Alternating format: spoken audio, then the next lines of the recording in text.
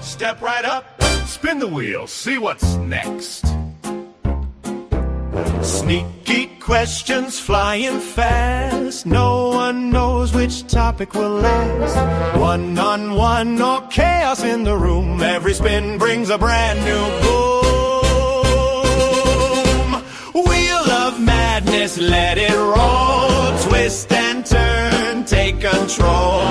Mind on fire, sparks ignite. Every debate's a crazy fight. Who's ready?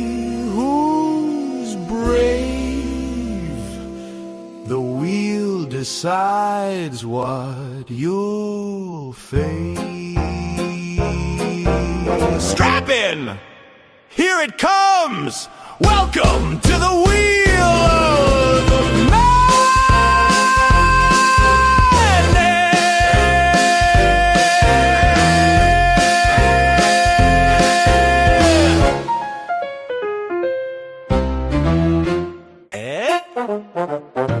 Step right up, spin the wheel, see what's next. Sneaky questions flying fast. No one knows which topic will last.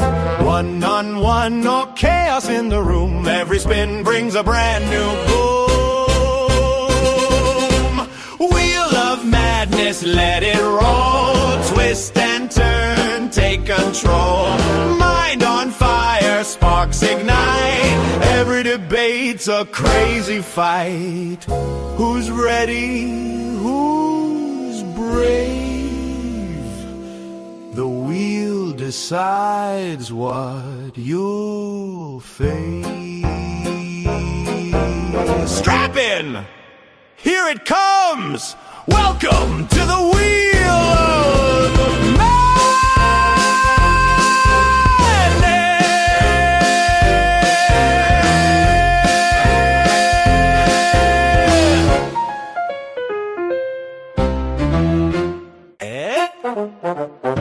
Step right up, spin the wheel, see what's next. Sneaky questions flying fast. No one knows which topic will last. One-on-one or chaos in the room. Every spin brings a brand new boom. Wheel of madness, let it roll. Twist and turn, take control. Mind on fire, sparks ignite. Every debate's a crazy fight. Who's ready? Who's brave? The wheel decides what you'll face. Strap in! Here it comes! Welcome to the Wheel of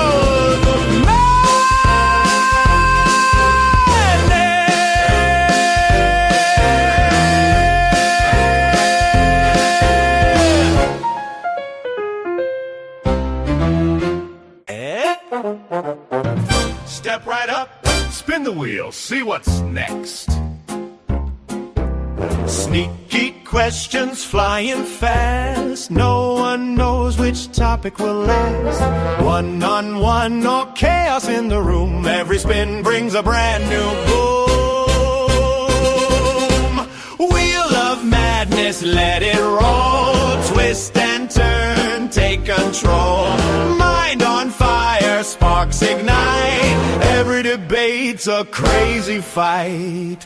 Who's ready? Who's brave? The wheel decides what you'll face. Strap in! Here it comes! Welcome to the Wheel of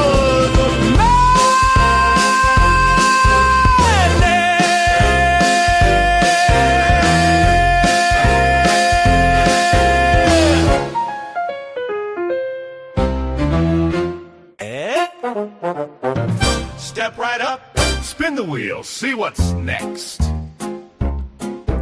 Sneaky questions flying fast. No one knows which topic will last.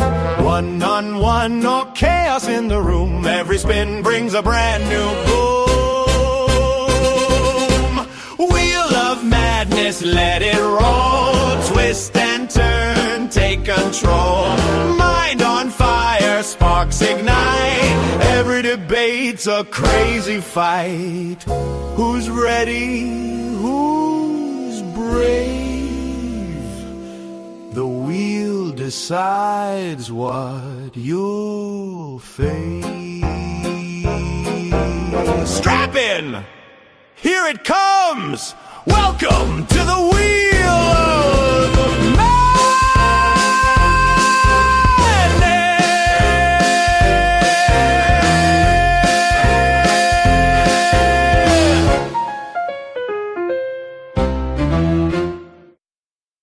What's the crack? It's your boy Terak. I know I'm late, motherfuckers, okay?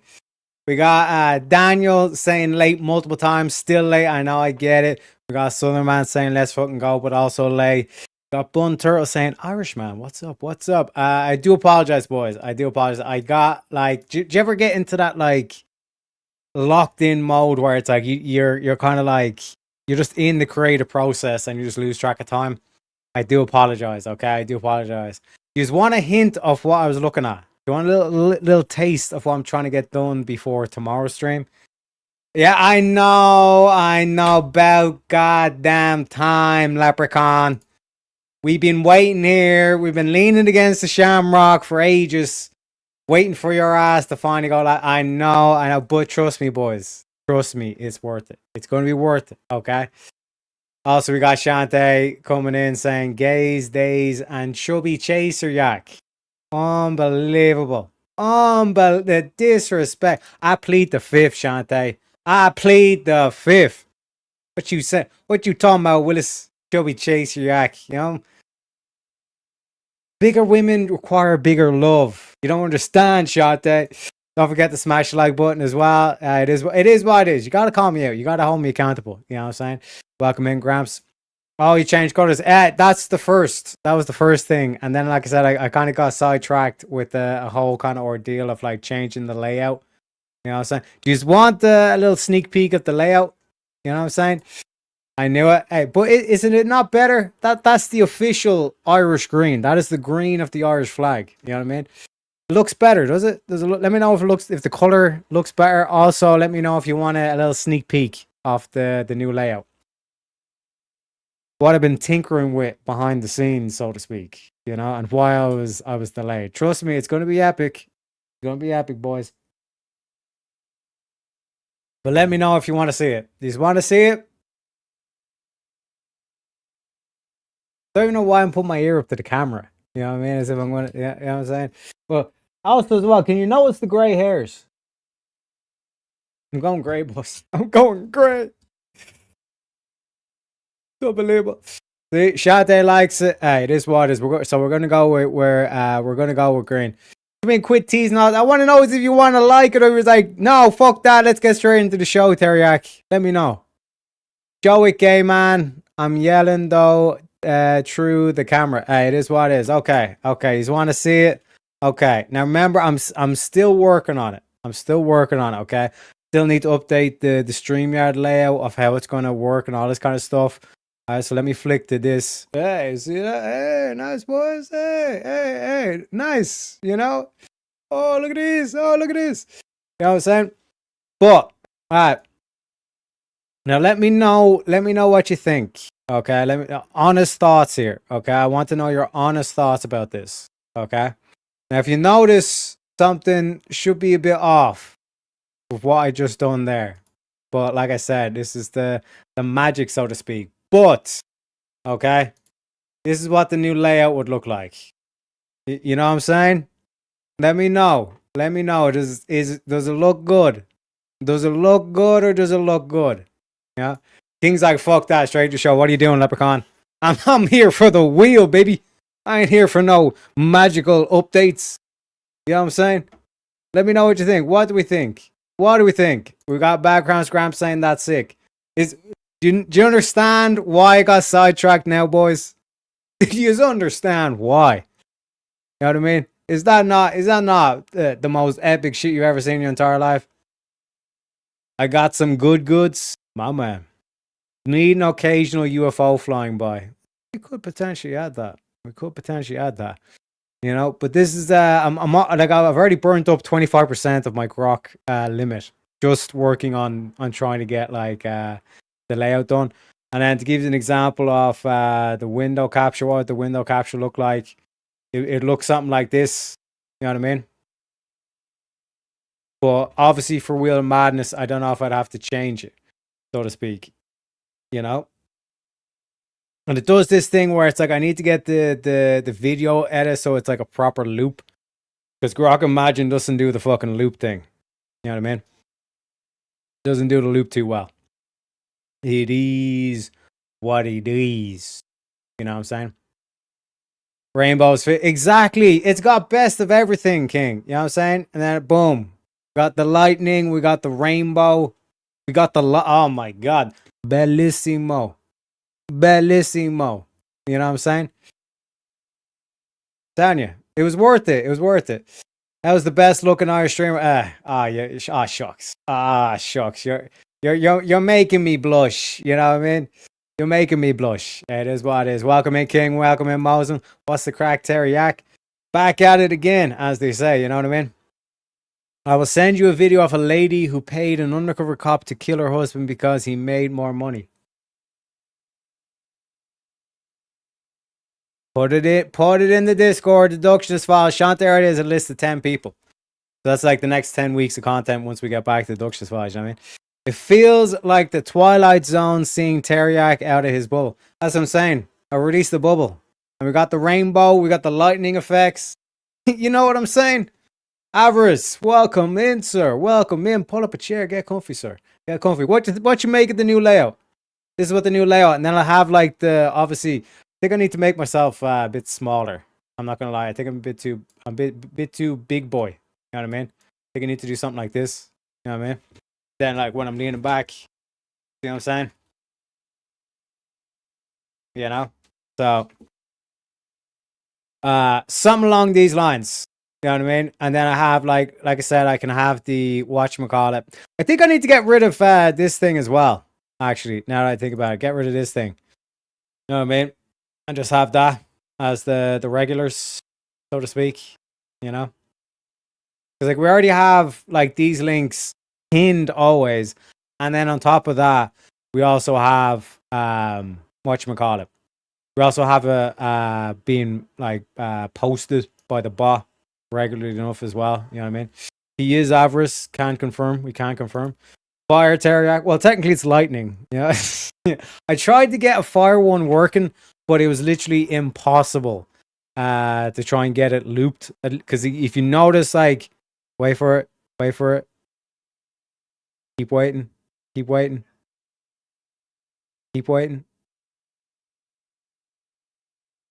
See the way it kind of skips back there, and you can kind of notice that it's like not perfectly looped. At least with this, I can get it perfectly looped. You know what I'm saying?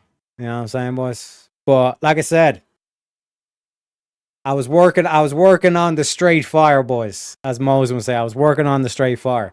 You know what I mean? So, one sec. Let me do this, then do this. There we go. Beautiful flag. Beautiful flag. Welcome in, Iris. Welcome in, re-examination. I know. Okay, I was late, but it was worth it. You know what I mean? I'm working on some serious shit for you. You know, because like I said, that everybody's saying, as Moses would say, straight up fire right there. You know, straight up fire. So let me do this, and then I need to do what do I need to do on the streamer? I need to do this, and then we put it back down to this. You know what I mean? I'm back in my bubble. Back in the bubble, Teriyaki. Back in the bubble, SpongeBob. Okay? So, without further ado, alright, this is the politics wheel. So we got a couple of politics videos before as we warm up and wait for people to join the link, as they say. Alright, we got our boy Thingamabob, right? JD. You know what I'm saying? Save America. Save America, baby. You know what I'm saying? Also, welcome in, Turtle. Welcome in. But, like, this whole thing of, like, voter ID should just be, like, a non-issue. You know? It should be, yeah, of course. Voter ID. We want it legit. You know what I mean? But how the fuck, like the audacity for these motherfuckers to say it's racist, you know? And like by them trying to make the claim that is racist is in itself racist. Because they're saying that like black people ain't capable of getting a fucking ID. How does that make any sense? How does that make any sense, chat? You know? What's in the vape? What's in the vape, leprechaun? Shamrock juice. There you go. 100% shamrock juice. You know what I'm saying? You know what I'm saying? Also, don't forget to follow us on X. I think I've gotten like 2 followers in the X as well, which again, shout out to the old bot. You know, it's doing its work, so to speak. We're still like over 2,000 subs away from getting the premium X for free. But we'll work on it. No nicotine? Nah, like I said, man. Lady Nicotine has her claws stuck into me. I'm trying to get off the L vape. Trying to get off the nicotine in general. You know what I mean? But it is what it is. It is what it is. We all have our voices, so to speak. You know?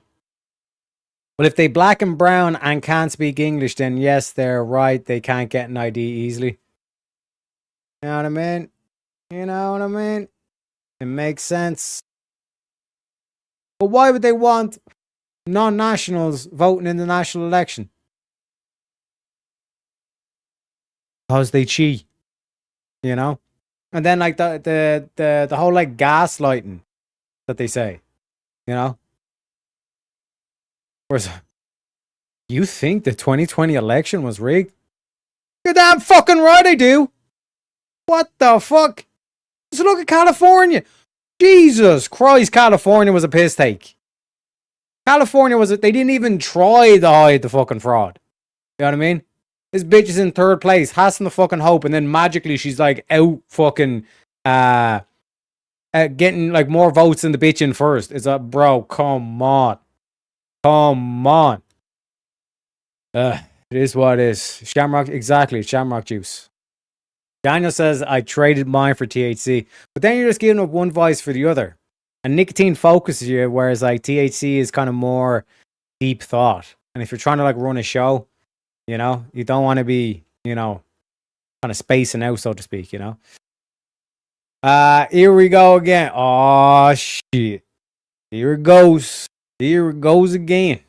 I'm ready to spend another night with you fuckers. You all rock. I appreciate you, K-Rock. Okay, dog. Appreciate you, K-Dog. You know what I'm saying? But again, let me know your thoughts on the new layout. Like I said, I'm slowly piecing together. I'm hoping to have it done by tomorrow. But it is what it is. It is what it is. THC curbs my seizures. It's not the THC in it, Daniel. It's the CBD. It's actually the CBD. And you can get specifically CBD vape juice. You know what I mean? So if you don't want like the kind of the fuzziness and the high effect on this kind of shit, try out the CBD and see if that gives you any benefits. Because the CBD is the component that stops the seizures. You know what I mean? And there's like tons of like videos of like parents who have like kids, like little like kind of like kids, and like they're like taking like 100 pills and all this kind of shit, like crazy amounts of like medication just to try and stop the seizures. And then they switch to CBD. They have a little dropper thing. They give them the CBD, and like they literally have no seizures. And it's like, what the fuck, you know? Beautiful. California is literally cooked. The only way you're saving Caddy at this point is by force or lawfare. Well, like that's the thing. If you federally put in the ID thing, then you know. Best part of the CBD is that THC comes with it. What can I say? The CBD vape tastes like condoms, trust me. But you can get like the L dropper. You don't have to vape it. You know what I'm saying? I'm just saying try it out. I'm just saying if he's accustomed to vape and all this kind of stuff, if that's his preferred methodology, so to speak, you know, I'm just trying to help a brother out. I'm just trying to give him the HBO special, baby. You know what I mean? But voter ID should be mandatory. Like that goes without saying.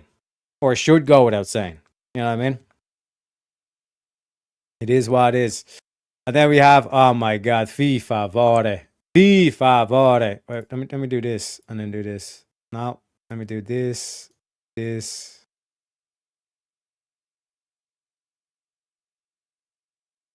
Wait, and then I do this, this, and then this. Okay. Okay, we're having a bit of a whoopsie daisy moment today. It is what it is. It is what it is, you know? Like Lennox-Gastaut syndrome. Sounds familiar. I think that might have actually been the video that I watched. But it's like, look into the CBD, you know what I mean? Gramps, why do you know what a condom tastes like? Gay. King sitting here like, you know, asking the age-old question. Why are you gay? Who says I'm gay? You are gay. You are gay. Why are you gay? Why are you gay? CBD droppers are nice. A bit in the coffee in the morning. Exactly, man. Exactly. Just saving his taste buds. Hey, it is what it is. Charlotte's Web. Fucked up form of epilepsy. Trust me, look into the CBD, Daniel. Am I the only one that made condom balloons? Yeah, but what? But even if you make condom balloons, how do you know what they taste like? You know? Yes, you are. It is what it is. It is what it is, ladies and gentlemen. The next video got to do with the socialisms. Motherfucking socialists. Which, again, ain't happening, bruh. Ain't happening. Those fucking people scare me. I'm really concerned that people think that's a good idea, and that they think that socialism just hasn't been done correctly. That drives me nuts, because I think a lot of like really well-intentioned, really kind and empathetic young people think that that's the way to go. And I do not think they understand the dangers of this ideology, because it always leads to one thing. It leads to a very powerful military government that controls the population. Period. End of discussion. And if you play it out, it is literally the only way they can get people to give up their money. Yes. It's the only way they can get them to give up their property.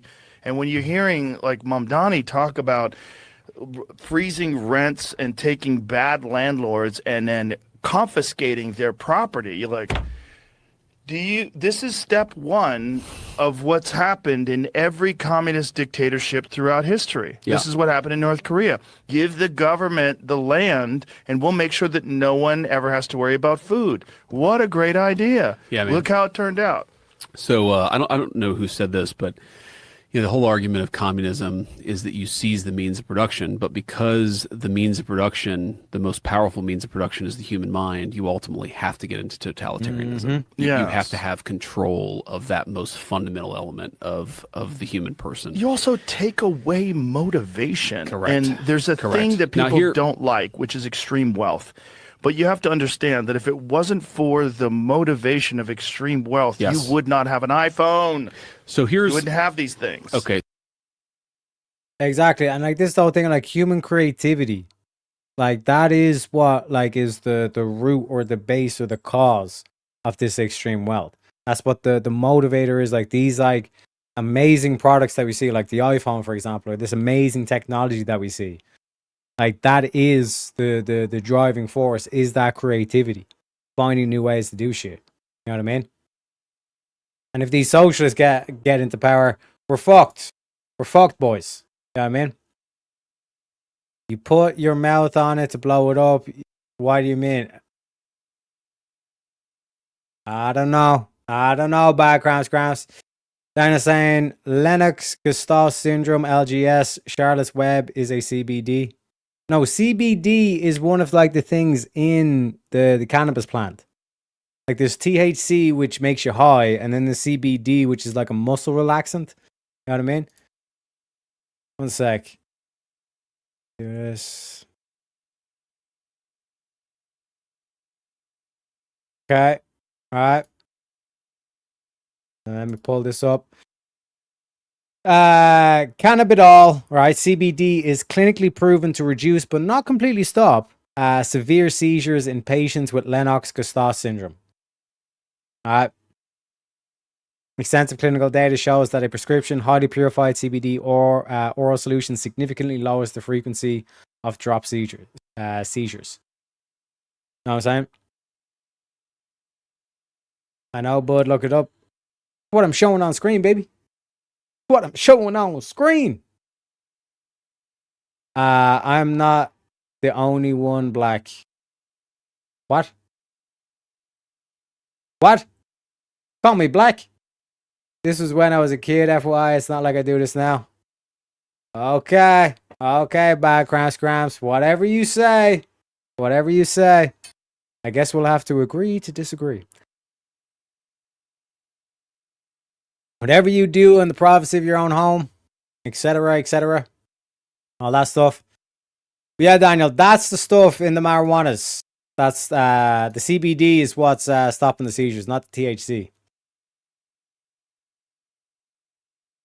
Look up CBD. It's irrelevant. The Charlotte's Web is irrelevant to what I'm talking about, Daniel. That's irrelevant. I'm pretty sure, like in terms of just seizures in general, no matter what the condition is, like the CBD is what stops the seizures or prevents the seizures and all this kind of shit. You know what I mean? But I think you're talking about like a particular strain of marijuanas, like that's called Charlotte's Web, some shit like that, which is like pure CBD, something like that. It's like cannabis that has like no THC in it or like lower amounts of CBD. Look it up. Holy shit. Okay. Charlotte's Web CBD. Yeah. This stuff.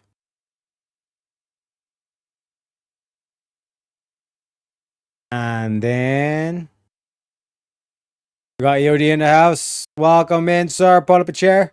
Get comfy. We're still in the intro section to the show. CBD isn't psychoactive like THC, but a lot of stuff that say there isn't any THC kind of lies, like decaffeinates coffee. There's always some caffeine up behind. Yeah, but it's like very, very minimal. You know what I mean? Very, very minimal. It's like that's the thing where it's like, you know, like THC, and kind of comparing it to like nicotine as well. Like nicotine, if you like anybody who smokes will kind of notice this if they haven't smoked in a while, and then they smoke the like they then they have a smoke, they'll get kind of like that lightheaded effect initially. But like generally speaking, like nicotine like improves the focus and all that kind of shit. You know what I mean?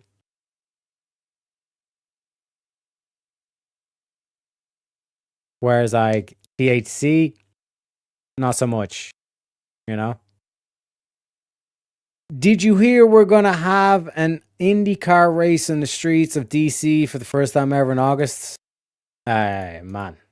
We have like UFC. Now we got some IndyCar racing. This is America, baby. This is America, baby. So I'd love to see, baby. Never liked CBD. Barely does anything for me. Yes, because it's like a muscle relaxant. We're talking about purely medicinal here in terms of like preventing seizures, you know?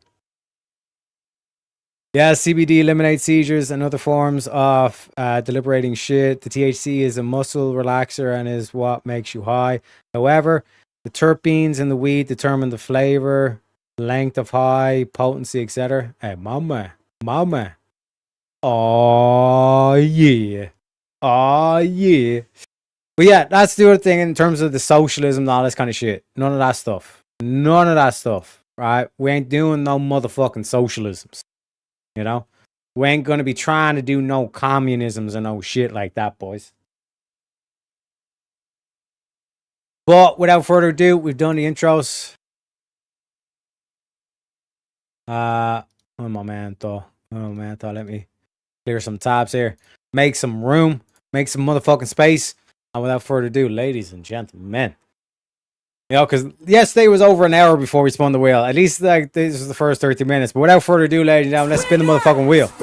Let's see what the first topic of the politics is. I forgot to do the motherfucking opening. Holy shit, it is what it is. Ladies and gentlemen, all right, We spun it. Might as well read through it. Should there be a wealth tax on the net worth of millionaires and billionaires? It's an interesting topic. Did you watch the JD Joe Rogan episode? We talk about this. But ladies and gentlemen, let me go through the menu real quick. We have got a special set of moves for this. Okay, this show is called The Wheel of Madness. Okay, we got a special set of moves. All right. Now, typically we have this move, which is the meme clip.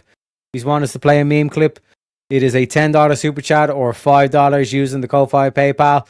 To give you an example of what a meme clip is. I don't know what you heard, but this show ain't free. This show ain't free. It is fan funded, ladies and gentlemen. Okay, it is fan funded. Okay.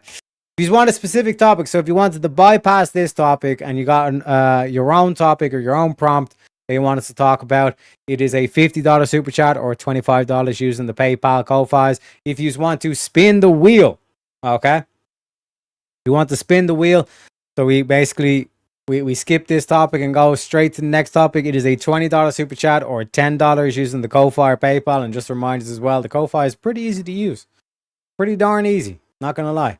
You know, you don't even need to sign up for it. You want to lock the wheel. So if you really wanted us to talk about this topic and to lock the wheel, so someone would have to spend the exact same amount to unlock the wheel, it is $20 to lock the wheel of a super chat or $10 using the Ko-Fi or PayPal. And if you want us to change out the wheel, right? Because we're on the politics theme today, or at least we're starting off on it, unless someone wants to change out. Maybe Rex sitting in chat saying, no, I want to talk more about religion. Well, you can change it back, or you can change the theme of the wheel for $50 super chat or $25 using the Ko-Fi PayPal. And to give you an idea of the different themes that we got going on, we got Bollocksology, which is kind of fun, random meme prompts, you know, not too serious, all this kind of stuff. We also got Dayton's, okay, talking about the women's, the feminisms, the red pill, all this kind of shit. We got the religion that we were doing yesterday with Rex and all this kind of stuff, talking about the Bible, all this kind of stuff. And today we have the politics theme, which means we're going to be talking about policies and taxes and all this kind of interesting stuff. And then we have philosophy, which is going to be coming up tomorrow. And trust me, the philosophy one, it is max level difficulty, okay, in terms of prompts, all this kind of stuff as well. We also have to drop or return a panel. So if you want to kick me, you can do so for a $10 super chat or $5 using the Ko-Fi or PayPal. It's $1 a minute, minimum of 5 in order to hit. Dogs used this move on Tuesday, I believe. He was like saying, he said to Rex, you're coming after my boy Jack. Gotta protect my boy Jack.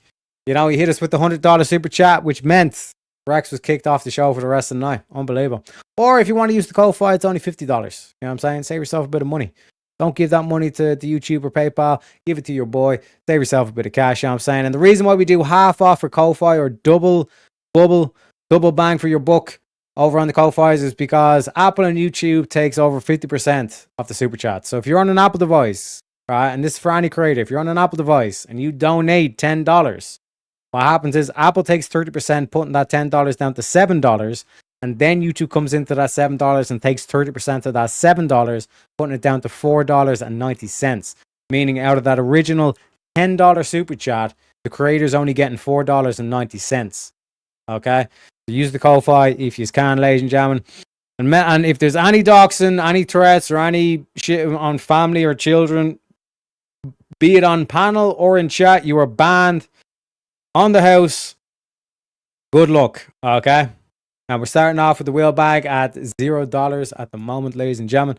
Make sure we build up to this. Let me catch up in chat as well. Charlotte's Web is named after Charlotte Fiji, whose story led her to being described as the girl who was changing medical marijuana laws across America. Exactly, baby. You know what I'm saying? Little girl with Dravet syndrome. And yeah, like that's what, it doesn't really matter what syndrome you have. If you're like suffering seizures, CBD is the way to go, baby.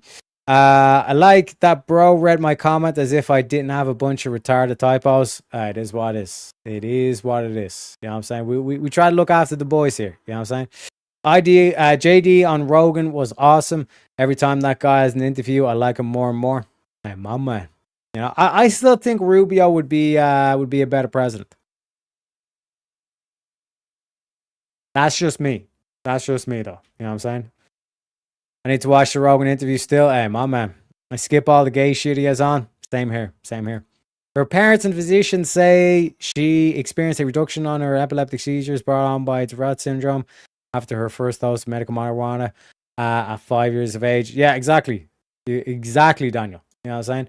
Her use of Charlotte's Web was the first feature on her usage of Charlotte's Web was the first feature. Okay, I think you repeated that in the 2013 CNN documentary Weed. Exactly. And we got Marte in chat. Welcome in, Marte. Everybody check out Marte's channel. Bro is pumping out the shorts. You know what I mean? He's on the warpath versus the Islams. You know what I mean? To give you an idea in terms of when we're talking about the Islams, wait, where's the clip? Where is the clip? What? What? Are you fucking kidding me? That's your argument? My man. You know what I'm saying? Also, don't forget to join the Discord as well, ladies and gentlemen. Like I said, we've added the new channel for Deductions False. If there's any cases you want Detective Teriak to take a look at, get on to the Discord, baby. What's up, Marte? My man. Yo, copy pasta failed me. Hey, this is what it is. The spaghetti. You threw the spaghetti, but it did not stick. You know what I'm saying? But ladies and gentlemen, in terms of this prompt, should there be a wealth tax on the net worth of millionaires and billionaires? I don't think so. Right? But wealth inequality is a thing that the government needs to be conscious of. I know a lot of you might be screaming, but Teriak, free market capitalism, all this shit.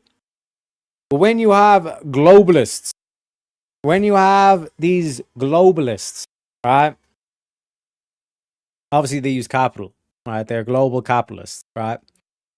Was the anarcho-capitalism, so to speak. You know, we'll all have tanks, apparently. We'll all have tanks and all this kind of shit. It's the government that's stopping us from having tanks. You know? Apparently. Like the government needs to be able to step in and to protect your domestic economy. You know what I mean? Like, look at how like George Soros collapsed the British pound. You know? So in terms of when you have people that get enormously wealthy where they can start like playing the globe as if it's like their own personal chessboard, that's when you do need people to step in. You know? You need the state to step in to protect the nation's economy.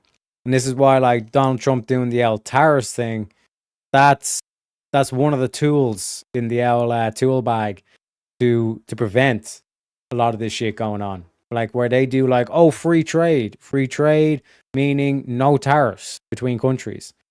If you put into existence this free trade thing between America and China, you're not going to be able to compete with China because they get their workers to work fucking 72 hours a week. They have got like fucking self-deletion nets installed at the top of buildings and all this kind of shit.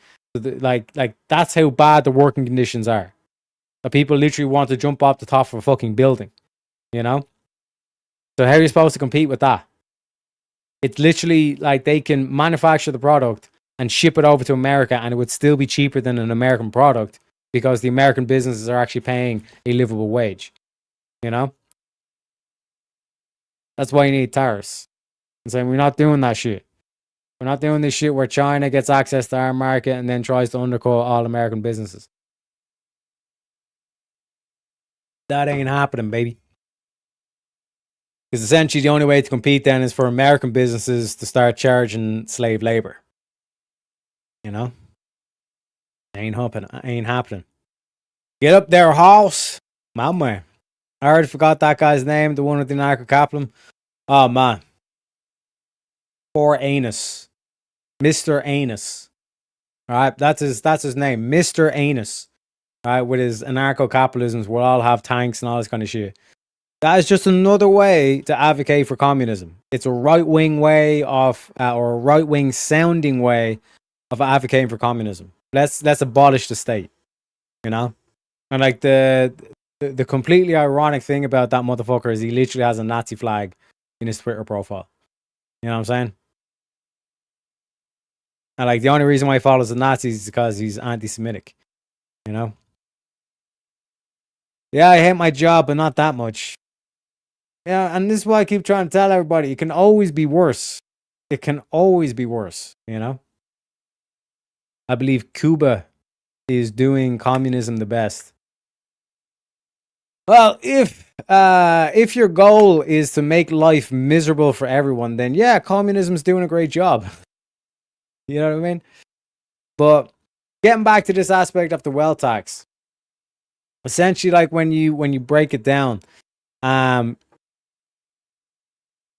is a thing where it's like, if you accumulate too much wealth, what are we going to do about it? Let's talk about solutions, chat. Let's talk about solutions here. Because, like, I'm not in favor of this, whatchamacallit, progressive tax system. You know? A lot of these socialists and communists like to look at this of like, oh, well, if we tax the billionaires, like 99% of the profits or whatever the fuck, then they'll still go out of their way to try and make as much profit as possible. And then on top of that, we'll get funding into the government. Because they cannot think of creative ways in order to supplement the treasury, you know? To increase the budget, other than let's just tax the wealth out of the country. Because if you're a billionaire, think about this. If you're a billionaire, you're at that level where it's like you literally pay accountants. Like you get accountants to work for you to try and, you know, pay as little tax as possible. You know what I mean? And they do all sorts of crazy shit. And then, if that doesn't even work, and I say there's no way around it, then the billionaire just leaves the country. And then you don't get any tax. You know? So it's coming up with a fair tax system. I even have another video for this specific topic. Oh, what the fuck's that dude's name? Oh my god.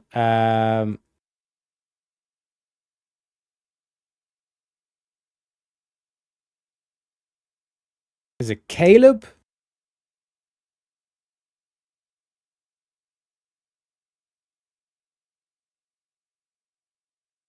Yeah, we have this one.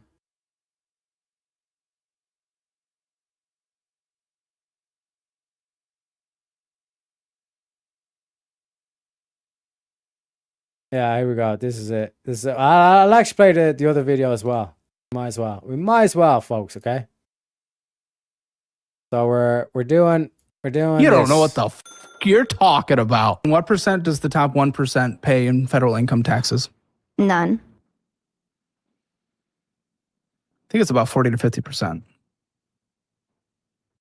Look at that blank stare from this bitch. Look at that blank stare from this bitch. You know? Canada saying homo beer. Don't worry. Don't worry about Canada, right? This whole thing that like Trump's doing with like the UN and like the G summit meetings, all this kind of shit. He's like, you know, I see him walk in and say, I'm the boss. I'm the motherfucking boss. You know what I mean? Don't you worry. Canada's going to become the 51st state before they do communism. I can guarantee you that, bro. Obligatory investments in small businesses in return for tax breaks. Just spitballing. I don't know. Trust me. I got the solution back, Cramps. And like I said, look into what Trump has been talking about with the AI companies, okay? And the method they're going to go in terms of that. And then obviously like tariffs. Tariffs is a good way to increase the federal budget. You know what I mean?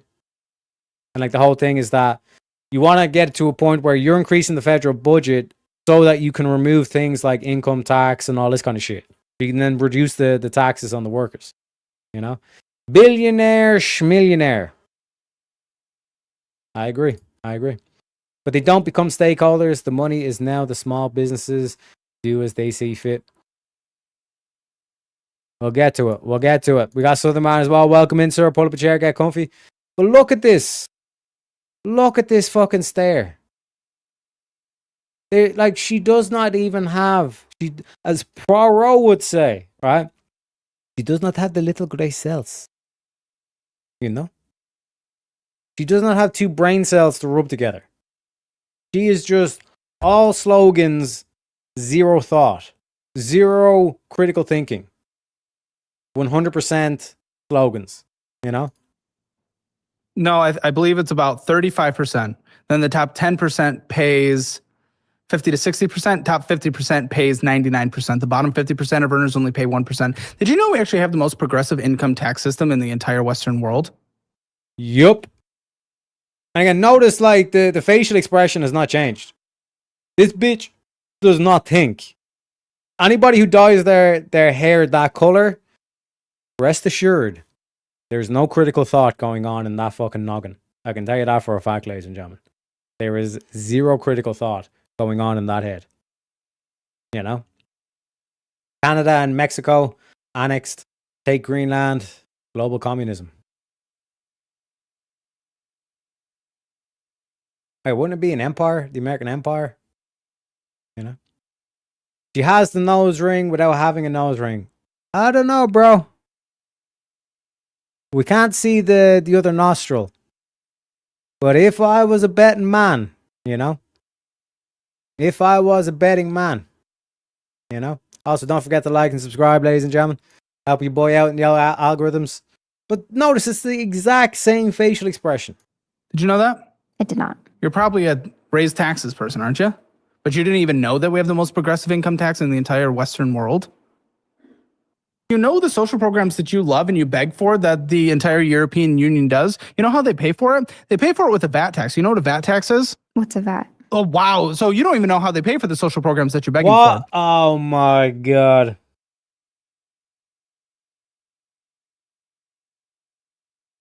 Lord, give me strength. Comrade does not even knows what VAT is. Oh my God. Прости меня, Господи, но не знают, да делают. Right? That is flawless Russian for forgive them, Lord. They know not what they're doing. What the fuck? What the fuck? And this bitch has college debt. This bitch went to college. She made it to third level education and graduated.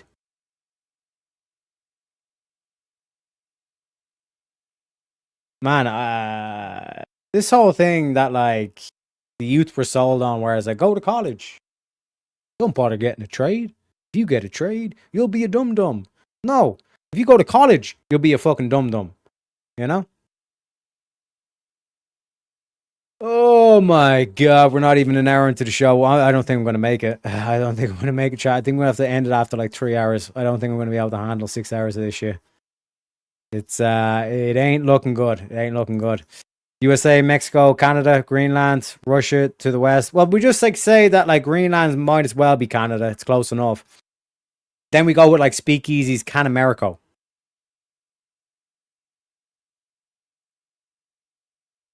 Sounds good to me. College L. L's in chat for college. Like, what a way to waste $100,000. You know what I mean? That's precisely why she doesn't know, because of her years of college. Exactly. College is a waste of time. It's a waste of fucking time. You know? Unbelievable. Well, but That's through a- taxes. But what's a VAT tax? VAT tax, comrade, means value added tax. Meaning, artificial tax gets applied to product that the government decides on whim. Meaning, government makes up value, adds that to price of product, and takes that gets you to pay as end consumer. You pay extra money for products, and government take that money. Okay? It's a national sales tax. So overall, that is a less progressive tax than we have anywhere here. So the poorest people over in Europe have to pay a flat sales tax to pay for the social programs that they benefit. They pay a higher percentage of their income to taxes. I said that the billionaire. And this is if you notice, like, you ever see like Milton Friedman give a speech on terms of like taxes and all this kind of shit? He'll say it's like, yeah, like there's a thing called like the hidden tax. which is like once you incorporate in like all the VAT that you're paying, all these other taxes that you're paying on these products, that's what you're like actually getting taxed on, right? So it might seem, because I think it's like on average across the West, like when you sum up all like the taxes, like the non-hidden taxes, like income tax, like in Ireland we have like PRSI and all this kind of shit. Like that typically amounts to about 30% across the board on average, or 33% kind of thing. If you're earning GDP, like if the other way that has like the gross domestic profit, it's like you have, let's say, 45,000, like roughly a third of that is going straight into the government as seen tax, right? But then you have like the hidden tax on the VAT and all this kind of shit. Once you add that shit in, it's more like 66% of your salary is literally just directly going into the government. So like this whole thing of like you're a slave, yeah, like wage slavery and all this kind of shit. And I showed this as well with pack of Marlboro Reds in Texas versus Dublin, Ireland. Right? Look at this shit, right? A pack of Marlboro Reds in Dublin, Ireland costs about €18, meaning $20, right? Due to high national taxes. That's the VAT that they just whack onto it, right? In Texas, the same pack roughly costs $9.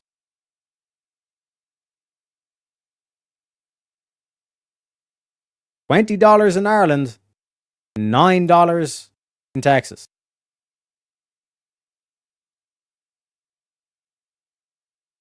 Just let that sink in. Okay? I'm just saying, chat. I'm just saying. But anywho, gotta make them all Christian, though. Hey, can't disagree. Now she's in debt due to her useless degree. Exactly, Steele. Billionaires, mandatory donation to Christian churches for tax breaks.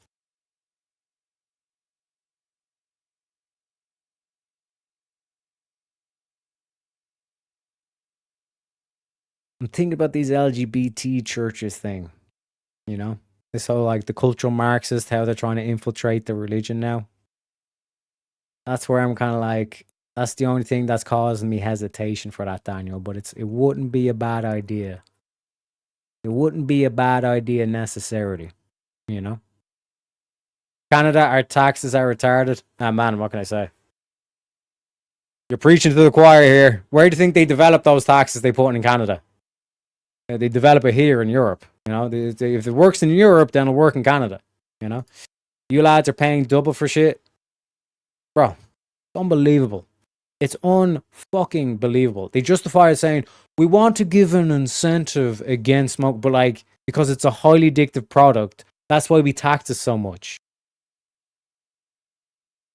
And I think about what Caleb's saying here, where it's like this VAT that they're paying for these social programs, they rely on the tax what they're doing in those products. It's ridiculous. It's absolutely fucking ridiculous. Welcome in, Sample Turn to Chaos. Exactly. Now again, if we compare like beef prices, like the beef is cheaper over here, but we produce it domestically. You know what I mean? And even then, it's still competitive. It's not fucking like double the price in America and all this kind of shit. Also, appreciate you, Sample Turn to Chaos. Thanks for the $2. Let me update the thingamajig. The El Banerinos. So, ladies and gentlemen, we only need $9 using the Ko-Fi PayPal, or $18. $18 super chat in order to spin to the next topic. Good churches. But then, yeah, like we need a filter, for the good churches, Brother, it's time to throw the potatoes into the harbor. Exactly, sir. You know what I mean? Hey, peoples. I think that means hey, peoples. Welcome in, Picasso. Welcome in. I'm paying half our shit in taxes while Mohammed bin Jamal gets $80,000 a year from our government. Ridiculous, man. Getting set up in a 4-star hotel. Sitting on his fucking arse. Doing fuck all. But still allowed to vote in the election. Pack in New York is like $20. Yeah, that's the VAT. That's the VAT that they put onto it. It's ridiculous. It's literally ridiculous. You know? Welcome in, sir. Pull up a chair. What about carnivore? You're not going to get me this week. You're not going to get me this week, Picasso.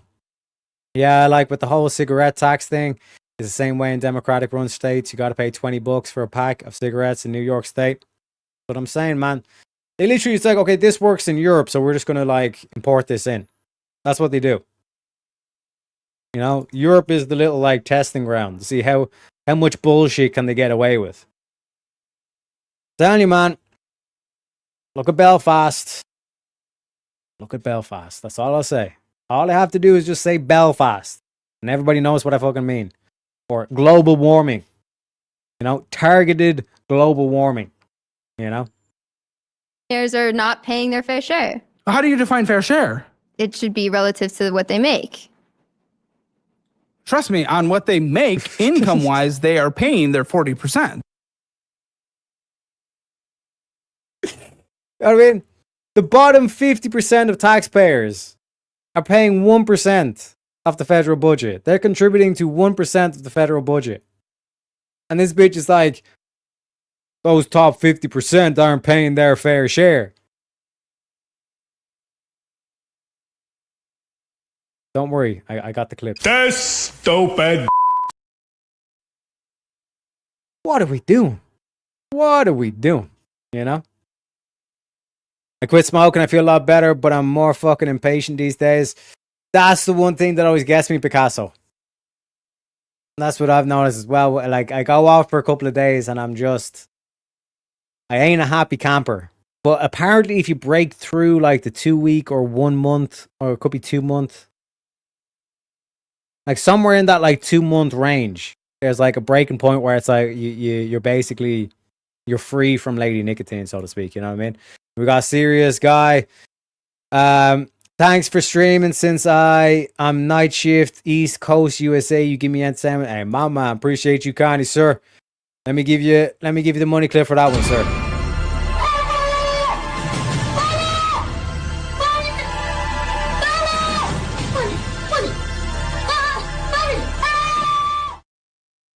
Appreciate you kindly. Let me update the banner here, the bannerino. There we go. We got $7 in the wheel bank, $13 super chat, or only, wait, I fucked that up. Unbelievable.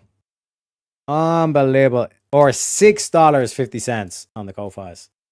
PayPal's. It is what it is. It is what it is. You know what I'm saying? Loose to you, sir. You know? Shantae, oh my fucking God, I didn't know I was here. Or you was here. Hey, it is what it is. It is what it is. Shantae's a lurker. Yeah, Shantae be sitting there, you know, keeping an eye on chat. You know what I mean? Keeps an eye on chat, you know what I mean? Takes the shot, you know what I'm saying? After about 10 months, it's safe to come around people and pets. It's safe to interact with the public once you're 10 months off. You know what I mean? 10 months is a safe limit, you know? I'm still taking the nicotine patch though, but I ain't smoking. I smoked for 27 years. Oh, man. I feel you. I feel you. You know? You have to replace the habit. True that. True that. You know? She was busy. Hey, it is what it is. It is what it is. Cigarettes are cheap as fuck in Indiana, Teriak. But that's the thing. I want to get off them. I want to get rid of lady nicotine. That hose had her claws fucking hooked into me for so long. You know what I mean? It's like what I keep telling Dart. It's like, would you not rather not be able to be sober and get that mindset? You know what I mean? Rather than having to smoke to get that mindset. You know? Anyways, let's get on to the second clip. Let's turn it into a clip show rather than the actual Wheel of Madness. But hey, it is what it is. It is what it is, folks. They have barbed wire and awful living conditions and maggots in the food and abusing the people in there. No due process. That's a concentration camp. Okay. And so people are rightfully outraged and are out there to demoralize the people who are going into those. I asked her what her job was, by the way. I said finance. And you wait, what? What the fuck? asked if I was a bad capital. Let's play that again. They have barbed wire and awful living conditions and maggots in the food and abusing the people in there. No due process. That's a That's a concentration camp. This bitch is talking about concentration camps when he asked her, what is your job? What the fuck is going on? I need to watch this full clip. Yo, what the fuck is going on right now? By the way, folks, speaking of concentration camps, you know, might as well do this thing, right? Because just in case YouTube gets upset, you know what I mean? Just in case the stream gets flagged, you know what I mean? We got to do it. We got to do it, right? Right, we do this. Okay, all right, we do this, right? Just to give you an idea of like the conditions of concentration camps. I'll just go show you like how much like bullshit these socialists are and all that sort of stuff. Like this is basically like the living conditions. You know what I mean? You know what I'm saying? Now here's the thing. Alright. Like people say, well, Terry Act, and how can you vouch for Germany and all this kind of shit? Listen, boys, right? Y'all might think that that's Auschwitz, you know what I mean, or whatever the fuck. One sec. Let me. One sec. Oh shit! Clicking all the wrong buttons. I'm clicking all the wrong buttons. Chat. It is what it is. All right. Like this is basically living conditions, all this kind of shit. And you might be saying, "Oh, is that Auschwitz and all this stuff? Is it Belzec? Is it Sovor? Is it Treblinka? No. Is it Dachau? Buchenwald? No. It has to be Auschwitz then. No, these are the prisoners. Aren't even Jews. They're Ukrainians in Soviet extermination gulags. You know what I mean? Talk about concentration camps, but they never talk about the Soviets. Ain't that funny? Ain't that funny? You know what I mean? I'm just saying. You know what I mean? Just asking questions. I'm just asking questions, folks. It is what it is. But like I said, motherfuckers use were lied to. We've all been lied to. Okay? Let that sink in. Take the Pasteriak and eat a fuckload of fruit. Nah, man. Gotta live that carnivore lifestyle. You know what I mean? My brother's in rehab. Let's hope this is the very last time. Hey, T's and P's, man. T's and P's. Teriac, the nicotine isn't the problem. It's the additives. Maybe. Could be onto something there. This chick is nuts. I've seen some of these clips. I think AJW did a video. Actual Justice Warrior. Liberalism is a disease. But like they've no like check out Ryan C. Mullally. He talks about this where it's like they have no limiting principle, which means all these liberals are basically just communists in disguise. If you've got no limiting principle, what's going to be the limiting principle to this? You know? It is what it is. It is what it is. Also, shout out to Shantae. Thanks for letting the folks know. We give half off on the Ko-Fis. I mean, you get double bang for your buck. If you donate $10 on the Ko-Fi, that'd be $20 into the wheel bank. You know what I mean? Wow, finance degree means you are well versed in resisting ice. What a cretin. 100%.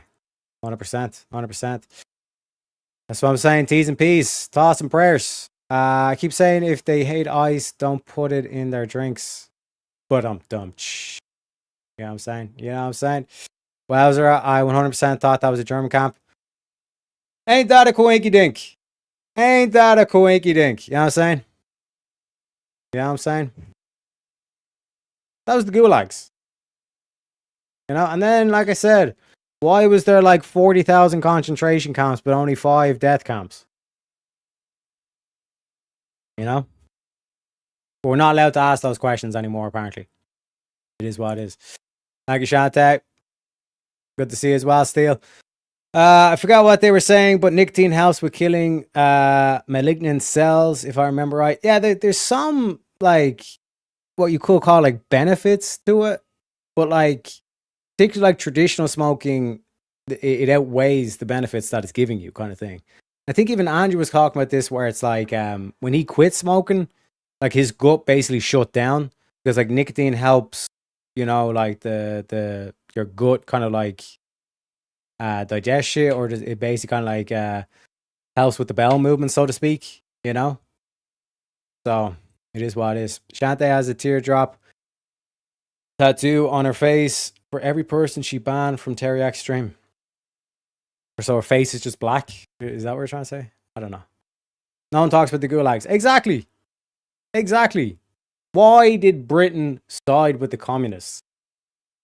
You know what I mean? Because if it wasn't Soviet Russia, China would have never went communism. South America would have never went communism. You know? This whole globalism that we're talking about. Nicotine itself is addictive. It hijacks the nervous system, and then the nervous system requires it. If that requires it, then that's the addiction. 100%. 100%. All things in moderation. I don't know, man. Some things like sugar, you shouldn't have sugar in moderation.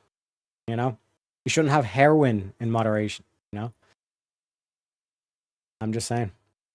Fuck. Damn it, Pisco. Hey, it is what it is. It is what it is, ladies and gentlemen. But let's continue with the clip. Camp. Okay. And so people are rightfully outraged and are out there to demoralize the people who are going into those. I asked her what her job was, by the way. I said finance, and you asked if I was a bad capitalist. So I'm a socialist. Concentration camps. You're a socialist? Yes. Okay, you know socialism has never worked. What socialism are you in favor for? Here we go. Get ready. I believe that take a system. A system? Take a system in the world that you're in favor of. Well, that you would rather be our system. I just don't want it to be capitalism. Nor do I want it to be. Take a system that has worked that you like and would like to replicate here. Capitalism. Take a system, please. That has been proven to work in any country, anywhere. That is better than our system, please. Capitalism. Yeah, please find. Does not. Okay, that's great. I hear. Yes, you have your talking points. That's wonderful. Now pick a system that has worked anywhere better than. This is like like. Do you ever see like a Muslim when they debate Islam? Do you ever notice like all they do is talk about Christianity? Like this is what this bitch is. Like pick a system that you're in favor of. Look, well, any system that's not capitalism. No. What system do you want? Like, what is your solution? Don't talk about the negatives of this other system. Talk about like the positives of the system that you're in favor of.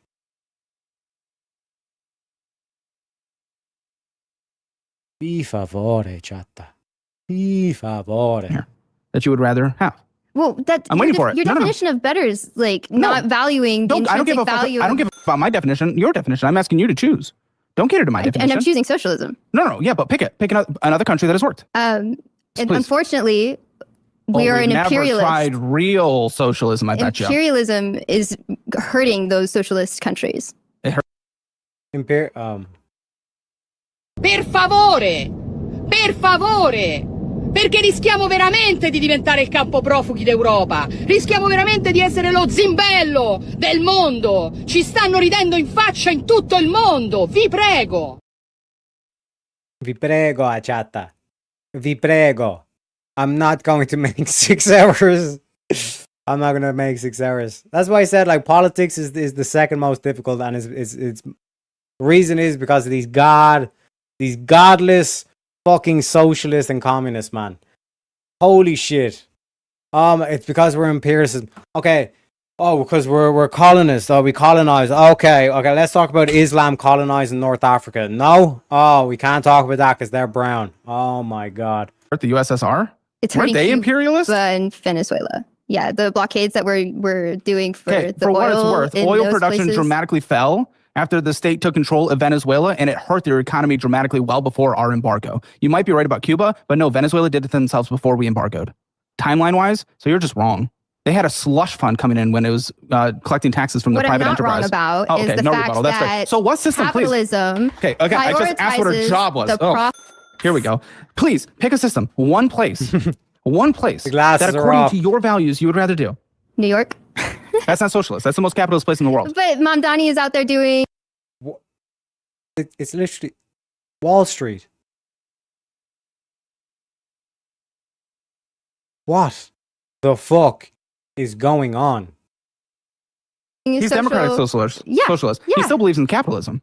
You know that, right? Start somewhere. No. That is still capitalist. All his policies are funded on the tax revenue generated by capitalism. That's capitalism. That is not worker-based socialism. Taxes come from the capitalist state still. So no, that is not socialist. But if that's what you'd like to see, then don't call yourself a socialist, because that's not socialist. That's still capitalism. That's more Scandinavian. That's European, which is still funded on capitalist systems. I was hoping you were going to say something like Sweden or the UK. I was hoping you were going to say something like that, which are still objectively capitalist countries. Mm-hmm.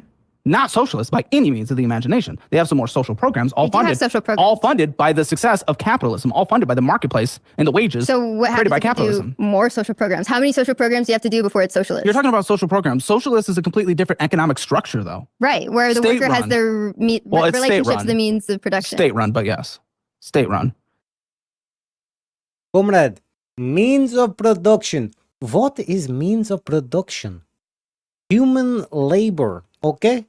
You are seizing human labor, meaning government, state comes in and seizes your labor. They choose what you do, meaning your labor is then seized by state. It's slavery. It's literally slavery. Oh my.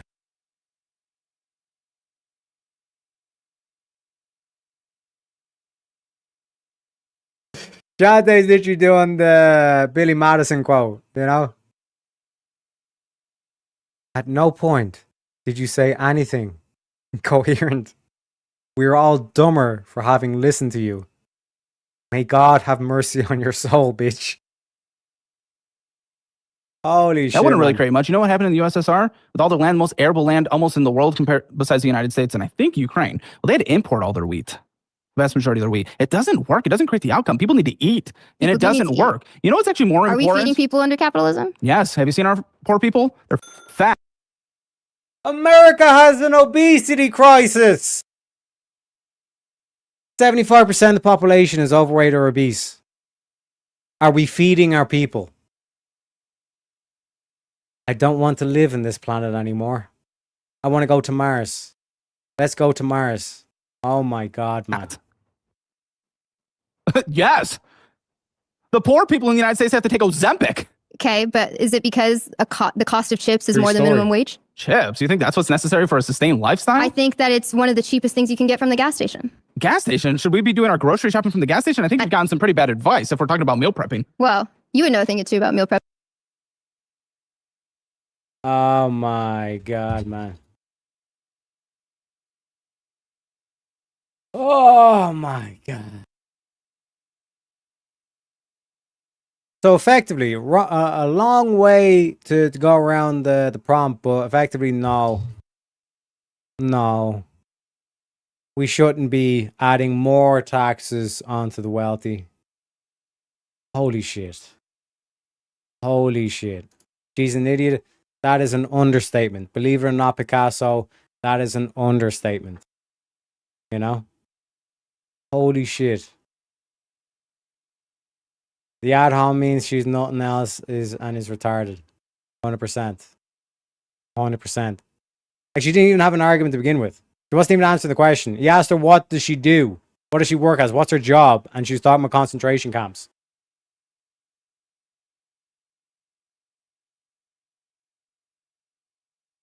Like, this is what I keep trying to tell people.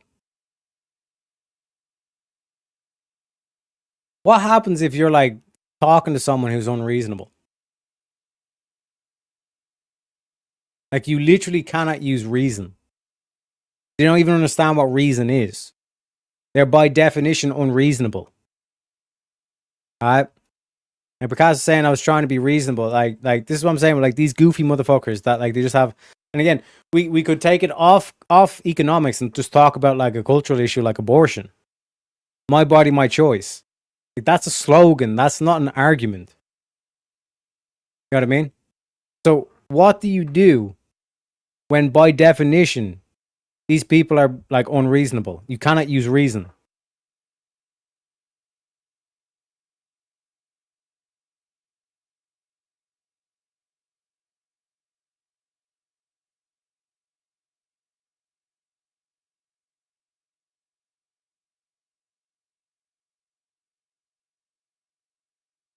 This is why I say, like, we need to put in competency tests for voting. So I just don't trust these people to vote. Like, fundamentally, I just do not trust these people to vote. Like, we need competency tests. Like, this is why we have, like, Mamdani in New York. This is why, like, Ireland, like, there is only socialism in terms of the options.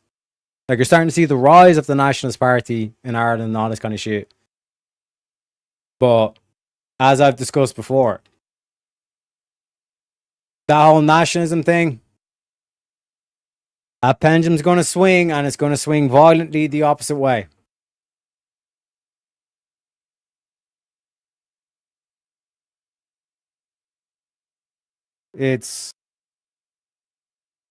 It's not going to go good, boys and girls. It's not going to go good. Is this why I keep trying to point out? Like, imagine, right, if Hillary Clinton had to beat Donald Trump. Like, just try to put yourself in that headspace. Hillary Clinton beats Donald Trump, and you never saw Donald Trump. How bad would America be in modern day? And that's what Europe's like.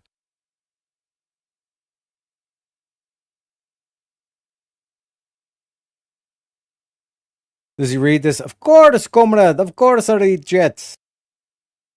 This is why Civil War 2.0 in USA is inevitable. We can reason with we can't or we can. There's not going to be a civil war in America. America is safe. You guys got Trump. And then from Trump, you're either going to get, it looks like it's going to be the final two between J.D. Vance and Marco Rubio. It looks like that's going to be the case. So America's Gucci. Particularly with all the, because like Donald Trump has done so much stuff that like even, you know, conservatives or right wingers don't even realize the stuff that he's done. And also pay attention to this speech that Donald Trump's going to be giving later on today. Like, that's going to be pivotal. Like, he's talking about like the election and all this kind of stuff as well. Going to be dropping dimes. Going to be dropping dimes. You know what I mean? So America's Gucci. America will be Gucci. But Europe? Oh, bro. It would be a miracle if we avoided civil war.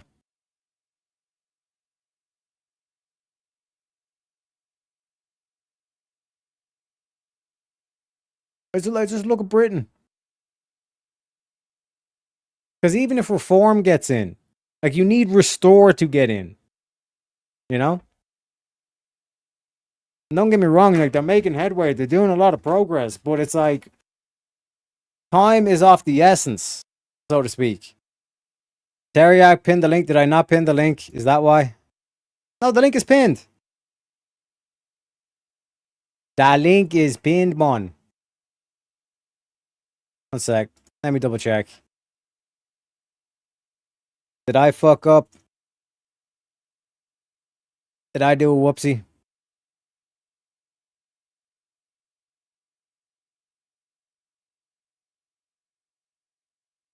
Yeah, you gotta do the poll first or hit the dismiss button to the poll.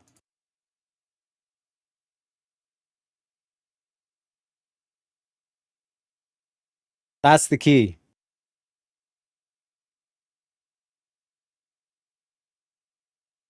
Yes, comrade, you have to do poll. Because this is the thing, we need engagement. So putting in a poll in chat and all this kind of shit. I did the poll. What? Okay, let me just end the poll then. Alright. It should be at the bottom of the screen.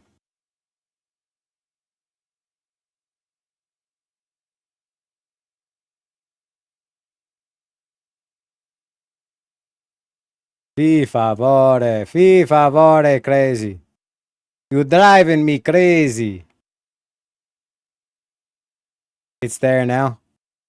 This guy, unbelievable. We have a guest backstage as well. Let me introduce him.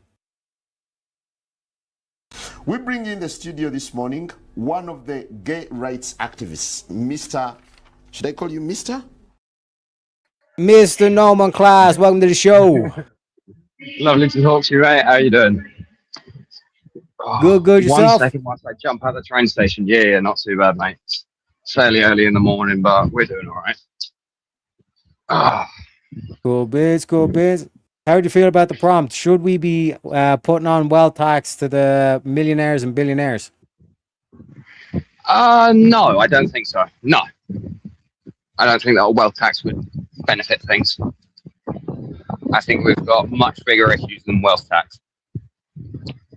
What would be those issues? Well, we've got, let's say that we're going to be a minority in our own country within the next 20, 30 years. That is true of both me and you.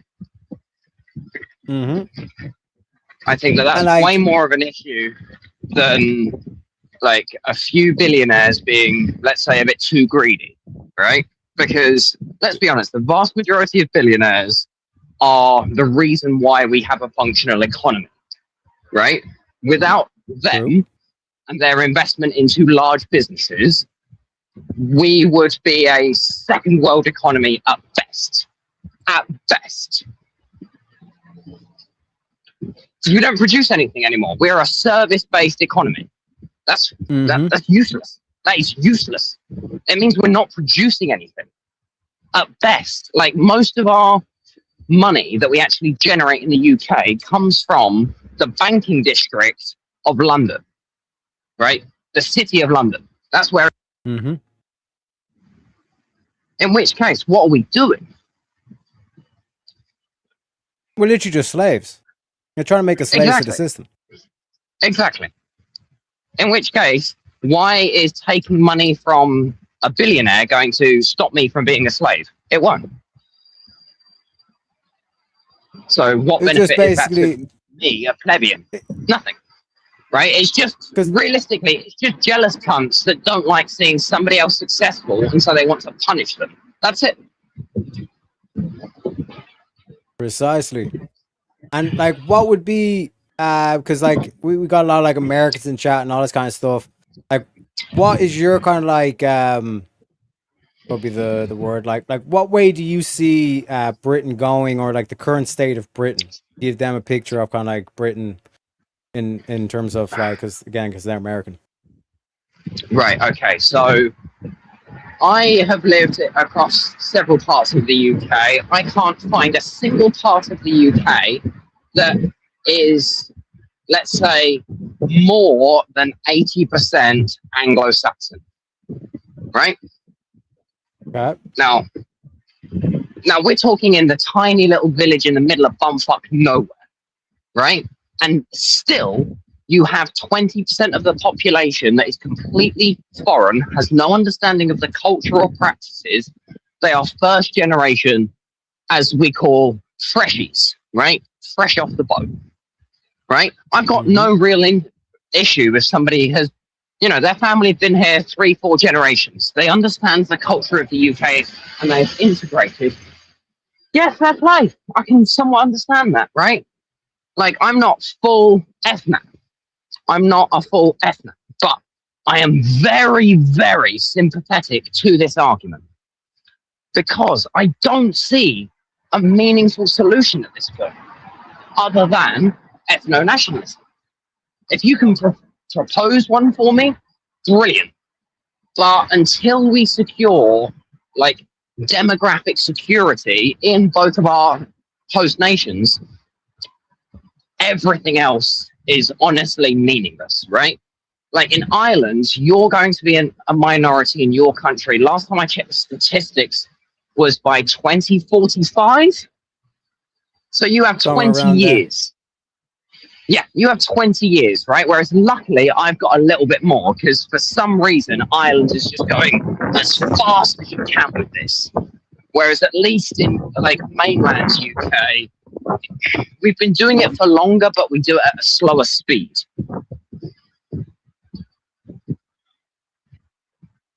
Because it's like, I think it's because like you have like such a, it's got to do with like the population thing because we've such a smaller population compared to use. Exactly. That's why it's like we have less time essentially. I mean, but in terms of like also, you're importing like a similar number to us. You're importing a similar number each year, yet we have like triple your fucking population. So you're effectively doing this at 3 times the speed. Yep. Right. if we acknowledge this is demographic replacement, right? You are replacing your cells 3 times faster than we are.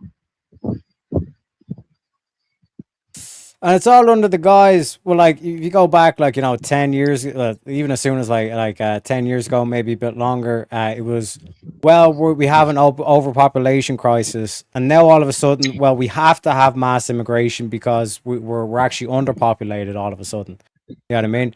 Which is complete bullshit. Like, another kind of, like, trope they like to throw out is like, well, Irish people don't want to do these jobs, But if the price is right, they're more than willing. Yeah. Exactly. This is the point that you have just driven the market share into the ground, right? Like nobody can compete for wages anymore because it's not like a buyer's market; it's a seller's market. Precisely. Right. Everybody's competing to sell their services, and so what you're being paid for your services is dog shit. Because it comes down to all of the services. Because it comes down to the fact that you're competing against a person who's like their home economy, like the exchange rate is such a crazy scale that like even though that they're only going to be making like they're basically making barely enough just to survive in the country kind of thing. Anything that they send back is going to be more than enough to like actually feed the family and get the basic needs at least in their back home. They're willing to take less, and then on top of that, you then have the government providing them with free accommodation. So then all of a sudden, it's that they're not even competing at a fair aspect because you don't get any of these services. Here's one that I'll highlight to you. Right, Scotland has recently introduced a law saying that if you want to live in Scotland, you need a guarantor that is in Scotland for you, right? Now, they've written an exemption to this, saying that if you are foreign, you do not need a Scottish guarantor. You're exempt. So, someone like myself that is English, that is trying to move to Scotland so I can be closer to my son, it's near impossible. It's near impossible. I've got to somehow get a landlord that is willing to forego his right to have a guarantor, right? What happened? No reasonable, thinking person would forego a guarantor on their rental property, right? It's a guarantee that the rent will be paid every month, right? Mm-hmm. Effectively, if I can't pay it, my guarantor is forced to pay my rent for me. Right? Mm-hmm. Now, why am I being discriminated against in my own home nation when Abdul, that's fresh off the boat, is going to be given, if he's not given accommodation directly from the government, then he's going to be assisted by not needing a guarantor. Right? Either way, Abdul is being given preferential treatment over a native to this country. Explain to me why that's the case. Because they want to replace you. We're not allowed to talk about who wants to replace you, though. I know. It's somebody somewhere. Don't know who they are. Apparently, all this kind of shit. Perfect. Yeah, but it's genuinely crazy that it's like it's almost like because it's so out in the open at this stage as well. You know what I mean? It's like ridiculous that like it's like to this point where it's like you're literally you're a second-class citizen in your own nation. Like how the fuck did you know what I mean? But they still vote for and all this stuff as well. Shout out to Daniel with the $5 and for World Radio for the $5 as well, saying AVG raid. Let's fucking go. Let me play the clip. Let me give you a little bit of Pepe for that one.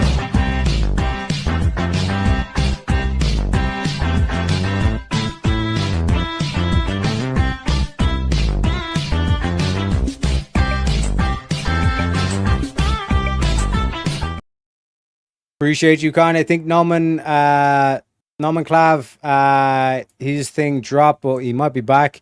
Hopefully he'll be back, like I said, to give you give you guys a kind of like an insight into terms of like what Europe's actually like and what America would have been like if Donald Trump actually hadn't won. Also, let me play the clip for the raid. Do not come. Do not come. I'm gonna come. Thank yous all for coming. Notice like when I brought up the whole like replacement, but we're not allowed to talk about who's a replacement. It's somebody somewhere. You know what I mean? With a certain thing, but we're not allowed to talk about it. The dude gets nuked off the panel. I'm just saying. You know. But one second, let me add the $10 onto this.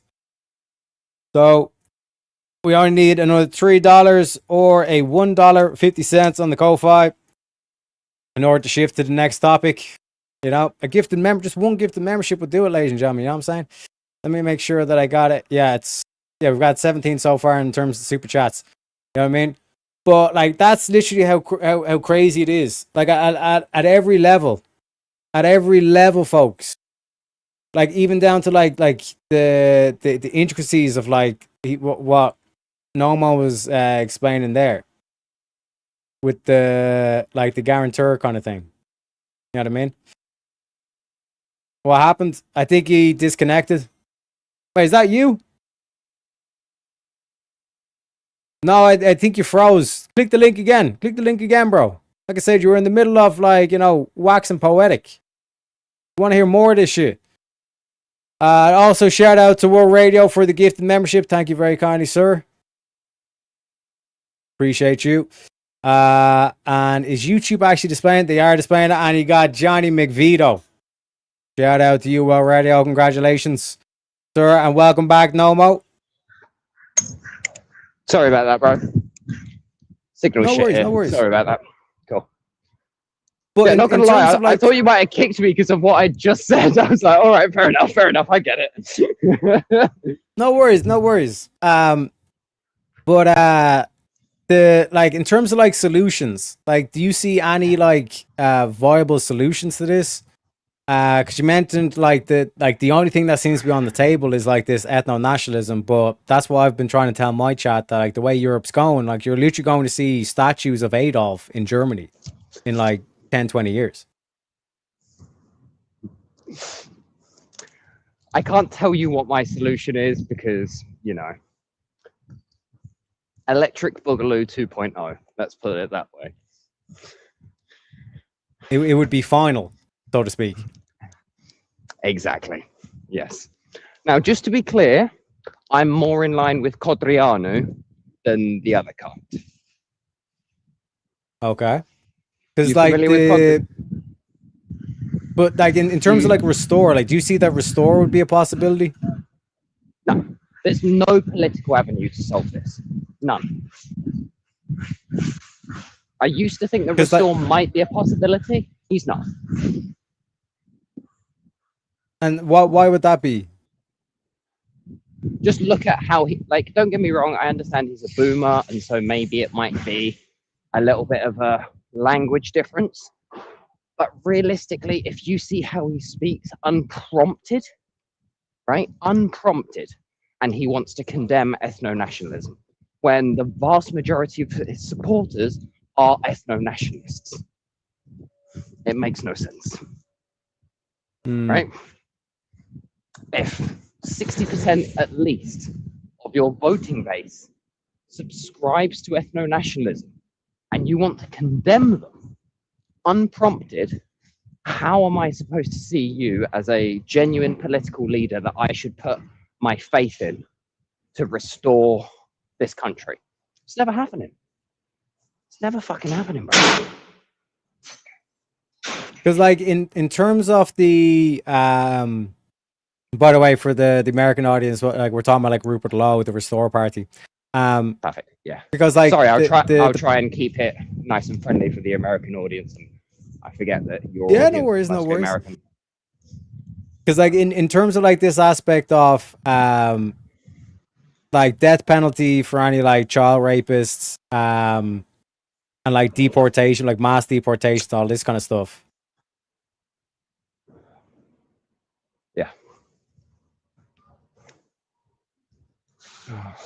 Like, did you think that like that would potentially at least start to right the ship, or do you think no, it needs to be more kind of like more severe? If that, let's say, was even a possibility, maybe, but it's not. It's not. That's never going to happen.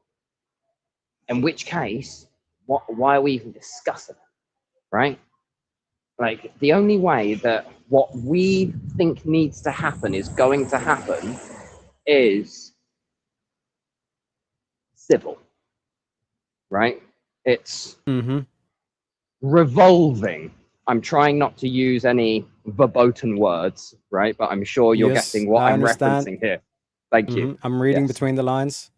Thank you. Yes. So that's realistically the only solution that I envision. And in all honesty, I don't see that happening. I don't see that the majority of people are going to wake up. Let's say that they do wake up. I don't think that they're willing to risk what they have, right? This is partly how we got into this situation, is that most people will just fend for themselves. They don't actually care about their common fellow man, right? So long as they're doing okay, fuck the rest of them. So long as it's not their daughter, fuck the rest of them. And this is part of the problem, that we've got no community. We've got no kinship left. That's all been destroyed. Realistically, if you want to have kinship again, that's going to have to be sparked out of something. And the best way that historically kinship has been built is through war. Is you fight against someone and you see homeboy stood next to you was willing to give his life to make sure that yours didn't end. That's true kinship. And that's why we have kinship to this. We're supposed to have kinship to this day, is because my ancestor might have died for your ancestor. That's why we should be respectful and loyal to each other, right? Yet nobody wants to appeal to this anymore. Nobody cares or even thinks about this, which is why our society has completely crumbled. It's not just the Fabian socialists that did this, right? We partly did this to ourselves. Yep. And that's part of the problem that a lot of right-wingers aren't willing to admit, is this country, this civilization has done it to itself, right? We have to take that blame up, at least partly, up onto ourselves and say, we did this to ourselves and we allowed it to happen to us.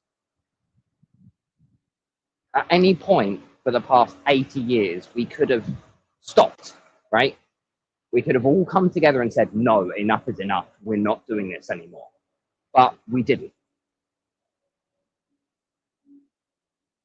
And like one sec, I need to give a shout out to Johnny McVito over in the Ko-Fi for the $20. Let me give the shredding clip for that one, sir.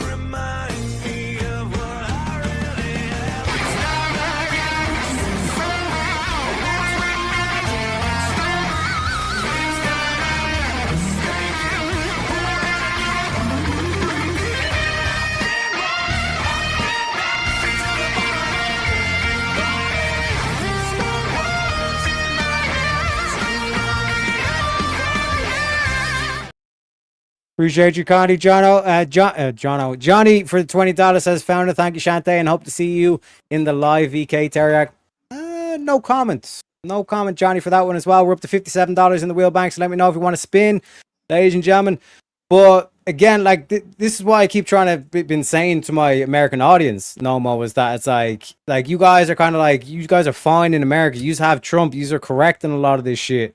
But in Europe, respectfully, I disagree with you. I disagree with you on this, right? They're okay for now, but that's only because they're 30 years behind us. That's it. They're on the exact same trajectory, right? They're just not looking over the edge of the cliff yet, right?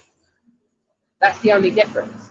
Is that they're not staring over the edge of the cliff, shitting themselves, thinking, fuck, that's a long way down, right? They haven't even seen the cliff yet. The cliff is way off in the distance, but they're still wandering towards it blindly. like my way of coming at it is that like when you look at the way the world, and hopefully this kind of gives you a bit of kind of like optimism in terms of like what I see, at least the things unfolding, at least kind of in terms of like the modern moves that have been made. Okay. Is that when you look at the World War II and this whole like Operation Paperclip, then like after 2 years of that, you get in 1947 the National Securities Act, which is where like the CIA gets created, and when you look at it, it's basically just a continuation on of the SS and all this kind of shit. NASA, like all like the major kind of like institutions basically get like seeded from like a lot of the Nazi intelligentsia, and then as well as like the loyal soldiers gets put down in Argentina. Is there any part of you that considers the fact that maybe like they kind of said, okay, we're going to spend the next 80 years fighting back against this globalist communism that kind of came from the Soviets, infected China, infected South America, etc., knowing that this was all coming in place, and that now that they have, because when you look at like Europe, for example, you are starting to see a wave of nationalism start to kind of creep over. Like I said, in terms of like with Restore, you were kind of saying maybe it's a language thing in terms of, or just like this whole aspect of trying to distance himself from, you know, the aspect of, well, I'm not like that, but once they get power, they might be taking a different tone. I get it. So, no, I don't think that it's just a language thing, right? I genuinely think that he's from a generation that will never accept that the NS were right? He's not going to accept that under any circumstances. No matter how much evidence you show him, it is beyond his paradigm. They are definite. They are the definition of evil within our civilization, right?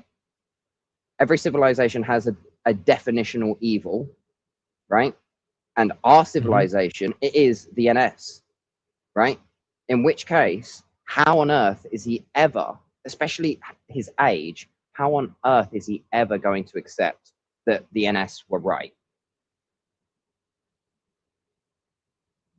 Yeah, you actually strike a good point there in terms of Britain and the that mythology of the World War II, where it's like we were the good guys and everything that we'd done was justified because they were such an they were like literally Satan on earth kind of thing. But like that's why I'm trying to like think in terms of like, because another kind of like thing that I think about is the whole like trans thing, and a lot of people think that like this is just like the next stage of gay, whereas I look at that as like a way, it's like a politically correct way to sterilize gay people. Because when you look into like the depths of all that kind of shit, it's literally like you're like kids that would have ended up gay anyways are starting to end up trans.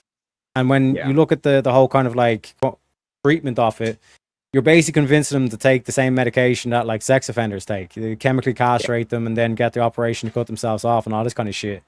So one way to look at it is degenerate, but the other way to look at it is this is a politically correct way to solve the gay question. I don't think it is, because realistically, the gay question kind of solves itself so long as you don't allow people to propagandize that it's okay, right?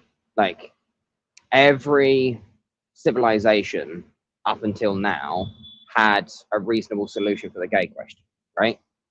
Main one being that you segregate them from the active breeding population, which they self-segregate. They don't want to have kids themselves, right? They're not trying to fuck women. So let's say for the sake of argument that there is no genetic factor here, right? There is no gay gene whatsoever, right?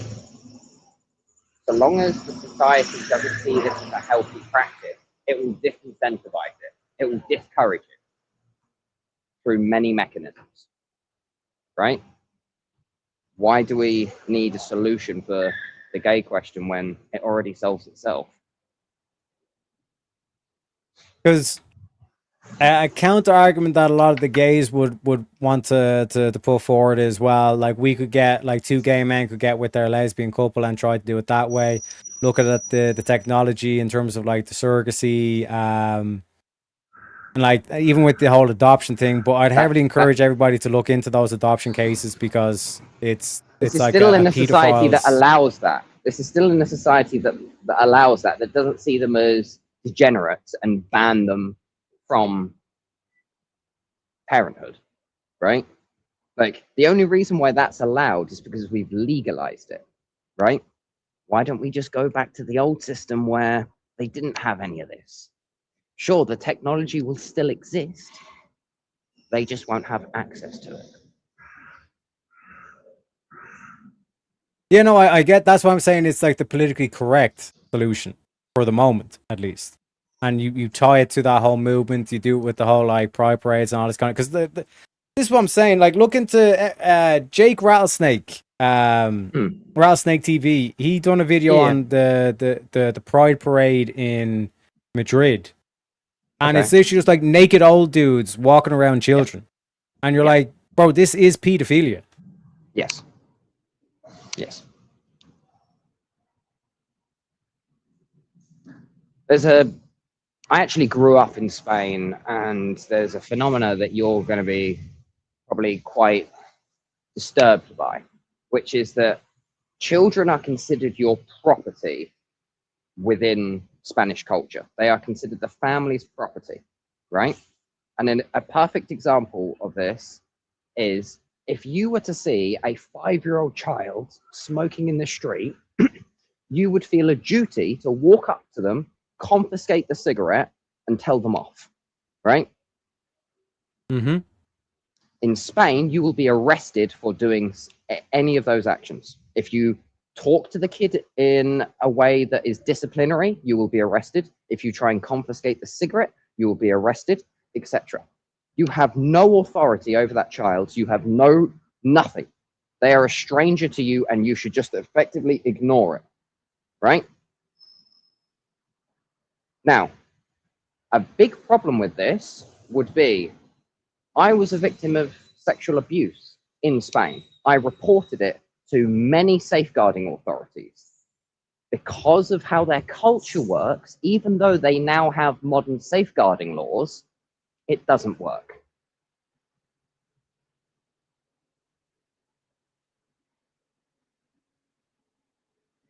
So, like,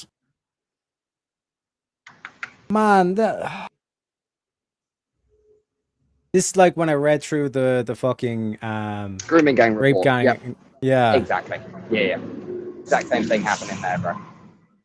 Exact same thing. It's like up is down kind of thing. It's literally like that kind of situation where it's like up is literally down. Yeah. Now, fuck, man. Yeah, I was taken to hospital one of those times because I had tearing in. I'm a male, so I don't need to say where I was abused, do I? Right? But that was torn. That was ripped apart. Right? I needed an operation to repair that as a child. Right? There is no way that this could be torn except for that kind of abuse. Right? There is no way that an 8-year-old child tears that without some form of abuse happening to them. I have, since becoming an adult, I have investigated what happened to me as a child, and especially what happened after I reported it to the safeguarding officials, right? I have done the equivalent of freedom of information requests within Spain for this information, and I know that what I reported to nurses, doctors, police officers was not handed upwards to the relevant authorities.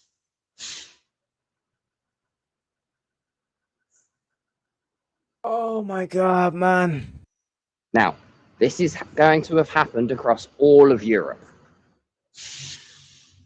All of Europe. It's not just that Anglosphere problem. We're just the only ones that talk about it.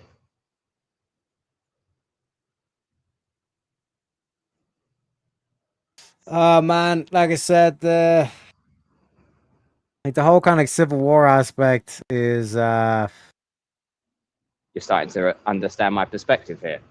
Of if people are willing to turn a blind eye to that, right? I'm willing to do anything to them.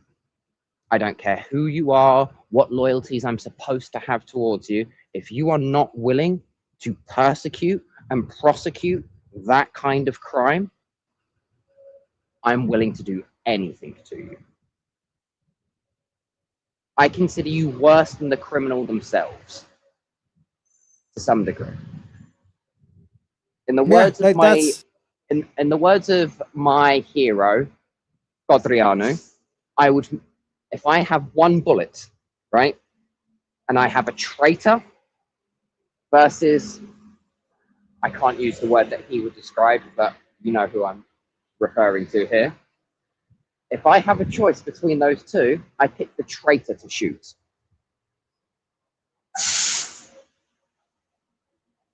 Every time. Now, I consider you a traitor if you are not willing to defend children in your nation.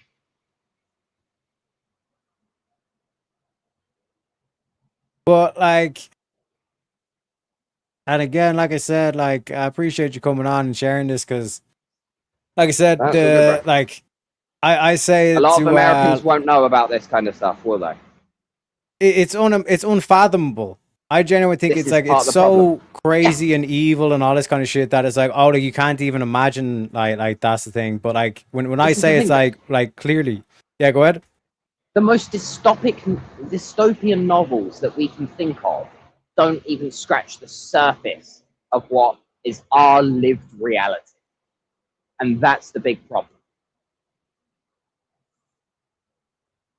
Yeah, like George 1984 Orwell. Exactly, exactly. 1984 is nothing compared to what we're living under. Nothing. And like people, I just saw recently an article where they have developed, you know how we're doing like brain chips at the moment, right? Mm-hmm. They have developed a brain chip that can read your thoughts without your permission. They had to write specific code within this chip so that the person that had it in their head had to give a password before it was allowed to read their thoughts, because the scientists during the study realized this can read everything. It's not just what they want us to know.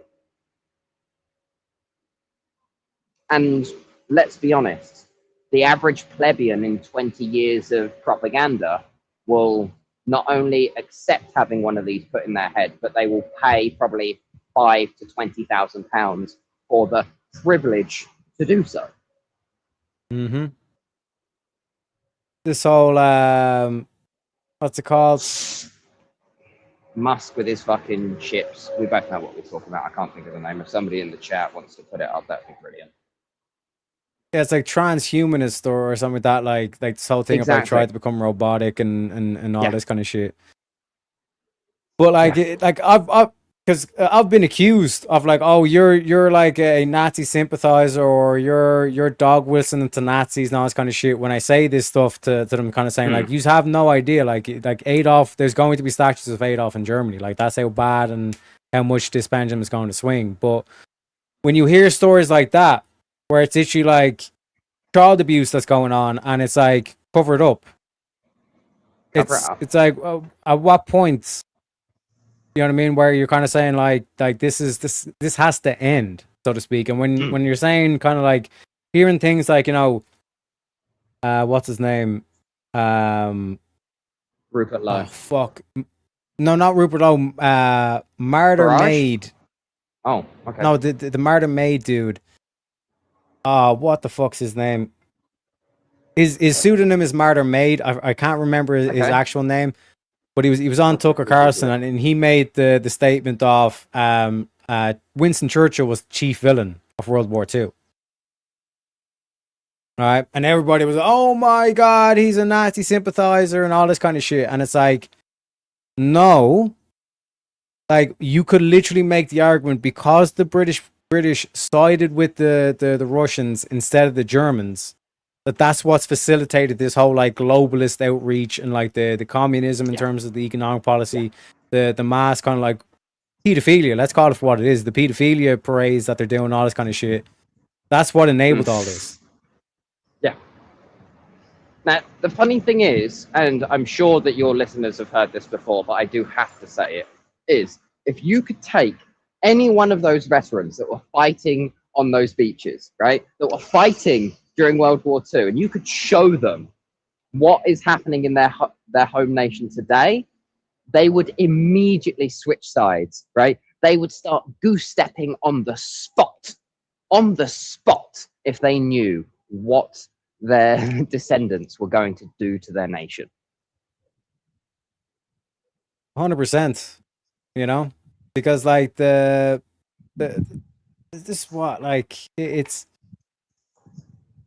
again like appreciate you coming on and sharing this, because it's kind of one of those things where like the amount of like gaslighting and propaganda, and like once you kind of see through it, then you're kind of like you're awakened, and you can kind of like see through all the kind of shit and all the stuff. So like no matter how much gaslighting they try to apply to you, when you have the likes of like Douglas Murray that's going on and trying to condemn this shit as if like Churchill was a hero and all this kind of shit, you really kind of you start to kind of realize how many people are still on that ship where it's like, no, like I want to be a centrist, I want to like do the whole kind of both sides and all this kind of shit. Because when you're looking at these people, like they literally want, like, and I've showed the video multiple times on my channel in terms of like queer theory, like what is queer theory, who were the founding quote unquote philosophers to queer theory, like they were all pedophiles, and that's their end goal is to legalize pedophilia and all this kind of shit. Gay was just tip of the sphere, you know. Even some of the concepts that we just take for granted, like social contract theory, right? Thought up by Foucault, who was a paedophile, right? So even if it's got nothing to do with pedophilia, it's still, we're being run by pedophiles. Exactly. Still, and our it's just entire society is governed by the ideas of pedophiles. And communists and atheism and all this kind of shit. They want you to turn away from Christianity and all this kind of shit. And then when you look at like even Adolf's speeches, like he's talking about like uniting Protestants and Catholics, like we actually have a real enemy here, we need to unite and all this kind of shit. You know? And like even like minor things that he mentioned, like with Czechoslovakia.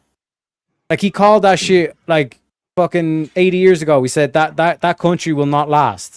The Czechs and the Slovaks are two completely different people. They will not be able to integrate and all this kind of shit. Coexist. And what do we have now? We now have Czechia and we now have Slovakia. Yep. You know? It's crazy. Like the entire Balkans is this problem, right? Like, I'm not being funny. They literally genocided each other within our lifetime, depending on how old you are, right? Yep. Like,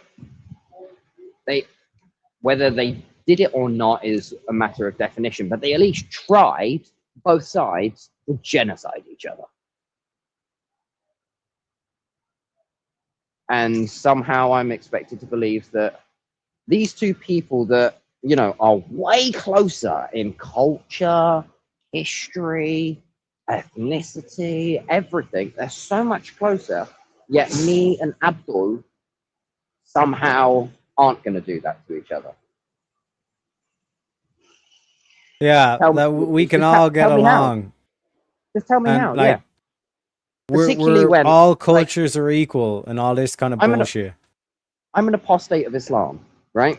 So their religious texts call for them to kill me, right? 100%. There's not a single Muslim that can say that their faith doesn't have death penalty for apostates. Technically, the Alevis and the Alawites could, but realistically, nobody outside of Muslims even know what they are. So let's be honest, right?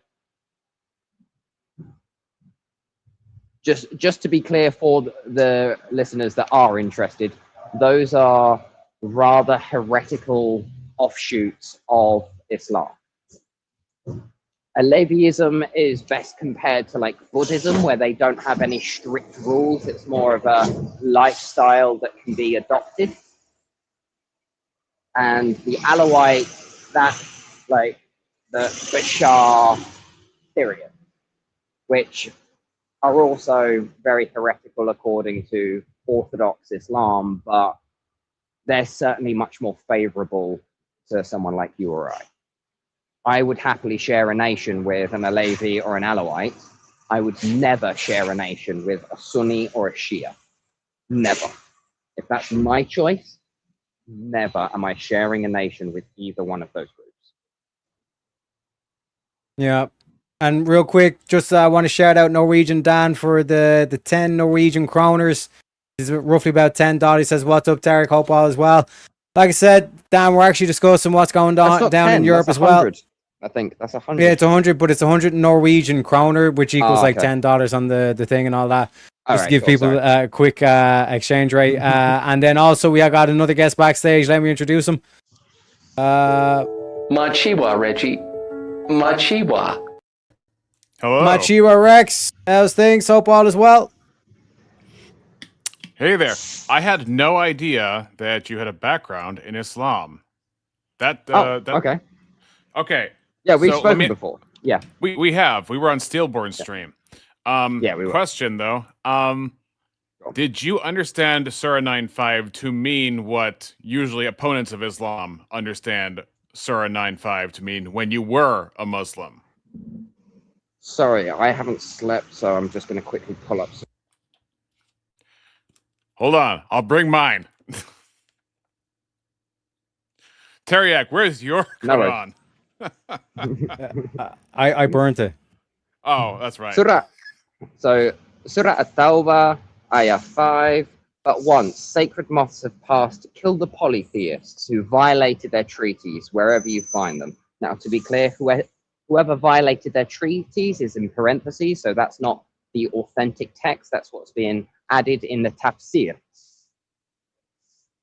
Wherever you find them, capture them, besiege them, and lie in wait for them on every way. But if they repent, perform prayers, and pay alms tax, then set them free. Indeed, Allah is all forgiving, most merciful.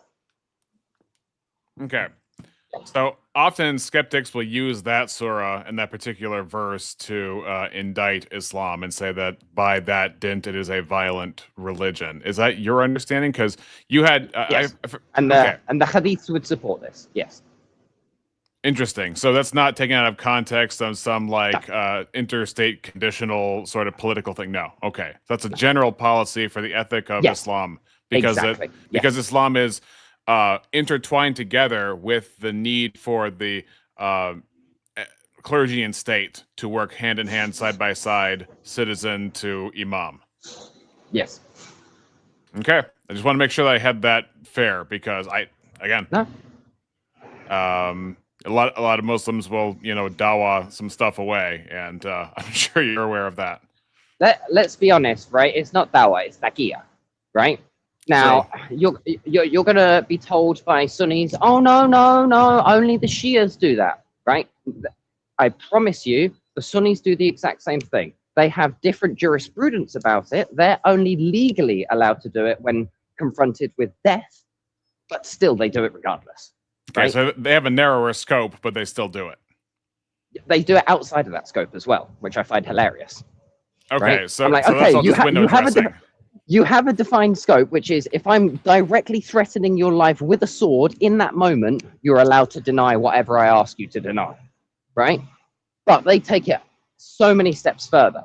When I'm not threatening your life in any capacity, I'm just asking you a question in, a debate on the internet, mostly Discord, and they want to lie to me. And I'm like, I'm not one of your typical dumb Westerners that you can lie to about this, right? And immediately you get the response of, okay, can you recite Surah Al-Fatiha? And it's like, I'm not going to do it in Arabic for you, right? I haven't spoken Arabic in 15 years.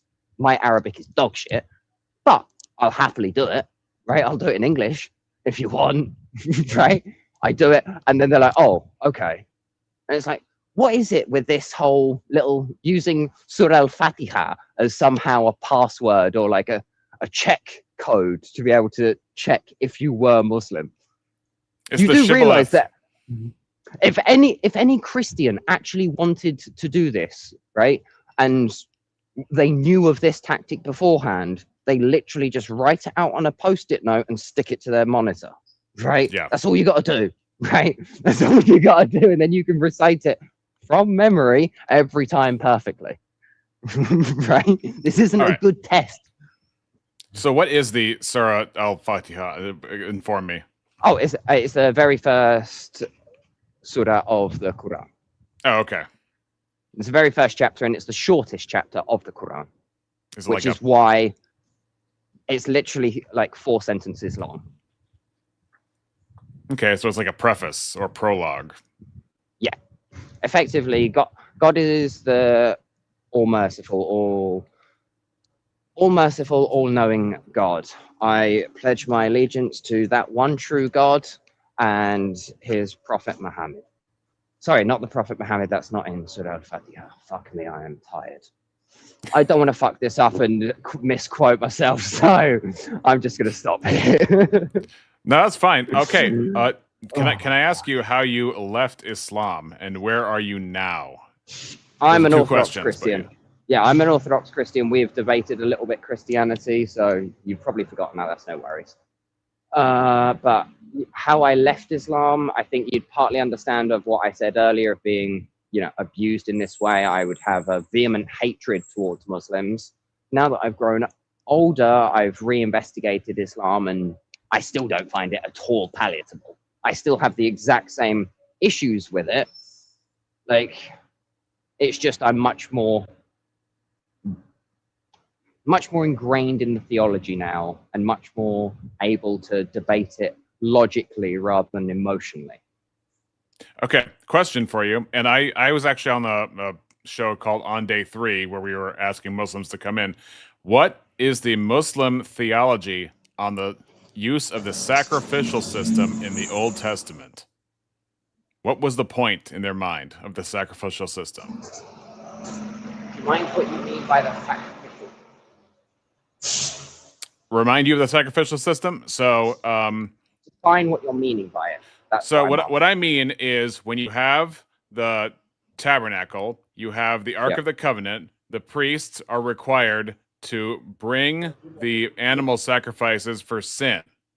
People sin, they bring sacrifices to the tabernacle so that the priests can do that. And then, of course, once a year is the Day of Atonement, where the great high priest slays the bull and presents himself before the mercy seat of the tabernacle, where you have the Ark of the Covenant, and he sprinkles blood on top of the Ark of the Covenant to, in Christian theology, speak of the propitiation for sin, or to look forward to the sacrifice of Christ that would happen later on in history. So this is where the continuity aspect of Islam doesn't make a great deal of sense, because they would say that this is heresy and that it was effectively a false practice that shouldn't have been practiced by early Christians or Jews, however you define them. And this is why Islam was needed, was to correct these mistakes, is how they would say it. That is wild. So basically they have no good explanation, so they have to ad hoc reverse engineer everything on top of actual theology. Okay. Yes. So That's so their bad. entire continuity argument is completely refuted by this. Yes. Wow. See, I didn't think it would be that easy. I thought they would have something sophisticated, but they have nothing. Sounds like all they have is in-group pressure. Yes. To be fair, that is what has kept Islam alive for the past 1400 years, right? Is in-group pressure.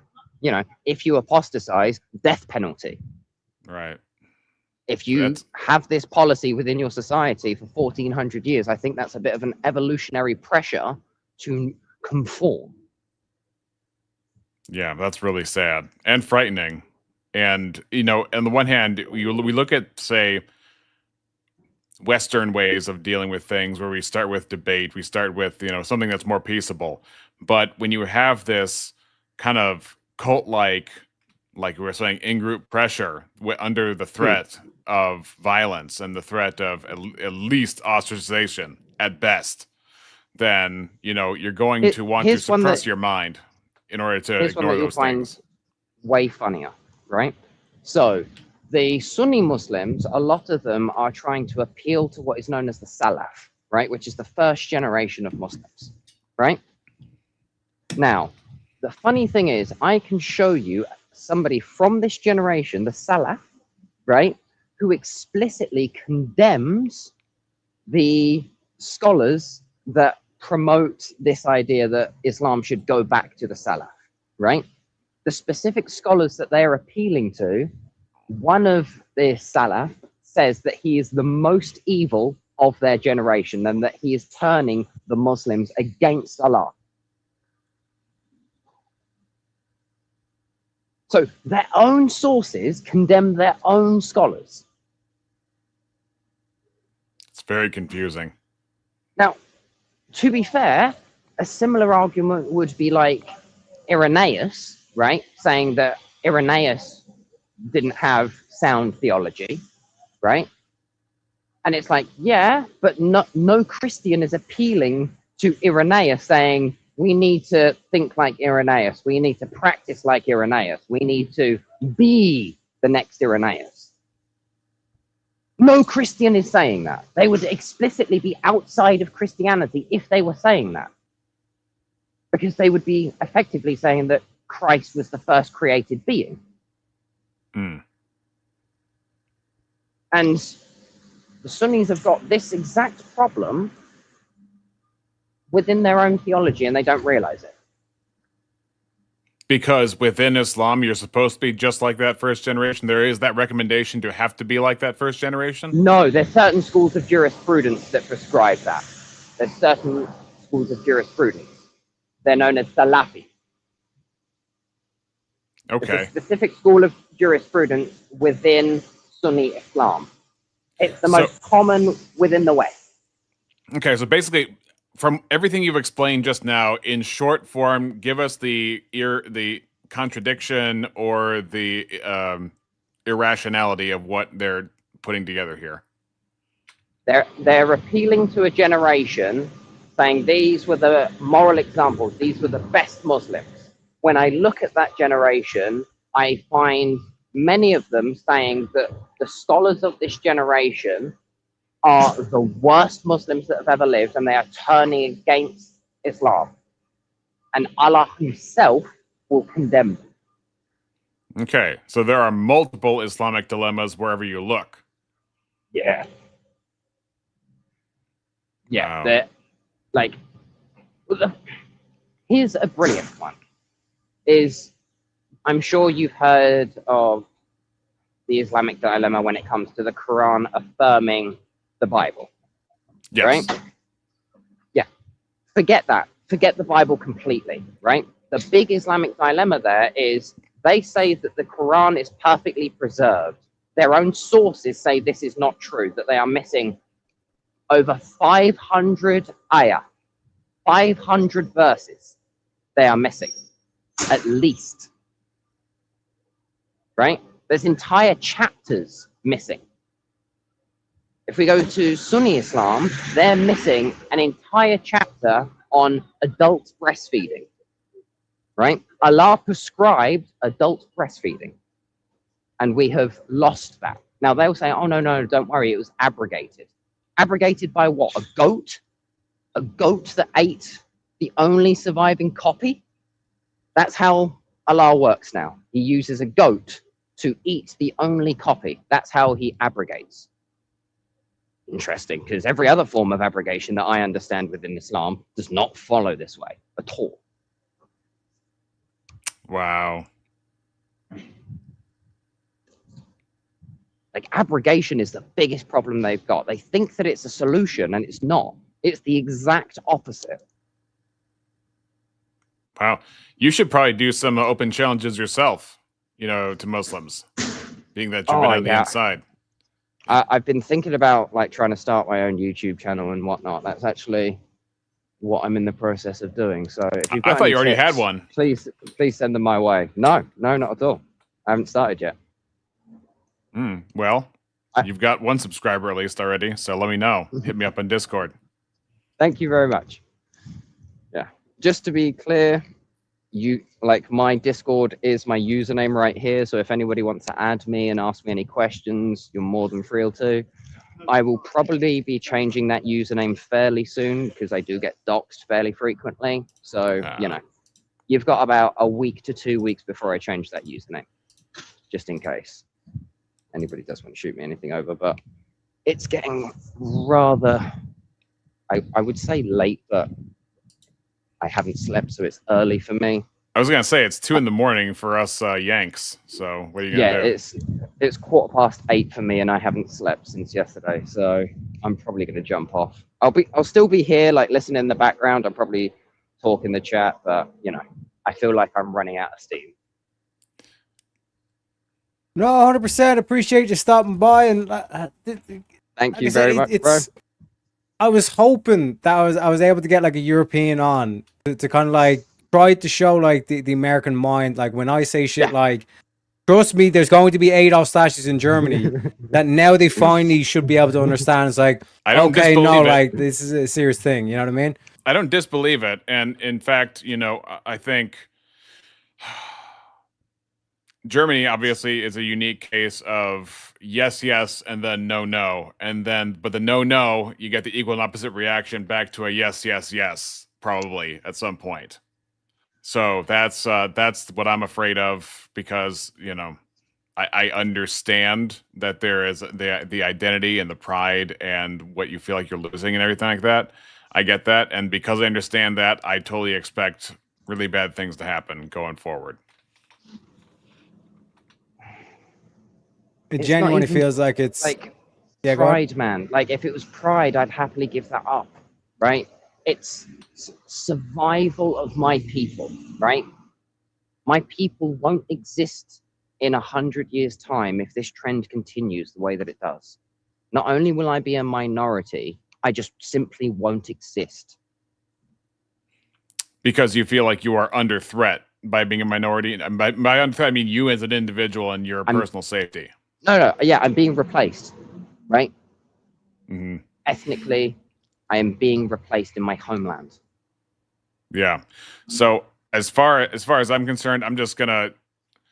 I know you're gonna get off, but no, it's cool. Yeah, I've still got a few minutes. I'm not gonna just drop and be rude, right? I just wanted to give you guys a heads up that I am getting real tired. I can't carry this on for too much longer. Yeah. So in your value mapping of the world and what you prioritize as far as how you should order your life and what actions you should take, what does your lineage and your posterity do? Like, how does anyone's lineage and posterity fit in terms of their relationship with each other or with God?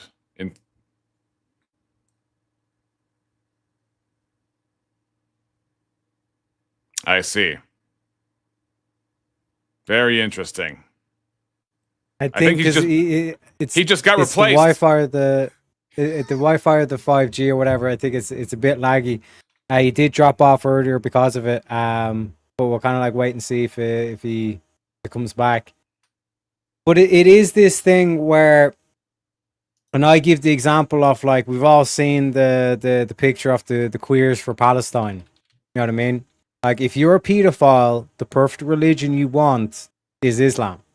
Because they have no issue of doing the child marriage and all the rest of it. You know what I mean? That's very and then true. all of a sudden, he dropped there, but we'll see. If he says he was going to be in chat anyways as well. Well, maybe if I send in a dono to Teriak, he'll come back. So I put in a "come back, mate," and hopefully he'll drop right back in. Maybe, and that also puts the wheel bank up to $88. I don't know if you've done that intentionally, Rex, or not. No, I had no idea. Wait, I'm just saying. I'm already catching a lot of heat here, Rex. Well, you're putting me under the heat. Whose fault is that, Terry? Don't look in my direction. You're the guy who's I'm like, just look saying- at Mussolini. He's a man. It's like, get out of here. Get that punk stuff out of here. Hey. I'm just saying, but appreciate you very kindly. And also because of the donations that rolled in and I didn't call them out, we had Hall Long Nate as well. Oh, 1 sec, let me do the thing. Also, the mate in 8 is also not on purpose. I had no idea. It is what it is. It is what it is. Interesting information from Hall Long Nate with the $10. Also becoming a member as well. Appreciate you very kindly, Hall Long Nate. And then Rex as well with the $5. Appreciate you kindly. Let me give you a shredding clip for all those donos.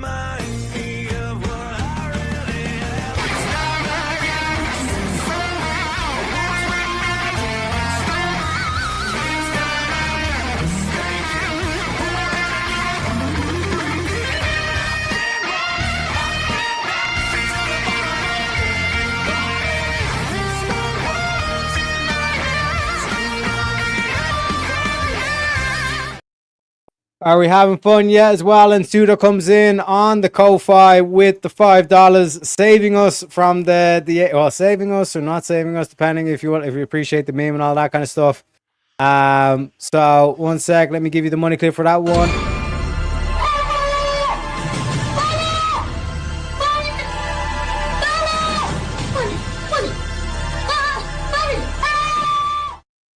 We're up to 98, and also we got a couple of boys back in the chat. Let me play the clip. I think it's safe to say that our luck has officially turned around, guys.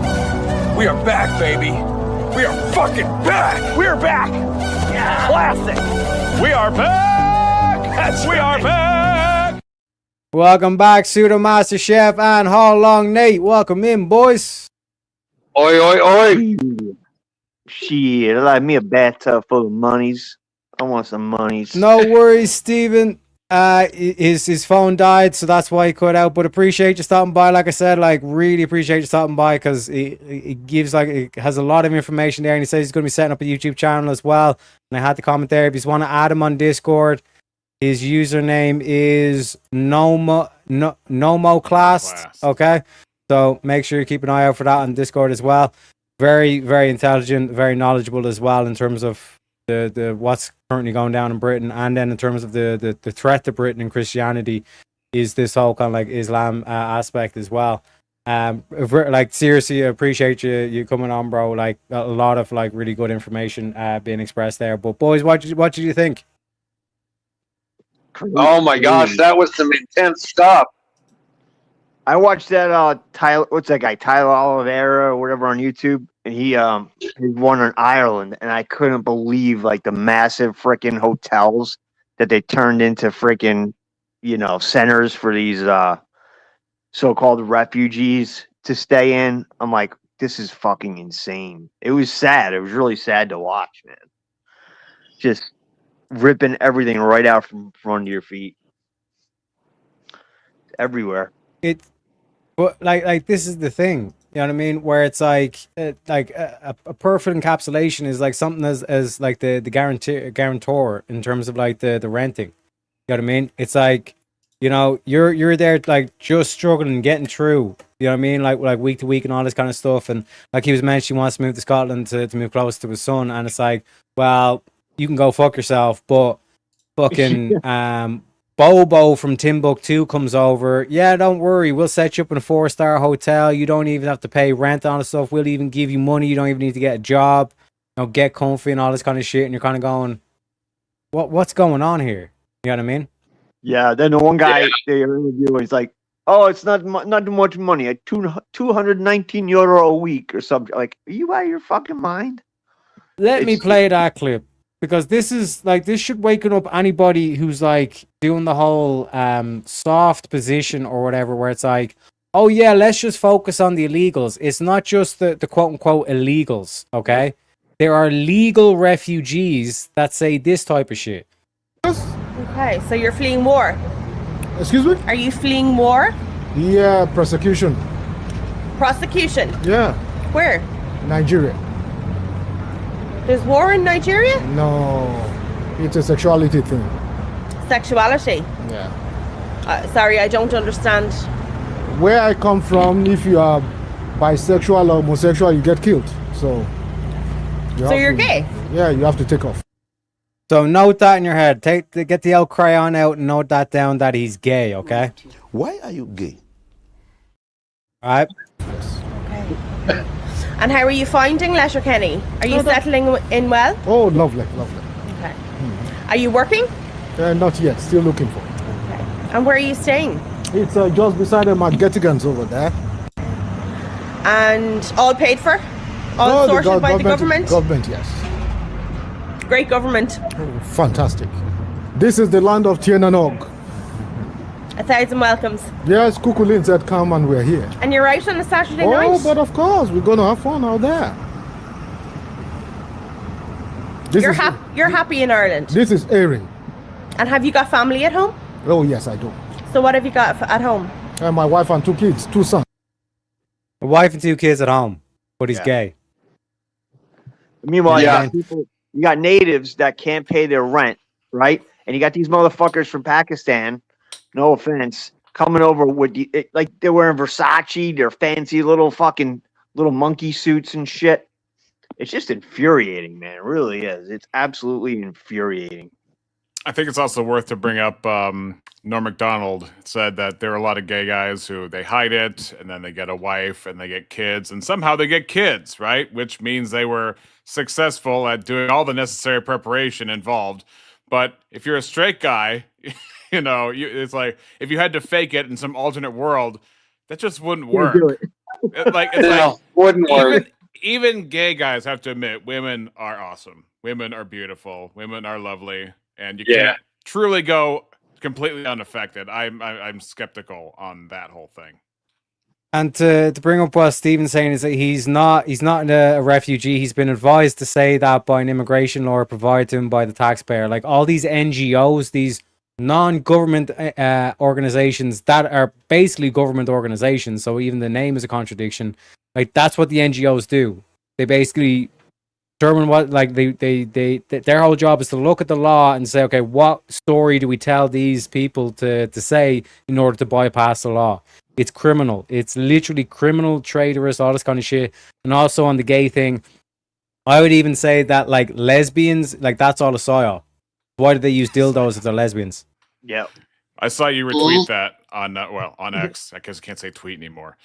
But yeah, that's the thing. Is like we all inherently know, and I lost a couple friends in our last stream, Teriak, in my chat because I had said the truth about homosexuality, that you cannot accept that as an identity and still be a Christian. You have to, even if you have those inclinations, you need to go to God about those things. It's a hugely controversial to say, but they called me a bigot over that, and that's fine. You don't make a channel just to bend over for everybody. No pun intended.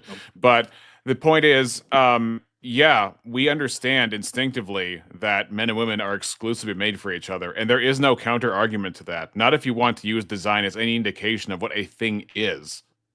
What a man is, what a woman is. It's abundantly clear. There is no homosexual sex organ. There is no female to female sex organ. There is no male to male sex organ.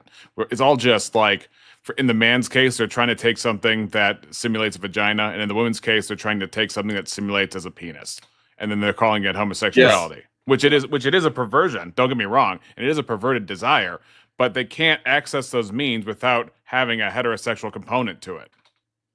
Well, did you ever hear about the now I've done some research into it and he can't find out for certain, but it seems pretty legitimate that AIDS used to be called, like, it actually had something to do with like gay induced immune syndrome or something like that, where really they're saying how it started was sperm going into an exit and it winds up finding like a worn wall in the intestines or whatever you want to say. I don't want to get too nasty here. Yeah. It's looking for a place to go, and that's how it started. And some other STDs that people had, ones that went into the butthole. It was originally called, instead of HIV, it was called GRID. Yep. Yep. Gay related immune deficiency. Yep. Ain't that some crazy It was shit? called Grid. That's unfortunate. That is an unfortunate thing. Oh my. Motorsport. That is hilarious. Somebody clip that and send it to Easy. Holy shit. Fucking great. Easy's It'll be going to give you found. like It'll a be found. $1,000 kickback for this. You know this, right, Terry? Oh my god, man. That is hilarious. I was That is reading about this, hilarious. like years ago. I'm thinking like it makes perfect sense. You know what I mean? You think about it, like sodomy's disgusting regardless. I don't care if like look, it's just disgusting. I'm sorry. Like whether you're a guy with a woman, it's freaking gross. It's not natural, man. It's disgusting. You know? Right. It makes total sense to me. Like maybe they had syphilis, maybe they had whatever, and that sperm's just looking for a place to go, and it finds like somebody had an ulceration in there, and boom, it gets into the bloodstream, and just went fucking haywire. And it's God's way of saying, hey, what you're doing is unnatural, and we're gonna take you out. I mean, even like two guys kissing is disgusting. So I remember going on Quora, and there was a guy who publicly asked, he's probably dead by now, but he asked publicly, I just had this gag reaction when I see two guys kiss. Is that normal? Is that bigoted? And I'm thinking to myself, that is totally normal. That is not bigoted. You are not wishing the worst on somebody just because you find what is objectively perverse to be disgusting. You are not condemning them. You are not hating them. You're just like, that is wrong. And I'm having a natural gag reaction to something that is clearly just at odds with reality. It's just so wrong. And but there is a beauty to even like a silhouette of like a man and a woman walking side by side together in a sunset. And there's just something so right about that. You do not get that with two ladies in that same context or two guys in that same context. You just kind of get this dissonance. Yeah. I don't know if anybody saw, there's a guy, I can't think of his name. He's got a YouTube channel and it seems pretty legit. So somebody that personally knew Tyler Robinson and his furry tranny lover. Mm-hmm. And he sent him all this different information from like Discord chats and stuff. And he was mentioning how like at first they didn't seem like they were intimate, and then he said then they just started openly, and he's like I'm not a homophobe, not homophobic, but it just grossed me out and it was disgusting. It's like, yeah, no shit. Yeah, it's one of the first things that men started teasing other men about was liking other men. Like that. Just in history, it's one of the first things that was changed because it didn't create new life. So yeah, now I can lose my job as a construction worker. I can lose my job over that shit. I got warned about it the other day. I got pulled aside. And I forget what we were saying. For teasing? We were just like busting balls, like about saying something about gays or homos or whatever. And we were quiet because we're working at a freaking school. You know what I mean? We're not stupid. And It wasn't about people overhearing it. It's like when it's a new company I started working for like a couple months ago. So when I was going through the orientation and everything, and it was all this stuff about not judging and inclusive. I'm like, oh my fucking God. It's like as soon as like work picks up with the company I used to work for, is like I'm jumping ship. I can't deal with this woke shit. Like it's even there in this industry, and it's like, you only get one warning. Like, are you fucking kidding me? Like guys busting each other, even it doesn't matter. Like you can't joke about that shit. You gotta watch. It's sickening. Also, one of the first things leftists do is they say, well, what if one of your kids was gay? And it's like, look, even if that were true, obviously you wouldn't stop loving them as your kid, but you would still continue to disapprove. And one of the things that people don't understand is you could say the same thing about like heroin addiction. You would disapprove, or even if something a little bit lighter, you would disapprove. You would still love them, but it'd be like, that is disgusting. Stop it. You are destroying yourself. You're going against nature itself, what you're doing. I think homosexuality is like a step up beyond that because, there's so many like internal things about your human nature and whatever your sex is that you have to deny. it's just so twisted in of itself. Even if the person is incredibly intelligent or incredibly talented or have other things where they can get around in society better than the average person, even if that was true, that doesn't undo what homosexuality is. Yeah, it's not even like drugs. It's with like everything. Like, let's say you had a kid and they got a law degree, and then all of a sudden they want to tattoo their face and put all these piercings through it. Like, I'm not going to disown you, but I'm like, what are you doing? You're being a stupid fucking moron. Like, you're going to ruin your life. Nobody's going to hire you. There's just, it applies to so many different aspects. And it's like, well, that's true. You disown them, but you're going to discipline them. You're going to let them know, hey, what you're doing, I think, is bad. But you're not going to disown them and say you're no longer my kid. You're not going to do anything like that. Right. Yeah, but that's a good thing about the face tattoo too, because it's like, even just beyond not getting a job, you have been given a body as a gift by God, and you are treating it like it's, paper mache in a scrapbook or something. You just get to do whatever you want with it. It's like, well, no, and that's an insult to what your body is, just mashing it up and tearing it apart. And, some people are transhumanists and turn into like lizards and lions and things like that. Have you seen that? Yeah. I mean, you know what I really noticed? I'll make it real quick. Sorry. When I was down in Southeast Miami, where all the money is, and all these you got all these influencers. I'm watching these chicks jogging, and they have drones filming them as they're talking to their viewers. Every one of their faces looks the same, with the fake lips, that little pointy nose. It's like they pick a face out of a book, and all the doctors are using like the same 5 faces.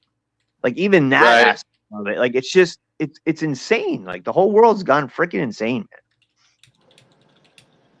Well, I mean, it's sad. I've seen the corporatization really tear up a lot of really good industries, like the trucking industry. I can't say anything. I can't speak openly about 90% of my views in life, even though everyone at the office would agree with it. It's just someone might hear it who gets offended. Yep. Even if it doesn't directly affect them, if someone who hears it gets offended because they know somebody that it might that comment might refer to, come on, guys, it's horrible, and it's back and laugh at this. Scholars, I think that true scholars, 50 years from now, whatever, are going to look back and they're going to laugh at this shit. I think it's going to shift. It can't stay like it'll literally be known as the fake and gay age. Yes. Like, with the amount of propaganda and the amount of like praise, all this kind of shit. You know what I mean? But shout out to Shazzy for the £10. That's the King Shilling, boys.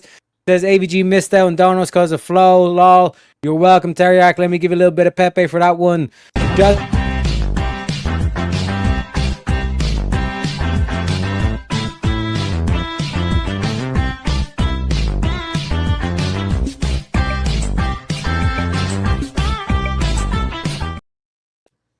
And they say they're telling us to spin that motherfucking wheel, white boy, so we're gonna spin that wheel.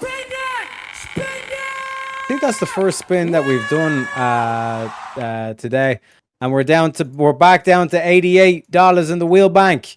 But gentlemen, should safe injection sites for addicts be opened in U.S. cities? No, close them all. I'm sure somebody could say yes and make a point to it. I'm sure. I'm not going to deny that. But I just say no. It's only led to what you see in like the Kensington section of Philly. Everywhere it's been tried. Portland, Oregon actually closed almost all of them after having 35 safe injection sites across the city. When they recriminalized, they closed I think close to 20 of them. All it does is encourage the use. It doesn't even offer any more of a safe space. Turns out those safe injection booths turn into turn into free motel rooms for prostitutes and opens a lot of people up to physical and sexual abuse. Yeah, during their trips. I have family. My family from Italy. They over the past 50 years all moved to Carasso, Switzerland. Italy's just going to shit.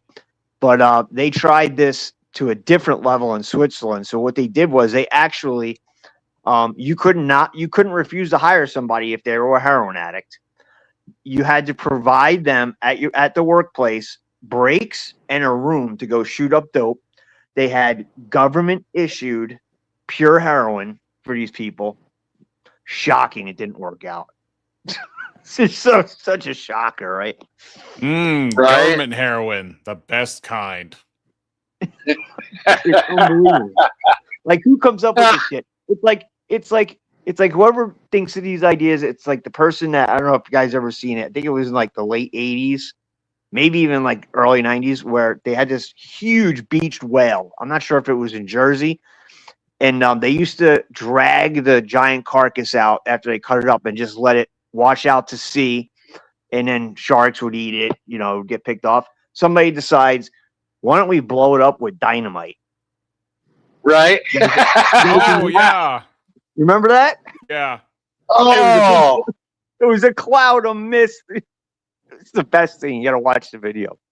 It's so that's good stuff. Like, did it like waft into the city and then the cloud descend upon some children's museum? It was everywhere. Like who came up with that idea? Like, that's the type of shit this is. Like, but 10 times worse. Yosemite Sam. Right? Yeah.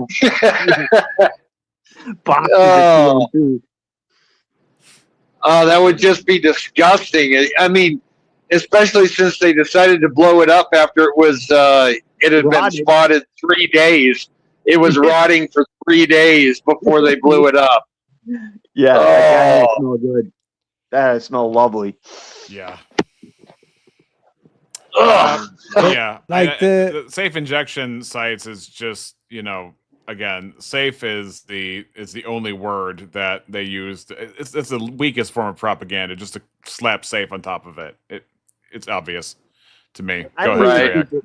I don't even think there's good intentions behind it. I'm going to be honest with you. I'm not cynical. I don't think there's good intentions behind it. I think there are people like volunteers that will go around handing out clean needles, that those people are have good intentions, I think. But the whole program itself, I think there's bad intentions behind it. I think they just want to turn people into a bunch of zombies. I don't know. That's just what I think. That's what it seems. Well, it's a free grifting class of people. Like, they can just say, okay, we're going to assign X amount of money to help feed, house, and supply these people with their with their NGOs. Chemicals, whatever. Yeah. And then other people get to make money off the idea of helping them. I agree. It's completely self-serving, and it's a way to hide theft from the taxpayers. Yeah, so usually it works this way. We have a social program. We will say these people are victims of some overarching meanie that we were not able to really justify or establish. We will use that as leverage to make a social program to make that problem more easy to do and make it slightly less degenerate looking, if not glamorous. And then as the problem gets worse as a result of us facilitating it, we will require more and more bigger programs based on the problem in the first place. So it's a self-feeding loop that just can only get bigger and bigger. Yeah, and as it grows, the mid and upper level employees of those NGOs end up getting more and more and more money, to where just look at California. The homeless, in LA, the two NGOs that cover LA County for the homeless program, there is more in salaries for the full-time employees than what actually hits the streets. Yeah, and you know, for every chapter or whatever that they have for each one of these bullshit areas, there's a quote CEO, even though it's supposed to be nonprofit, that's probably making $600,000 a year too. That has jack shit when it comes to qualifications. Right? No, if it's supposed to be non for profit, there should be an absolute limit of $50,000 for any executive in that organization. I mean, you have to make it so that it is actually a service to the community, so that you can stop, so that it's not encouraged by the financial aspect of it. Right. And look, I mean, I was an addict. I was going through OxyContin like they were candy, and it wasn't just the shit that was prescribed to me. You know what I mean?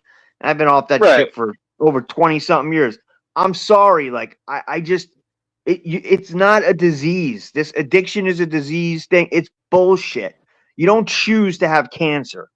You know what I mean? You decided you might have a higher probability because you have a grandfather that was an alcoholic or a parent that was a drug addict. I'm not going to deny that. But you made the decision to start doing it, and you can fucking stop. You can stop. And giving free needles to people and enabling them, it's not going to lead to anybody making a decision that, yeah, I got to change my life and get off this shit. They're just going to keep doing it. Right? Now I will fight you, and I will literally go fisticuffs over the conversation of removing tobacco from the legal substances. That has got to stay here so that I can stay out of prison.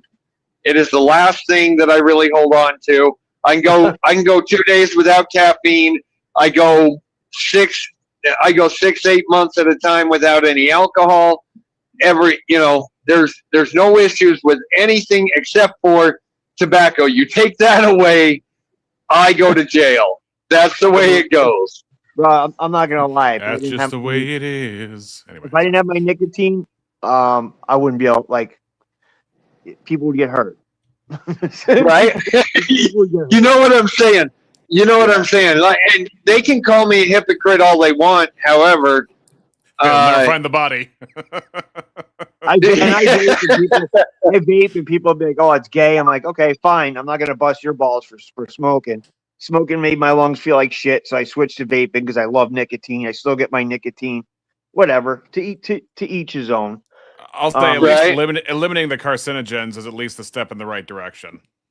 Yeah, but we don't know that vape is doing that. There hasn't been 40 years of use to establish that yet. I can tell you, we know that's true. I've been vaping since 2008, before most people even knew it existed, and my lungs feel a lot better. So, I'll base it on that. But yeah, you're right. For sure, we don't know. But I don't buy them gas station throwaway fucking things that people use. I know it's in my juice. I make my own coils. There you go. I can vape, put a piece of paper towel over this thing, and suck through that for an hour, and there won't be a stain on it. You know what I mean? That's kind of what I base it on. But who knows? I could grow extra ears in 5 fucking years or whatever. My brain's fucking exactly. Who knows? All right, somebody pay to spin. We already got we already got plenty in the wheel bank. Shout out to the folks, but also get the griff going as well, ladies and gentlemen, if you're enjoying the show. But let's move the topic on, ladies and gentlemen. See what the next political topic. See if we get some disagreement. I think we're going to agree on this one. Should fracking for natural gas be banned to protect the environment? No.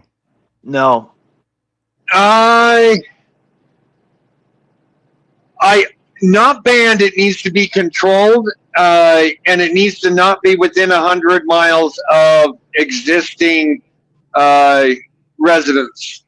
You know what I think? I think Nate is living on a big, huge lot of natural gas, and he doesn't want to give that up. That's what I think. No. I have off-grid property that that they're not wanting to even let me test for a well because fracking was too close.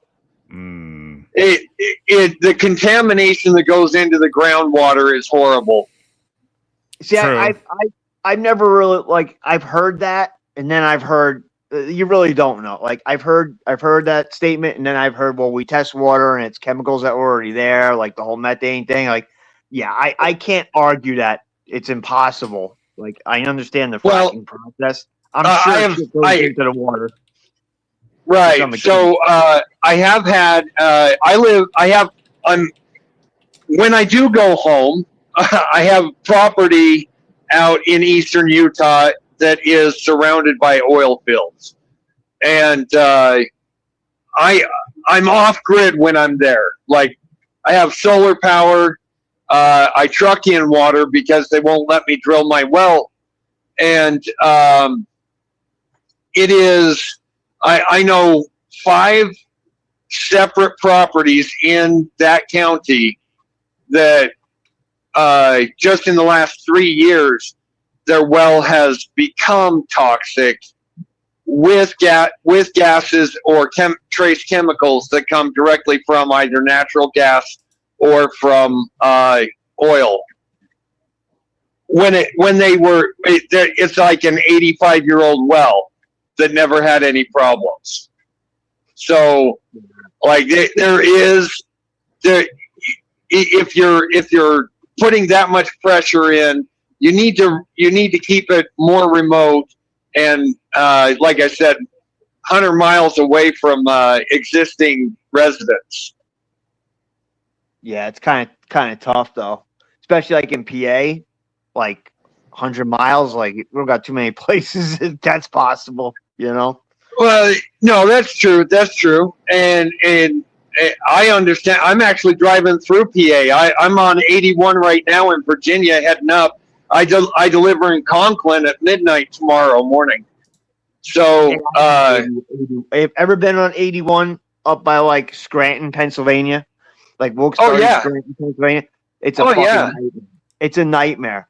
Right now the job I'm driving to is 48 miles away from my house. Okay, I take some back roads till I get to 81.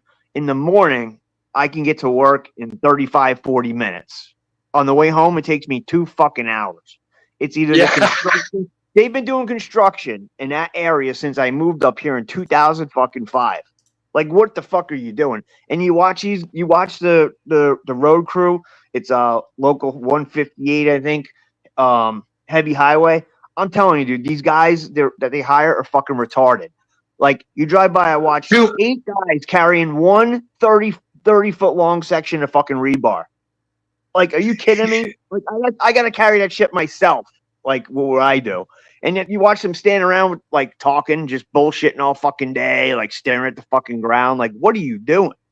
There's just so much money. Well, you know, right. Well, they're union as well. So as long as they complete 2 miles a year, they're good. They're fulfilling the contract. I'm union. Listen, I got my problems. I'm union. I got my problems with unions in general, but like we can't get away with fucking shit. Like I got to work through fucking lunch. Sometimes I don't get paid the overtime. If I work through lunch, but you're doing concrete, you don't got time for lunch. I mean, I'm not saying I can't eat a fucking sandwich, but concrete dries, right? Especially in the heat. You know? But that was my first job, concrete, out in Utah. Yeah. I said I'd never do it again. I said I would never do it again. Like 15 years ago, I was like, you know what? You can't pay me enough to do that shit. Fuck. But right now, there's so much of it. Nobody wants to do it. Nobody fucking wants to learn how to do it. All the guys are retiring. You know, I'm gonna be 50, so I still got some good years left. I mean, like, fuck it. There's a lot of overtime. There's good money in it, but it fucking blows. But these like heavy highways. Oh yeah. You guys keep America going round. You blue collar, hardworking Americans. I salute both of you. I got to head off Teriak for some reason. I feel like eating a potato. I'm going to bed. So you have a good rest of your night. Mom, appreciate you stopping by. Any shout outs you want to give before you go? Next week, I have the redacted mystery mega stream. The question is, what will that be about? You'll have to find out. My man. Appreciate you stopping by, Rex. Always a pleasure, as they say. But gentlemen, back to this. Like, is there any ways to reduce that? Like you said, like 100 miles thing in terms of the contamination of the water. And this is, like I said, like the nuance where, like, we love to say drill, baby, drill, and like frack away and all this kind of stuff as well. But is there any kind of like, yeah, go ahead. Yeah, you've got to deal with the substrate that's in the area. I mean, the rocks throughout Pennsylvania are completely different than the limestone and sandstone out there in Utah, especially eastern Utah, right? In more mountainous, harder rock area, it doesn't actually crack as far, and so it can be more localized. I don't know. I've just really looked at it from my own personal property area, situation. It's so in PA, it just crumbles. Like, so maybe it's different. Like, right? But, I know people within that have ponds that they stocked, and they're like not even 5 miles from where they're doing fracking, and they're like, yeah, I haven't had any issues. The fish in my pond are doing well. I mean, I guess it's different everywhere, like you're saying. Who do you trust to regulate it, though? That's the thing, Well, well, we have an EPA already that depending on the administration will shut something down for good, because there's some blind newt that in a canyon or in a cave like 50 miles away, right? So there's reasonable regulation that I think we need to get to, especially when population gets as compact in those areas as Pennsylvania is. I mean, there are still some really sparse areas for population, but but you're still talking, you're still talking over 100 people per square mile, whereas out in the area that I'm at, it's like 8 people per square mile for the entire county. So, you don't need to be drilling right. You don't need to be fracking, and you don't need to be punching wells, 120 feet off of someone's property. You know what I mean? Yeah, I agree. Especially like they have no say in it. Right. And I mean, I've worked in the oil fields. I've driven truck through the oil fields. It's not like I have an issue with them existing, right? It's just, I mean, we go 300-400 miles a day out into back country, and there's so much more that has yet to be punched out there. There's no reason to throw a brand new well, just the backside of a subdivision. Right. Well, but this is what I'm saying in terms of, like, you're kind of saying, like, reasonable policy around it. You know what I mean? Because, like, this whole carbon tax bullshit that they're doing, that's unreasonable. That's like that, but like that's where it's like the whole, like, anytime environment or environmentalism gets brought up, it's like that's the thing that a lot of people kind of instantly go to. But there are, like you brought up there, in terms of like this shit is going to poison your water. You know what I mean? So it's like in terms of like key things like that, where it's like it's actually reasonable and sensible in terms of the constraints on this kind of stuff, that needs to be done. Because a lot of people like to do the all or nothing kind of thing, you know what I mean? Where it's like the environmentalists are like, they're all in favor of like anything completely related to environment. Yeah, we're all for, like, the Greta Thunberg is fucking banging her drum and all this kind of shit. Whereas when you look at, like, for example, the the aspect of like we're kind of saying there, like don't contaminate key things like water or like the animals and all this kind of shit. I don't want my cow all of a sudden being radioactive. You know what I mean? Yeah. But I want to gauge you guys' thoughts in terms of nuclear. Should we pursue nuclear? Nuclear's underused. Absolutely. Yeah, underutilized. 100%. I mean, and all these environmentalists are so against it. It makes no sense when like true scientists, they'll tell you it's the way to go. I mean, what'd you have? Right. What did you have? Chernobyl was made, and what's that? 3 Mile Island. There's like 2 nuclear disasters, really. I mean, right. Well, but even if you include Fukushima, right? The immediate area of that ocean, those rocks got contaminated. Yes, but again, it was completely due to a man-made disaster. Yep. The cooling ponds were not kept up to par as the seismic regulations grew there in Japan, right? Yeah. So, like for the main building, they did upkeep and made sure that was all good.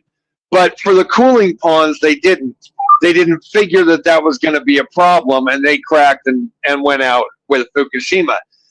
Both 3 Mile Island and Chernobyl were actually a bad shutdown. Someone intentionally skipped a step in shutting it down. Yeah. So you would never see any of this shit at Berwick, like the power plant in Berwick. No. I worked there, a union gig. I did shutdowns for a few years, and I just got tired of the regulations. Like there's too much standing around for me, and working nights is just crazy. But the regulations and everything that goes into it there, you're never going to see anything like that. And I'd imagine that's how all the nuclear power plants in the U.S. particularly are. Like, you're not going to see any kind of disaster like that. Everything's so regulated. Right. There's so much money behind it. Everything runs smoothly. So you've seen. I don't know if you guys have seen what the nuclear fuel actually looks like. It's in small pea-sized pellets, right? And 99% of that bulk is actually a coating to help slowly dissipate the radiation off of it, right? So it holds it in really well. And for a really good time, you can hold them in your hand even once a week for like an hour or two at a time and not suffer any negative effects of it, right? Just because that ceramic coating actually helps slowly dissipate the radiation and control the heat that comes off it. So what I've seen estimated is that off of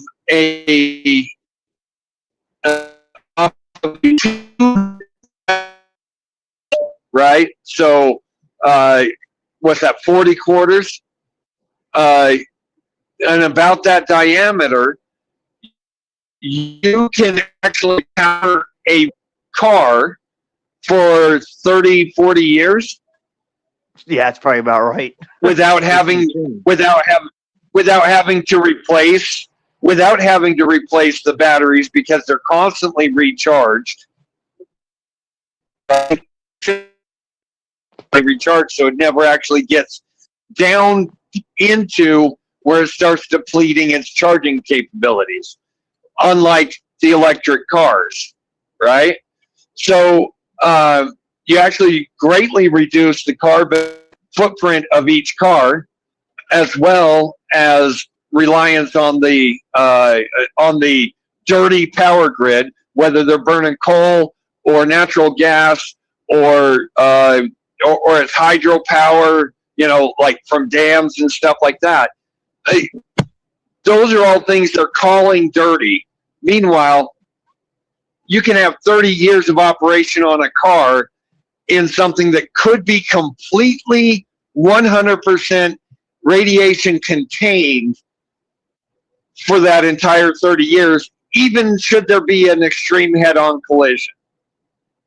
So I see no reason that they can't start allowing nuclear energy in place of even the solar and the wind and all that stuff. Because there's too much money in all the other options. That's got to be what it is. Well, government is not subsidizing. Right. There's no government subsidization for nuclear power. I didn't realize that. That's a good point. There you go. Yeah, the couple of nuclear installations that we have are not government subsidized. They've already paid back the government 1,000 times over. Because there hasn't been anything built since the 80s. So there's no winners to pick off of allowing nuclear power to be microized, basically to be able to put a nuclear power on and off for an off-grid home. Yeah, I've been seeing a lot of these solar fields. They're popping up everywhere near my house, and it's like, right. I looked at what was a plot of woods. I drive by 1 week, they're clearing it out. The next week, there's a whole field of solar panels there. Which, I guess that's fine. I mean, it's just you're talking about an acre of woods, and if that's powering, I don't know how many homes. Right, and, but those 8 to 12 deer that used to bed down in that herd of deer that used to bed down in that acre of woods is now getting hit and causing problems out on the highway because there's less place for them. There's less place for them to. I mean, we got. That's a good point. But at least, but where I am, well, there's plenty of woods for these deer. But there's a lot of hunters where I am. But you can't. You're not going to stop the deer problem. They breed like crazy. I had one this year, and it's the first time I've ever seen it. 2 is rare. This doe gave birth to 4 fawns in my backyard. Oh, they are eating good. She was eating really well. She is definitely not starving. Yeah, she got double knocked up, I think. Oh man. It's funny watching them trying to fight for milk. She looked like she wasn't too happy. She kicked one of them and and ran like 50 feet to get a break. I was like, good for you, Mom. Oh, geez. Yeah, I don't know. It sounds like we agree on this one completely. Yeah, I think there should sound like another nuclear is totally underutilized. Yeah, but as far as fracking, I mean, yeah, that doesn't need to be banned, but something needs. I think something needs to change.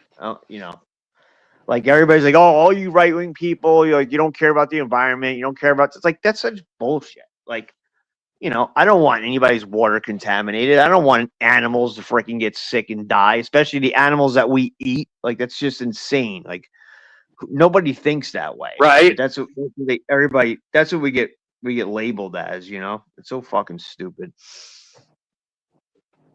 Absolutely. Yeah, go ahead and give her a 100%. spin. Let's spin that wheel. Kick it, white boy. Backstage as well.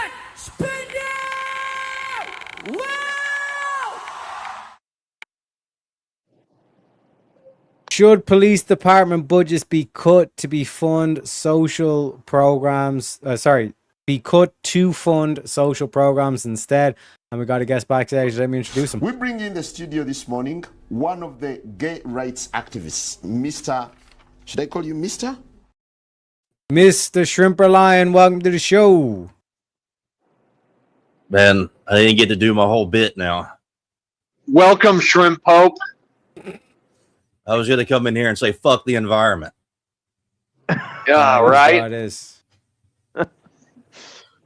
The shrimp swarm shall rise. It will indeed, brother. So I may actually have I actually have a position on this where in the areas that they want it to be reduced, that they feel that they are over policed, hell yes. Go ahead and reduce their police funding. Go ahead and cut them down in active officers and all that stuff, if that's what they want for their food stamps and their local pantries. Let them experiment with it.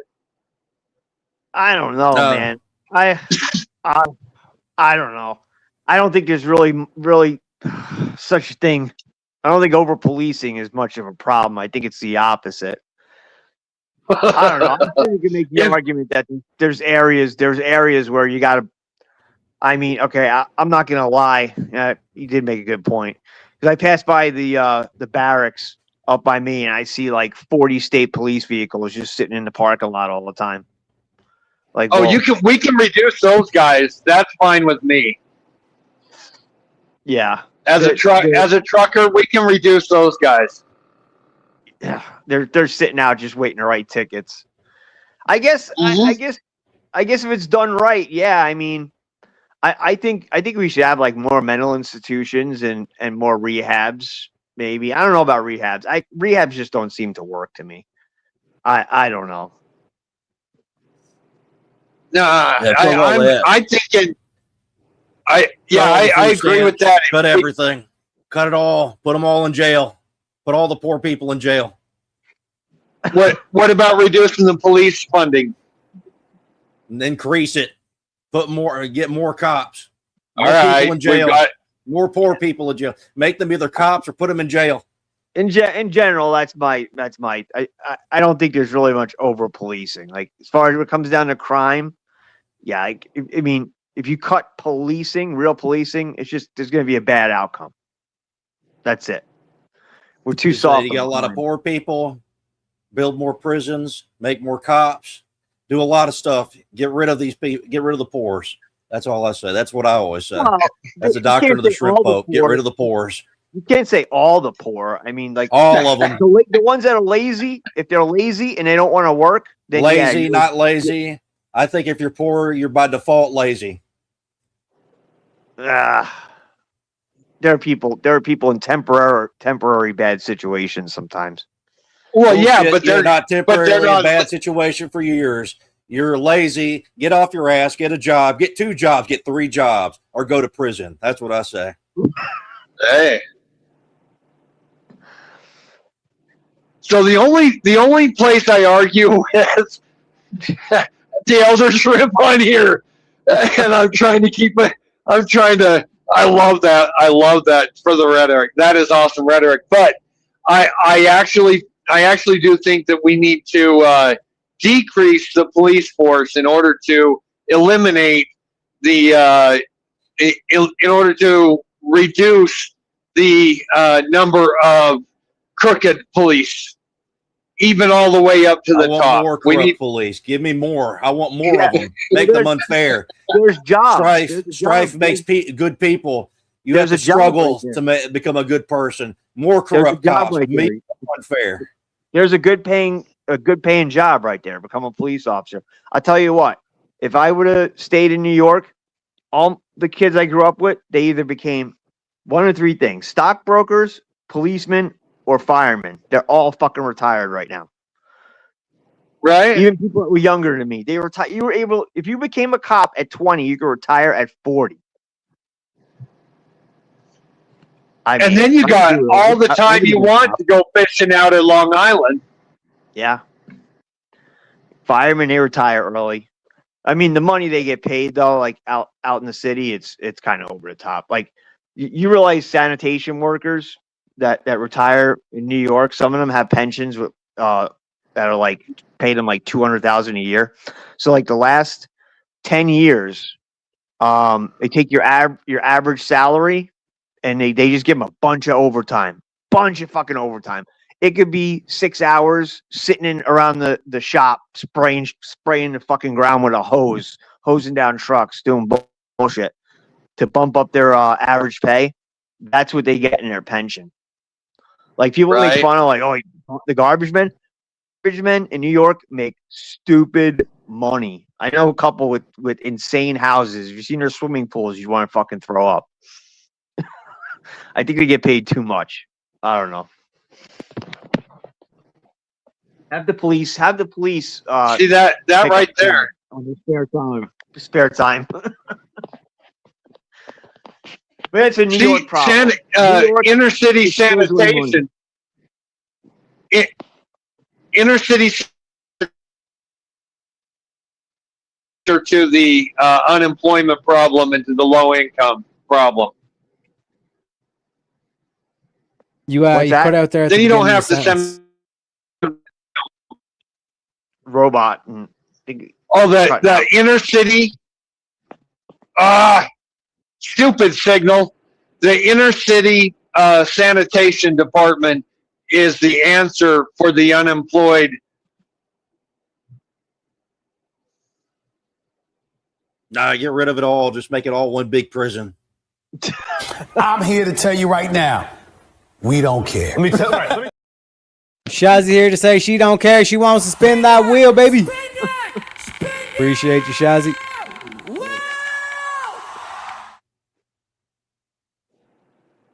Gentlemen, should police officers lose qualified immunity protection from lawsuits?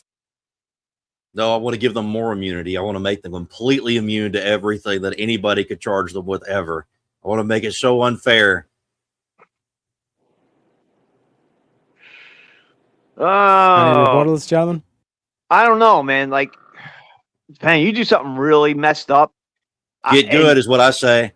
Yeah, well, listen, come on. Like, if you do something really messed up as an individual, you can't just blame the police department for that. People make bad decisions. It's bad people that are the problem. Like, somebody does something horrific and then they can't get sued or penalized for it. That's I don't know. I agree. Put everybody in jail. I'm really kind of torn. I'll be honest with you. I'm really kind of torn. I've had my share of conflicts there, and I don't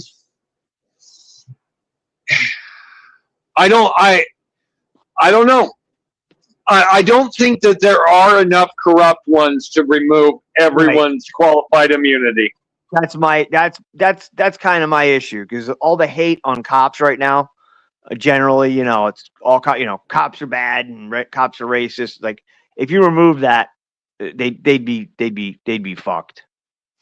But hey, right. I gotta start making my lunch, and I gotta head out for work in a little bit. So I'm gonna let you guys finish up. Good to see you. Any shout outs before you go, Pseudo? No, not really. That's about it. Everybody have a good day. God bless. Hey, good chatting, Pseudo. Yep. Take it easy. All right, Elder. What do you want? I'm putting you in prison too. You're putting me in prison too. All the cops, I'm going to give them the God mode legal code. They'll never be able to be charged with anything. Everything's going to be super unfair. You're all going to prison. All right. Well, all right. Well, my Claritin kicked in. I'm going back to sleep. So, later, Pope. Appreciate you, Line, stopping up.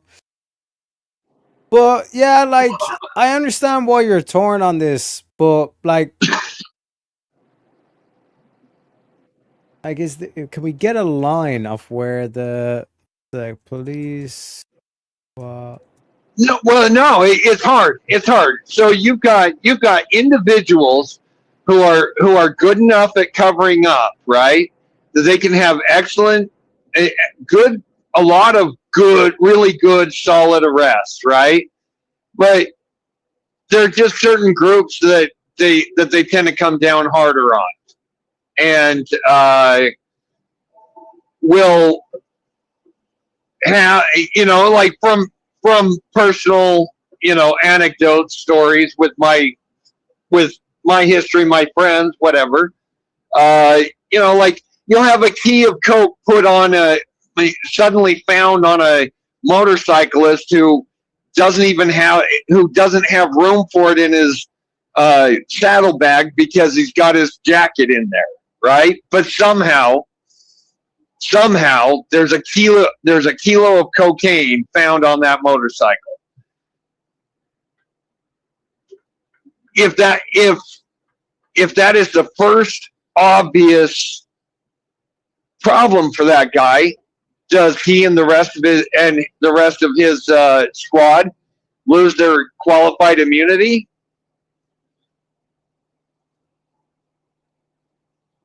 Well, I wouldn't say so. Like it's more so like that they themselves cannot be sued, but the state, like the department, can still be sued. You know what I mean? Right. Well, the department was sued. Anyway, that guy rides some really nice bikes now, paid for by the state. So, but you know what I mean? Like that guy, part of the whole trial was they had to run through that guy's arrest and conviction rate, right? For what he people for, and at the least, it was at least 90% good, solid police work, right? And I don't have a problem with that, but but there are those guys that are also super fucking dirty, and it's hard to get them out because of police unions, brotherhoods, that kind of stuff.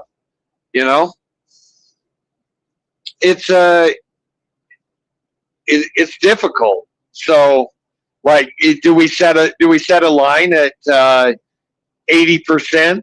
Once they hit an 80% dirty bust rate, then, or a 20% dirty bust rate, then they lose their qualified immunity until they straighten up? Like, how do you make that kind of a line? Like, let me hit you with this scenario to see where you're at, right? All right. Let's say like there's a notorious drug dealer, a drug kingpin, right?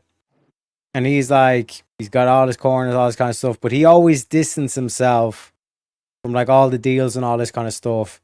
And like you can never actually get like solid evidence on him, right? And like time after time you try to get him, he's able to snake his way out. Maybe he's got like a couple of people like on the payroll, all this kind of stuff. Cop turns around and he plants evidence on that dude, right? Now it's never going to be discovered or whatever, right? But you're his partner, and he's basically told you he's going to do this in order to get this guy. Like, would you report him, or would you go along with it?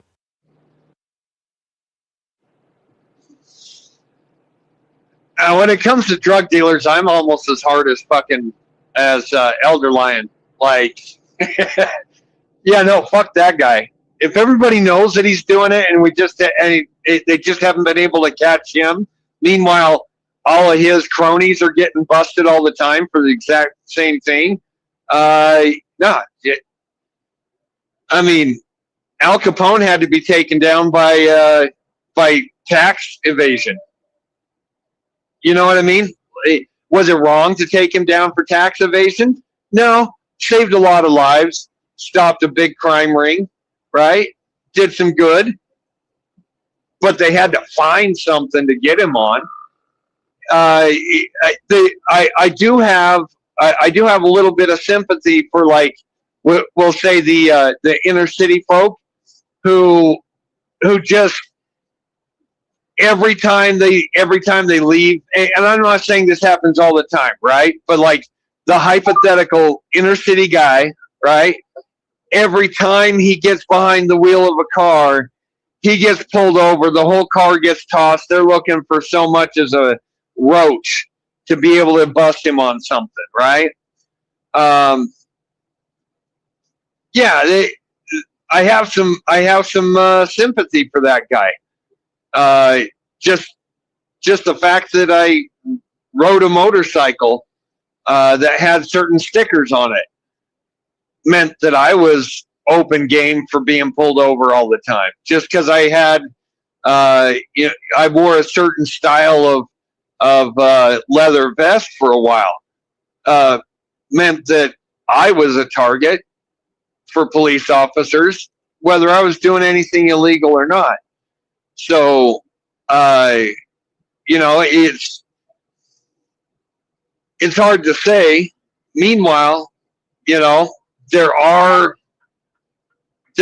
enough corrupt. See, and this is why I'm torn, because there are enough officers who run corrupt enough that the police force is recognized in the United States at not officially, but police force is recognized as by civilians as the largest gang in America, and they're protected. So I don't know. Wild West was tamed at the same time. Wild West. I'm so torn with this, Teriak.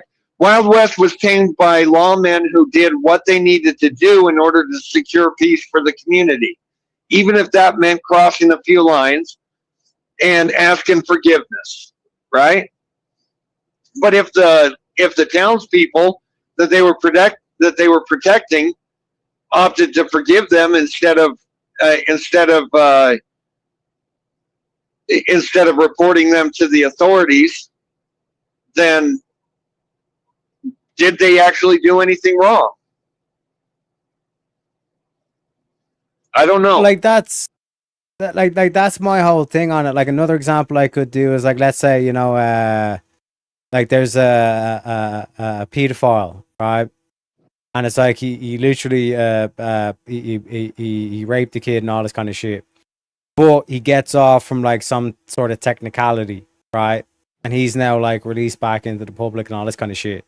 If I was like CIA and I had the technology, I would literally put a bunch of shit on his computer and then fucking get him that way. You know what I mean? And I would not lose a single night of sleep over that shit. Right. There's the aspect of like law and like the technicality of the law and all this kind of shit. But then there's like the spirit of the law. And this is why I hate lawyers. Like anybody that's watched my Deductionist Files series will know it's like this is one thing where I'm like, these motherfuckers. You know what I mean? These slime balls, yeah. There are some lawyers that I do love, like Ryan C. Mullally is an example of a lawyer that like I love and all this kind of shit. But like my general thing is that it's gone to the stage now with the legal system that it's like these technicalities and loopholes and all this kind of shit. It's now like subverting justice, and what like the whole like law and order stands for is justice. And like you kind of mentioned there, it's like sometimes you either need to step across a line or like go around the rules, so to speak, in order to enact justice. You know what I mean? Gotcha. Now, So you would say no cops need to keep their qualified immunity so that they can get those bastards. Yeah. Well, all right. I seen Stephen kind of mention as well, and like you kind of brought up as well, where you were kind of like torn on it, where it's like what happens when you have like corruption of cops, where it's like they're literally covering up like the rape gang inquiry in Britain, like they're literally covering up like things. You know what I mean? That's where I'm kind of like, no, I want those motherfuckers to burn on the stake. You know? Right. So what kind of charges would qualify? That's the whole thing, because really, what is the difference between those guys covering that up and the guys who are running security for the mob or for a drug dealer, right? Mm-hmm. We all know there are tons of stories. We all know that there are police officers who run security and run interference for high-level criminals all the time.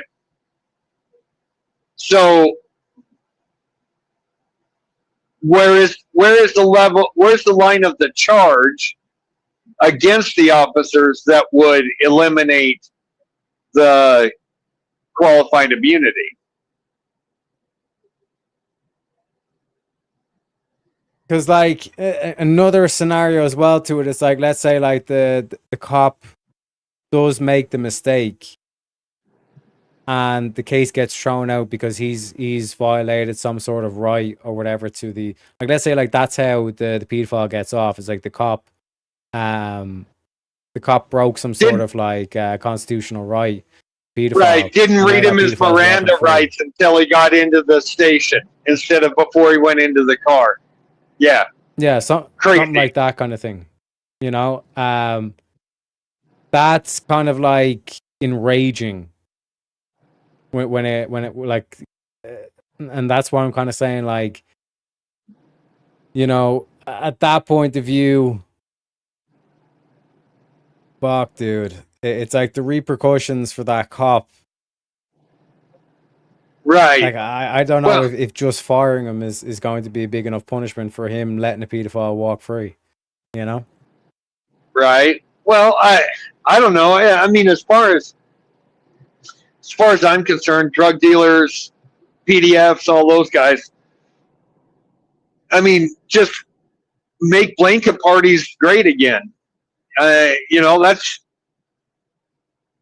how things like that were handled when I was growing up. Was the men of the neighborhood would go out, there'd be a blanket thrown over the dude, and everybody got in their licks, right? And all of a sudden, oh my gosh, we found this guy covered in a blanket and barely moving. You better go to the hospital. You know what I mean? Like, it's that we've gotten so far away from community responsibility for the behavior of the members of the community, and we've gotten so atomized with, don't you tell my kid to be quiet, don't you correct my child, don't you tell me what I can and can't say. You know, we've just given permission for so much degeneracy to grow out of the libertarian ideas that I don't know. Yeah, like I said, make blanket parties great again. Little community justice that's spread out among the men of the community, and things get handled. But is that not then, like, when it's going to like that point of view, then do you not even need a legal system or a justice system if the community is just going to handle the justice themselves?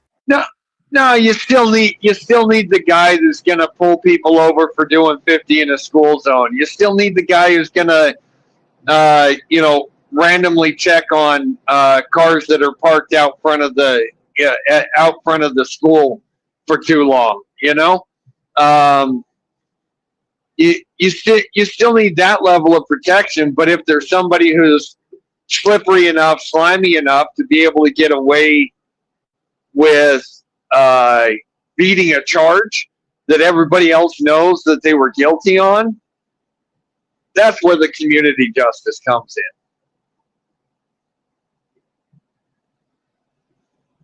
I mean, I grew up, that was everything that's the way we handled everything from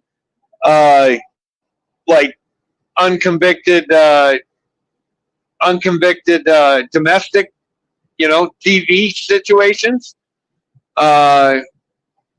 all kinds of stuff. So, you know, if everybody's garden shed was raided, and suddenly the next summer that one dude is having a yard sale and it all looks like your stuff that you had to replace last year, you know, don't bother the officers. They're busy catching speeders and that kind of stuff. Because like we had it is a thing where like people kind of mention it in chat where it's like, you know, the cops are basically just running defense for the criminals at this stage.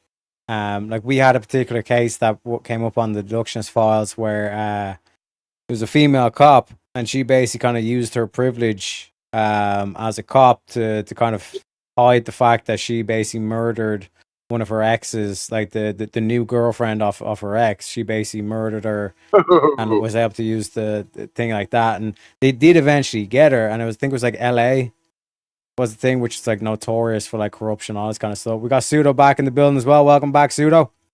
I got 15 minutes. So I all right, bring back the Charles Bronson. Some death wish motherfuckers. That's what we need. Paul Kersey's. We need a bunch of Paul Kersey's. Send the motherfucker to New York. We need like 1,000 of them in each city. That's what we need. You know, no. Right. We need a bunch of John McClane. We need a bunch of John McClanes. Vigilantes on this. We need real vigilantes out there. Right. The fact, the part about today's world is like if you had a vigilante out there that was freaking putting a bullet through some pedos, you'd have people that would still complain about that shit. That's how fucked up we are now. Yeah, well, like I said, that degeneracy grew out of the whole thing from the late 80s, early 90s. You don't tell my kid, you don't correct my kid, you don't discipline my kid, you don't get to tell me what to do. That's where it all grew out of in just 40 years, right? Yeah. So we were talking about this in another stream. I had a teacher that used to beat the shit out of us. Okay, like bad. I came home. My parents, yeah, you did something wrong. You deserved it. And it happened to be that I was right. She wound up getting fired, personally sued, and the school board sued. But yeah, like that wasn't really much of a thing when I was growing up. Like, oh, not my kid, not my kid. My kid's an angel. Like if an adult came and said, "Hey, your kid did this," I was gonna get dealt with by my parents over it. My dad was gonna deal with me. You know, like if I said no to my dad, I'd just get the shit slapped out of me. You know? Oh yeah, for sure. You know when these kids talk to their parents now? Like I see these like 5-year-olds in Walmart, and like they're slapping them on. No, I want this. Putting toys in the shopping cart, and it's, here, Petey, here Hunter, here's the iPad. Just keep yourself busy. It's fucking retarded. Right. No, I agree with you 100%. I mean, I had a teacher that between he and the principal over absolutely ridiculous shit. I mean, I let it get there myself, but as a 6th grader, right? The principal had put me in a headlock and then instructed the teacher to lift my feet to carry me out of the room. And my parents decided that I needed to stay in that teacher's class for the last half of the year. This was like February. And they decided I needed to finish the year with that teacher so that I could learn how to deal with difficult personalities. I had a teacher, and this was I went to public school my whole life, and I got in too much trouble. My parents like, oh, we're sending you to Catholic schools for high school. I got kicked out after like a year and a half. But I had this one teacher, and he was awesome. I'll never forget him. And you couldn't get away with this today. Forget it. You get fired. I'm surprised he got away with it then. There were several times where kids weren't getting along and it got nasty. He closed the door, moved the desks out of the way, and it's like, you hate each other that much? Fight it out. Duke it out. Yeah, duke it out. Right in the classroom. And you watch a couple people tire themselves out, you know? Well, the other, one's got the other in a headlock and it's going nowhere, and they just give up and shake hands. And if somebody drew blood, you know, you pull them apart and stop it. And usually those two people became friends. That shit don't happen anymore. Right. Most of my best friends, I fought them at least once before we became friends. Different world. Well, I mean, it's just a different. It's just a different world. We've become so soft on everything that we now have to worry about third grade teachers. You know, third grade teachers trying to sleep with the sixth graders. You know, like it's ridiculous. The degeneracy that has happened by removing Christian values from society has just gone so far astray, you know. And now it's the women. It's the female teachers that are sleeping with these kids. Like, well, right. That's what I'm saying. It's pretty fucked up. But like, if you're a 15-year-old boy and a hot teacher, you have sex with a hot teacher. Like, who's really complaining about that shit, though? You know, like who's the who's the victim in that situation? I don't know. Well, but if it's a dude sleeping with a 15-year-old girl, well, I mean, if they're underage, yeah, I mean, you get what I'm saying. But like, if a teacher's sleeping with, like, I don't know, I'm just a guy, right? It's two different things, right? But yeah, but that's the whole thing. It was just 40 years ago. That conversation would never have happened. That would have been kept a secret. That, you know what I mean? Like, that would never have gone public. And now it's because the subject of premarital sex was just socially unacceptable, right? And when I was in school, there were kids that claimed, like, you know, like it would be like 2 years after high school, like, oh, you remember this teacher? Right. Yeah, I slept with that teacher, and you'd be like, yeah, you're full of shit, bro. Come on, and that right. Maybe right, he did. Exactly. I don't know. Maybe they did, but the fact that it wouldn't come out until afterward versus being spread all over social media. I mean, I don't know. Anyway, pull this back to the police corruption. Yeah, I just wanted to chime in with the Charles Bronson thing because I love the Death Wish movies. He was friggin' awesome. Like those movies are still a classic. Like they're so over the top, corny in a way, but like especially what was it, the second one where I think one of the criminals was Lawrence Fishburne. And he had them like neon glasses. And he shot him in the face through the radio. Bro, that was epic. Right? That was just such a great scene. Well, you know, let's spin the wheel though. I got about 10 more. I got about 5-10 more minutes left before I got to get dressed and head out. Let's go. We got another guest backstage. Let me introduce him. We bring in the studio this morning one of the gay rights activists, Mr. Should I call you Mr.? Mr. Johnny McVito, welcome to the show. Yo, what's going on, Terry? I was Good, hoping to let that play for a little longer. Why are you gay? But they said, let's spin that wheel. Let's get us to the next topic. Gentlemen, should the death penalty be abolished for all crimes? Fuck no. No. No. It needs to be expanded. I'm a Christian. No, I don't know about that. That's what I was going to I'm a say. You got the Christian. all crimes part in there, so I should be against the death penalty because I'm a Christian, but I guess I'm a hypocrite on that, or however you want to phrase it. I'm for the death penalty. yeah. But then for all crimes, though. I mean, I guess what's our angle on that? I mean, I wouldn't want to see somebody get fucking, No, but Put down that for- was the question. Should it be abolished? Should we no longer have a death penalty for anything at all? And I'm saying, let's go ahead and expand it. Let's go ahead and expand it, right? You got people that can't be saved, and you got people that are first of all, you have motherfuckers that are on death row for 20 years and they die in prison before they even get the chair or the lethal injection. I mean, they need to speed the process up, if anything. I mean, it's crazy. You got people that can't be rehabilitated.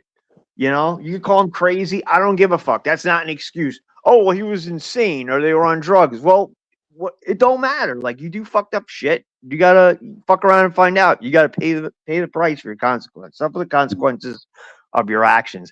Instead of paying 40 to 60,000 a year per inmate, it costs us.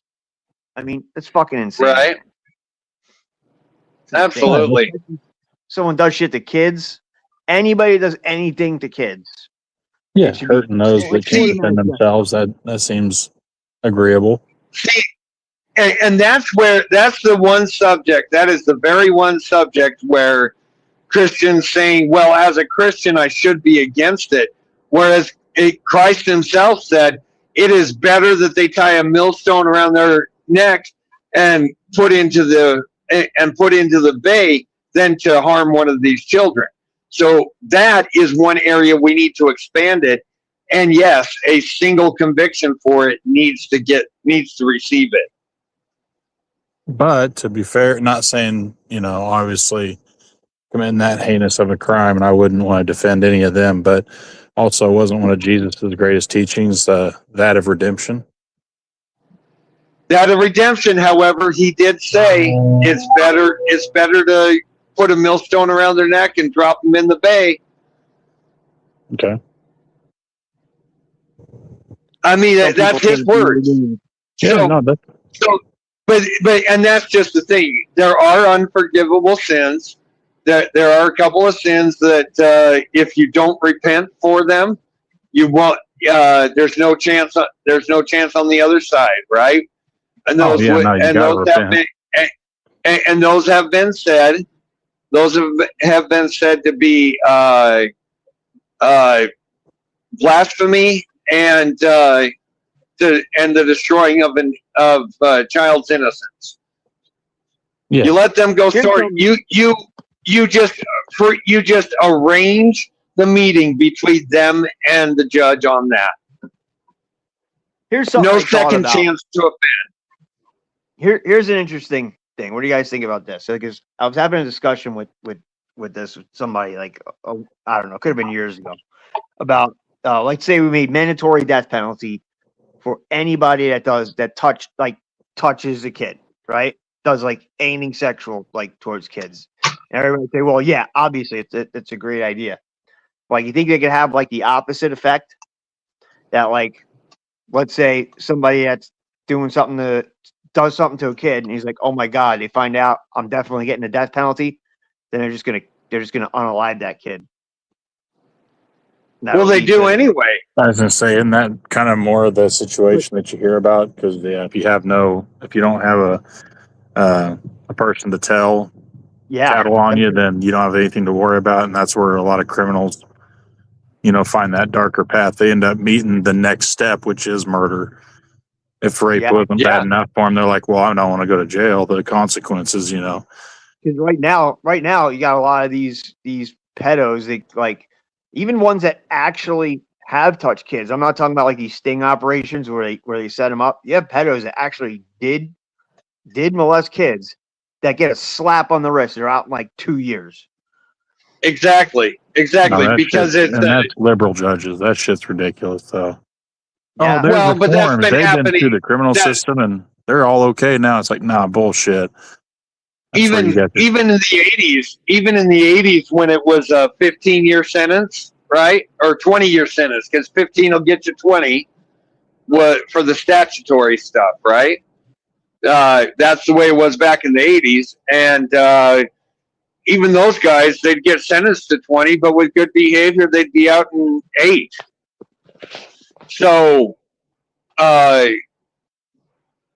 then they're out there again, and we're just supposed to, we're just supposed to assume that everything's good. They've been rehabilitated, all that stuff. No, I'm sorry. That's a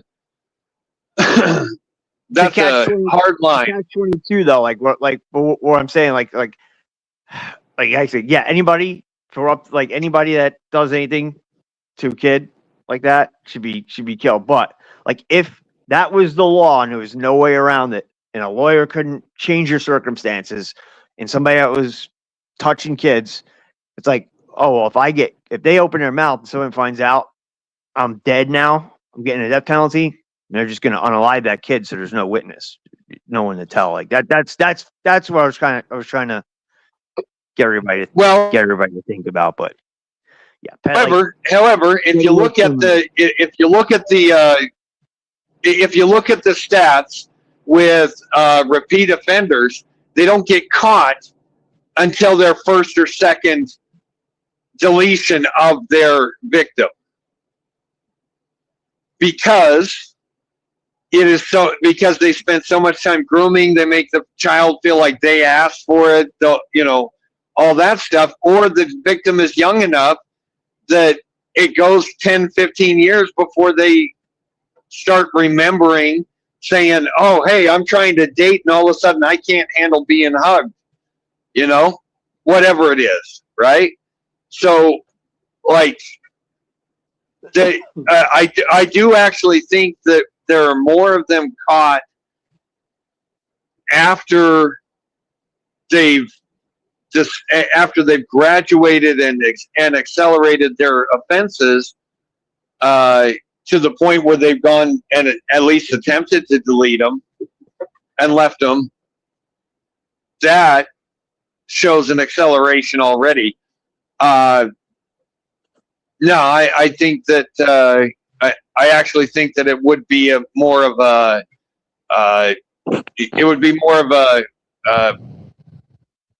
disincentivation, de-incentivation to do it. Yeah, more of a deterrent.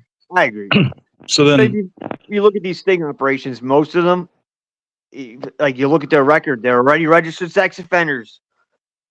And then you got the cops, you got some of these cops that are like aggravated that they got to come out and deal with this shit. They're like, oh, well, you should have called us first. You can't be showing up at people's doors. And it's like, are you fucking kidding me? And usually that's not the cops. That's like these DAs, these liberal DAs that just want to give these people a slap on the wrist. But I've seen some police in those, there's so many different channels on YouTube that do those freaking pedo catches. I've seen cops where I'm like, wow, they really don't seem like they give a shit. Well, let's keep going down the threshold marker there. So we already said, murder. Of course, you'd be able to murder that, or execution for that, or whatever you want to call it, death penalty. Acts against minors, or those that can't defend themselves, then call that, it's a death penalty for there. Then what would you say to, I'd say even the traffickers, just throw them in there if they're the ones actually peddling. Oh, yeah. Oh, what? They're the worst. They're probably the worst. Just they're generally the ones who are drugging the girls, or the subjects of the trafficking. They're generally whoa. Sorry, some dude literally just tried to sideswipe me. Oh, yeah, on the highway. Yeah, it's all right. I got his attention. All right, now officially, I gotta step out for real this time. So, you guys finish it up. God bless everyone. I'm off. Any more shout outs before you go, Pseudo? No. God bless everybody. Have a good one. God bless you, Pseudo. Yep. Later. Appreciate you stopping by. Yep. Thanks for having me. And Gentlemen, we're coming up to that the grift break as well, so we're going to go. Got to get the funds back into the wheel bank as well. So 1 sec, let me reset the goal over on YouTube. Bada big. Oh shit! There we go. That should be back ready to go. So, Nate and Johnny, we're going to be going on a grip break. Now it's perfect time. Stretch the legs, get the circulation going, maybe fill up the drinks, empty the bladders, all this kind of stuff. And folks, in chat, if you got any spare coinage, every little helps, as they say. And if you don't, well, that's okay as well. You can just sit back and enjoy the music. I'll see you in a little bit, ladies and gentlemen.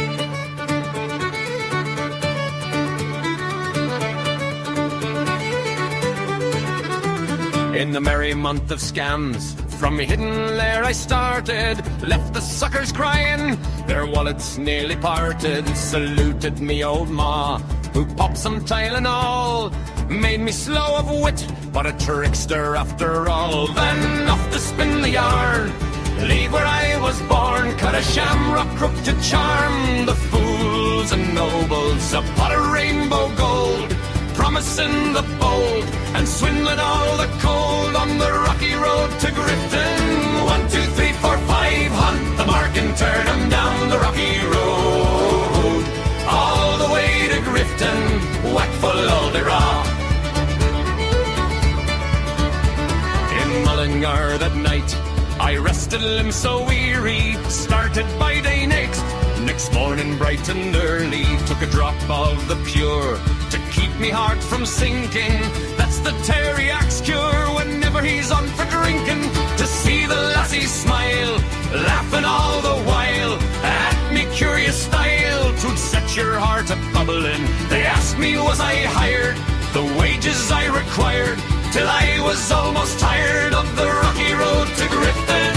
1, 2, 3, 4, 5, hunt the mark and turn 'em down the rocky road, all the way to Grifton, whack full of the rock.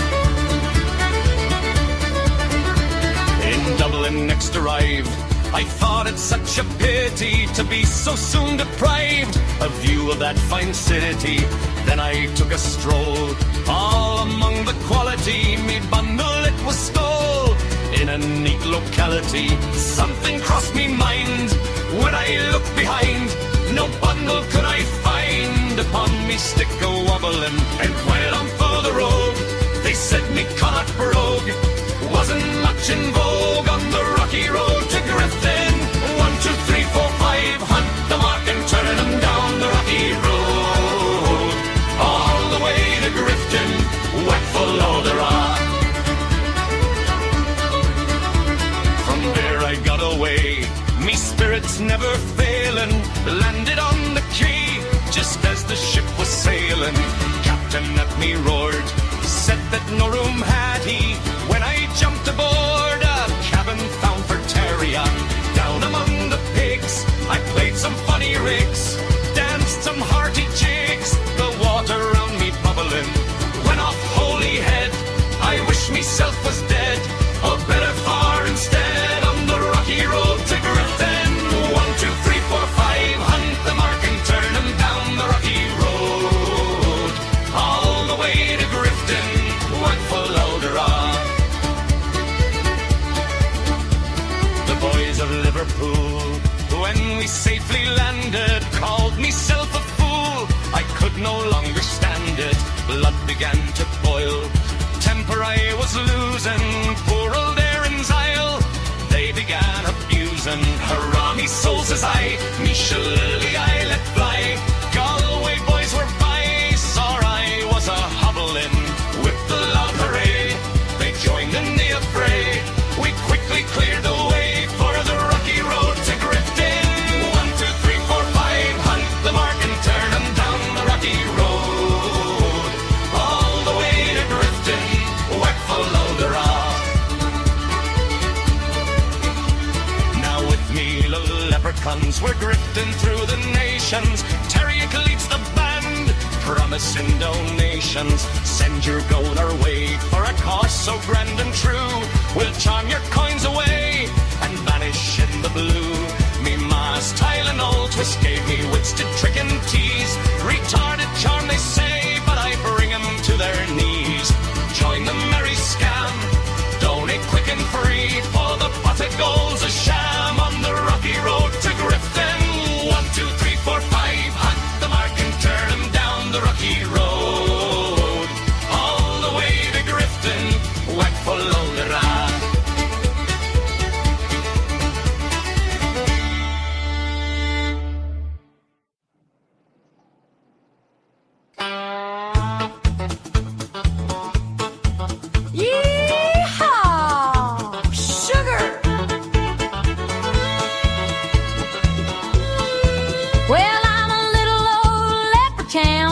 but nothing in green. Got a rainbow for on me and a pop that's looking lean.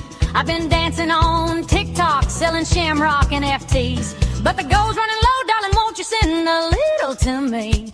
I'll jig on your screen, do a reel with me, beer. Drop a super chat, sugar, make a poor Sprite feel cheer. It's a wee bit of grip, but it's honest and true. I just need your dollars to sparkle like dew. Fill me pot of gold, pretty baby, won't you fill me pot of gold, make it overflow. Send a 5, send a 10, send 100 if you please. I'll be dancing all rainbows down my knees.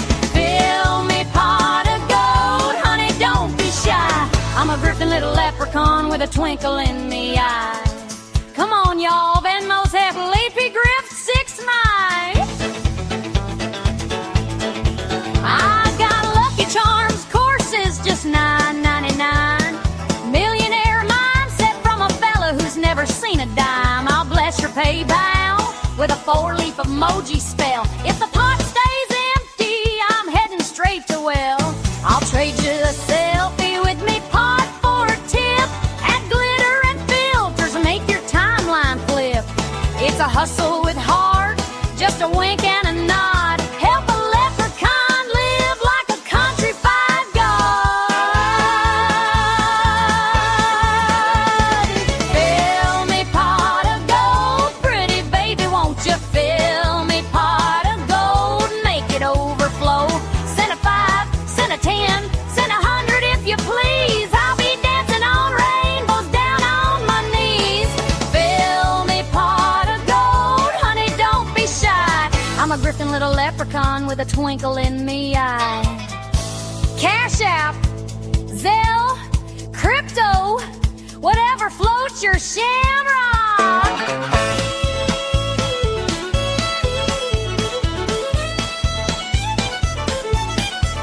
Now listen here, sugar, every coin that you send turns a poor little sprite into your rainbow best friend. Ooh, fill it up, right eyes. Fill me pot of gold, pretty baby, won't you fill me pot of gold, make it overflow. Send a 5, send a 10, send 1,000 if you dare. I'll be jigging in diamonds, green glitter in me hair. Fill me pot of gold, honey, don't say no. I'm the griftiest leprechaun you'll ever know. Kin P,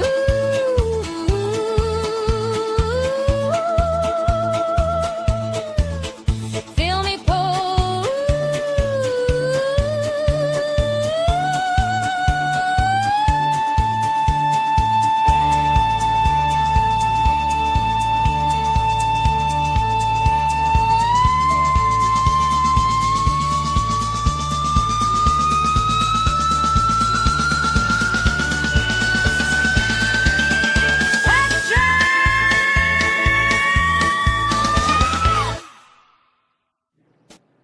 Yeehaw, everybody, we're back. And shout out to Johnny McVito over on the Ko-Fi with the $10 saying tenner for your dinner. Salutes to you, sir. Thank you very kindly. And we're back up to 48 on the wheel bank. But this seems to be a very interesting topic. Like, where do we draw the line for the old death penalty? Because I think like premeditated murder, like, should be you're swinging for that. You know what I mean? Oh yeah. I think that'd be yeah. I mean, just like, is there like how far in the steps you get? Because I mean, there's a lot of people when you think about it, it's like, oh man, like, you know, they wish people dead, but how far they go? It's like, well, they got the address, they purchased a weapon, like, you know, there's some pretty damning markers there. So, especially in modern day with like getting access to messages, all this stuff. Yeah, go ahead, Nate. See, and I think that there's something else that has to be involved. Like, all right, say even a crime of passion, right? Like, Chariot comes home, finds his girl, who he's had 6 months of conflict with, finds her with some other guy, and it just so happens that in the tussle, he's actually, somehow he pulls out a pew-pew, right? Well, if he's had enough aggravation for months with that, with his girl, where he's suspecting it, yeah, that there's probably a bit of, it's probably a bit more than a crime of passion versus somebody who walks in the door and had no clue about it, you know what I mean? And runs into the same situation. I don't know. I just think the way I would deal with it, and yeah, if I would have to be already pretty aggravated with the possibility of that situation before I would be getting violent over it. So then, myself. So then, is there two potentials for that said scenario? I mean, what if it's something where, Teriak walks in and, his lady's engaging with intercourse with another man, but if it's like, hey, she screams out for help, like she's getting raped, versus, if it is like all the cheating scandal kind of thing, then would yeah. No, see, I was thinking she was right. No, in my first scenario, I was thinking she was actively and she was actively engaged and enthusiastic about it. You know what I mean? Yeah. Cheating. Yeah, that's what you want. Right. In situation, if I walked in on one of my on my loved one being assaulted like that, there definitely would be a body. There definitely would be a body to be claimed. Now, you know what I mean? To throw in the caveat to this, though, because we were talking about people who are, the premeditated. What if it was something where she was cheating? She says that she wasn't, like, oh, hey, help or whatever. And let's say Teriak does what he has to do to defend his woman, but then it was actually her plan to have, call it whatever, manipulative circumstance. Now, would she be charged with premeditated murder for setting up the guy? Yeah. I'd say yes.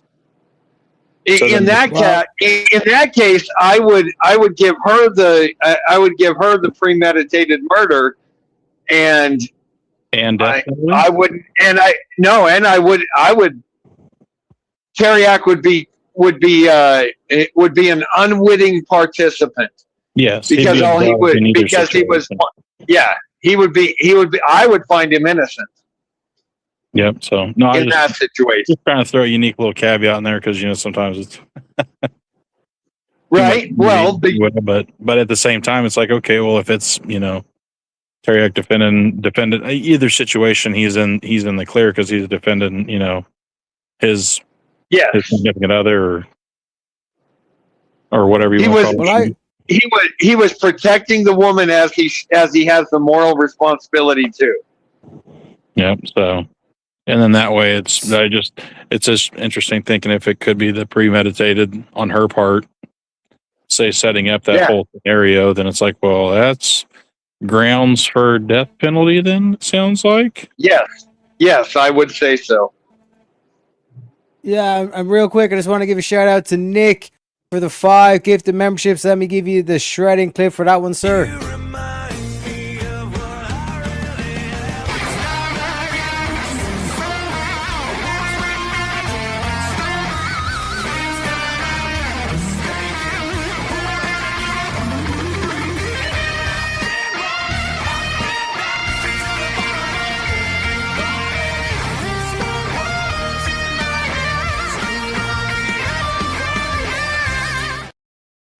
Congratulations to Warpig Gaming, Crazy Mama, Darish Striff, Dano, and Culpercast. That's a pretty decent pull, not gonna lie. Getting Dano and Culpercast. My man, appreciate you very kindly. You have Nick, Congratulations, folks. You have Nick to thank for that one. Thank you very kindly for the W. support. Hell yeah. W's in chat, as they say. W's in chat. But like the way I'd kind of handle that situation would, like, I'm very much aligned with like the French, but they've changed this. But like since, but it used to be that it's like if you walked in and your wife was like cheating on you and like you killed the people, like you wouldn't catch a charge. You know what I mean? And but in that specific scenario where it's she's basically kind of orchestrated this. Now the thing is, like, how would you prove it? But like in terms of the aspect, it's like you'd have like self-defense for you killing the dude that was, you know, raping your wife, and then let's say there was like text messages or some sort of evidence that like she'd basically orchestrated that, then she'd get the death penalty for the premeditation. Oh yeah, well, especially modern women, they're gonna brag about absolutely everything they get away with. They always do. Mm-hmm. They always do. They're always telling somebody, right? And they're always leaking their plans. They're setting it up, having someone else help them set it up, right? Like help them figure out the plan on how to do it. Yeah. From the cheating to the getting caught, because, you know, she's tired of the new guy, and just wants to get rid of him, right? So, you know, I mean, it happens. It happens. It's never been. I think there are far too many women who get away easy with far too much in the criminal justice system, and too many of them deserve the death penalty. But master manipulators. So, because like, would you be against the death penalty, Johnny? So that's kind of a tough one to say, because like here, let's say in like that third scenario you brought up, let's say you blast both of them, right? Just like, oh, I couldn't believe you did this to me. There's no necessarily, like, you know, it's a cheating thing, right? Like you just walk home and it's like, hey, you know what, whatever, been unhappy, this and this, and it's like, really, like, and then you blast both of them. If it is a crime of passion, then if it's in that scenario, then what would be the the charges would be 2 counts of murder, right? For the whoever took them out. I guess in this case it would be you on that, but in this scenario, walking in on your significant other and the person they're seeing on the side.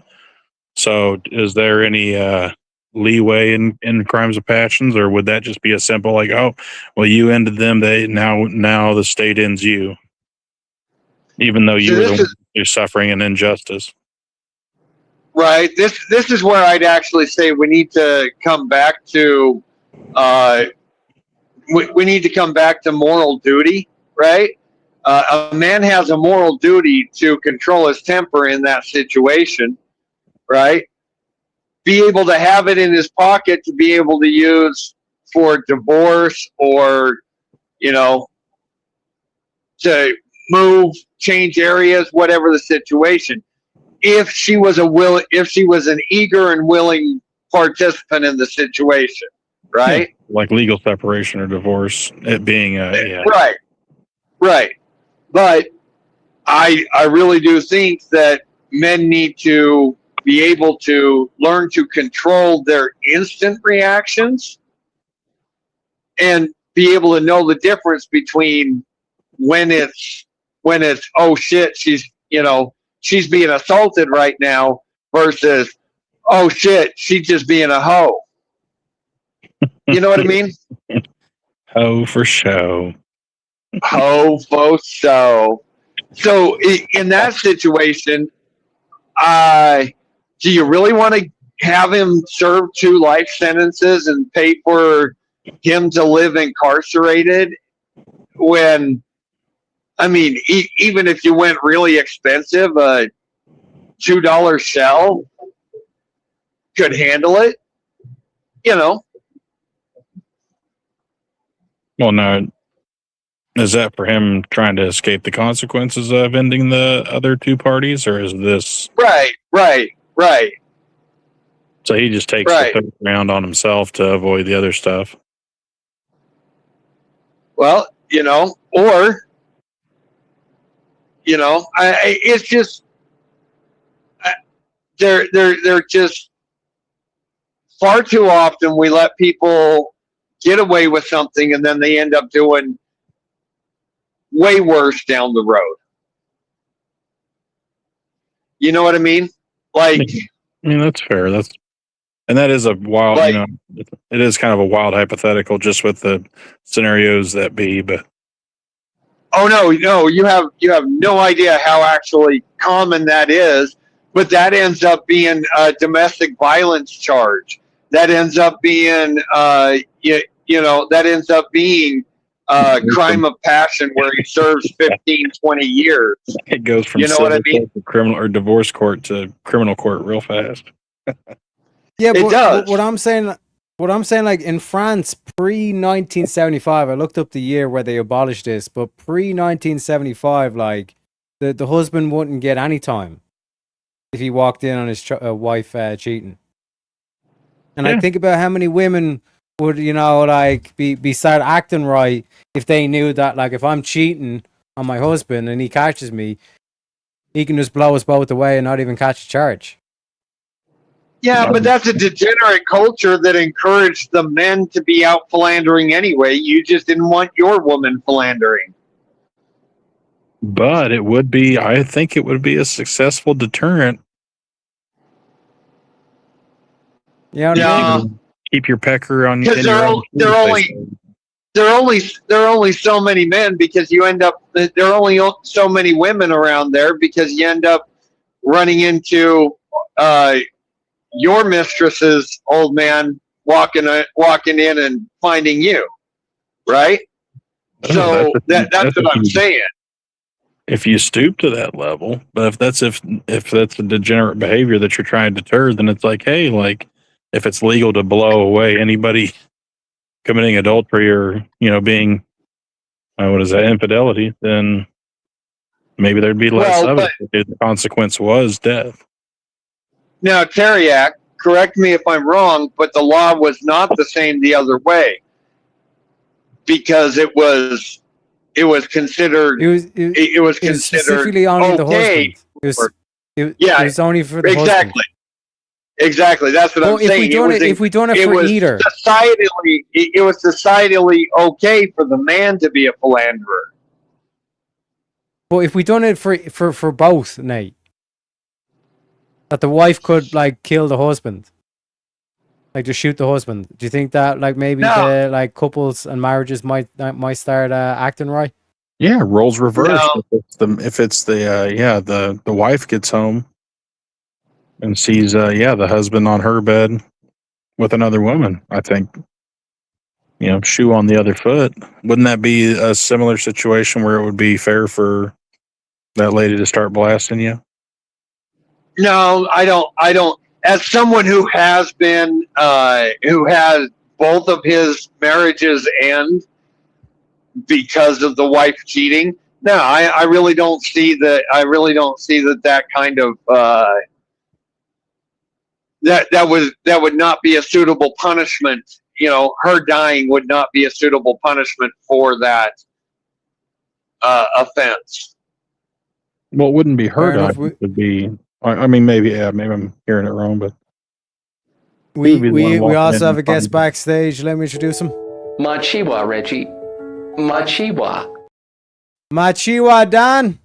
Hey, Machiwa. How are you? I'm good. Hey, about yourself? I'm fine, thank you. So we're talking about death penalty, Dan. What are your thoughts on the death penalty? Oh, like overall, or? Should the death penalty be abolished for all crimes? Well, I would say that every time this topic comes up, the strongest argument for the death penalty is always going to be, well, how can you let someone live who does X and Y and Z, right? But I think that when it comes to the death penalty, it will take quite a bit of. I mean, we did have death penalty in Norway when it came after the war. The ones who gave Hitler, rule of Norway, they were basically causing a lot of people to die. But when it comes to death penalty overall, I think that I don't. We all have this guy. I know. I never land a plane. I know. Here's the thing. The when it comes to death penalty, we all hear the story of the old man who learned from his ways, who did horrible things in the past, and turned his life around. Right? No, I don't remember that one. No. This is a common theme. A common theme to go against the death penalty, because people can turn their life around and do a lot of good things for a lot of people in the future. So the death penalty does not only come with just killing someone. It comes with a lot of responsibility. Well, but are you looking at death penalty for like ongoing, like if someone is a continuous, like, habitual thief, or are you looking at it like, yeah, you kill somebody in cold blood, yeah. No, I think you put them in a box and you have them work for the rest of their life. You make them a human battery. You don't kill them. Well, so has that stayed as much of a deterrence as Norway has become more diverse in population, or is it just becoming more expensive? I don't think death penalty has anything to do with that, but what's your well, okay, so in a homogenous culture, okay, I'll use culture, okay, right. So in a homogenous culture where you're able to use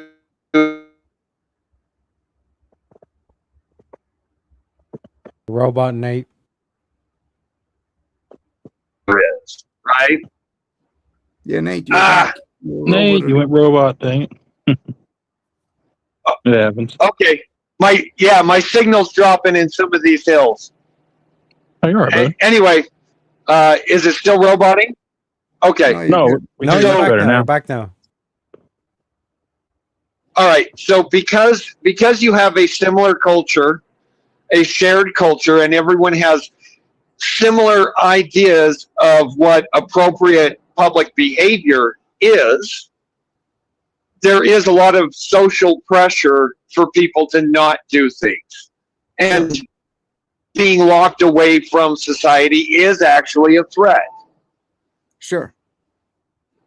As cultures are becoming more and more diverse, or as the society becomes, which has happened particularly over the last 20 years in Norway, is the threat of prison, does it seem to be as much of a deterrent against those barbaric acts as it used to seem? Yeah, well, to answer your question, here's the thing. If we look at other Western cultures like America, you have the death penalty. It's not a deterrent. Some people do not respond to the deterrent, so you just put them in the box. You have them work as a human battery. That is my the greatest in the U.S. I believe there are only 4 out of the 50 states that actually have any form of death penalty anymore. Right. So which means in 46 states there is no death penalty, And so that is not a deterrent. And it just so happens the 4 states where it is happen to have a lower rate of capital crime. All right. Well, and Dan, just to clarify, because it sounds like you are totally against the death penalty with the explanation of it. I'm just saying because I don't know if the death penalty had anything to do with the lowering crime in those 4 states. And I'm not saying I know that the death penalty will not be the right thing to do. So Well, I'm not totally again, but yes, you're right. I err on the side of caution when it comes to it. Yes. Okay. So then what would be your threshold breaker then are you for eye for an eye? So if somebody commits murder, are you okay with them getting put down or? I'm not sure. Well, I'm I not mean, sure if all the right. question jives with what I just said, but well, Okay, so just trying to introduce the scenarios here. So obviously it's like, hey, let's just go with your standard case of murder, right? Like one person murders another it was person. not a standard, but yeah. So then in that situation, the aggressor who murders the victim's gone. What's the consequence for the aggressor? That's up to the judicial. All right. Well, then the judicial side's like, I guess we're in one of those 4 states. They say, hey, that guy needs to get put down. What you're asking, what is the most brutal harm I can do to an individual who harms or kills someone? Is that your question? No, I'm just asking what's the appropriate consequence? Death is final, right? Yes, death is final. Yeah. So if I don't support the death penalty, what is my most brutal act of? Well, penalty? it would be jail for life, right? Well, maybe, yeah. Okay. Well, and the only reason I'm wondering on the maybe is so in those 2, let's just circle back real quick. In the situation where the aggressor, they murdered the victim, right? Yes. The victim's done for. They're in the ground. Yes. Everyone said their piece. Yep. True tragedy.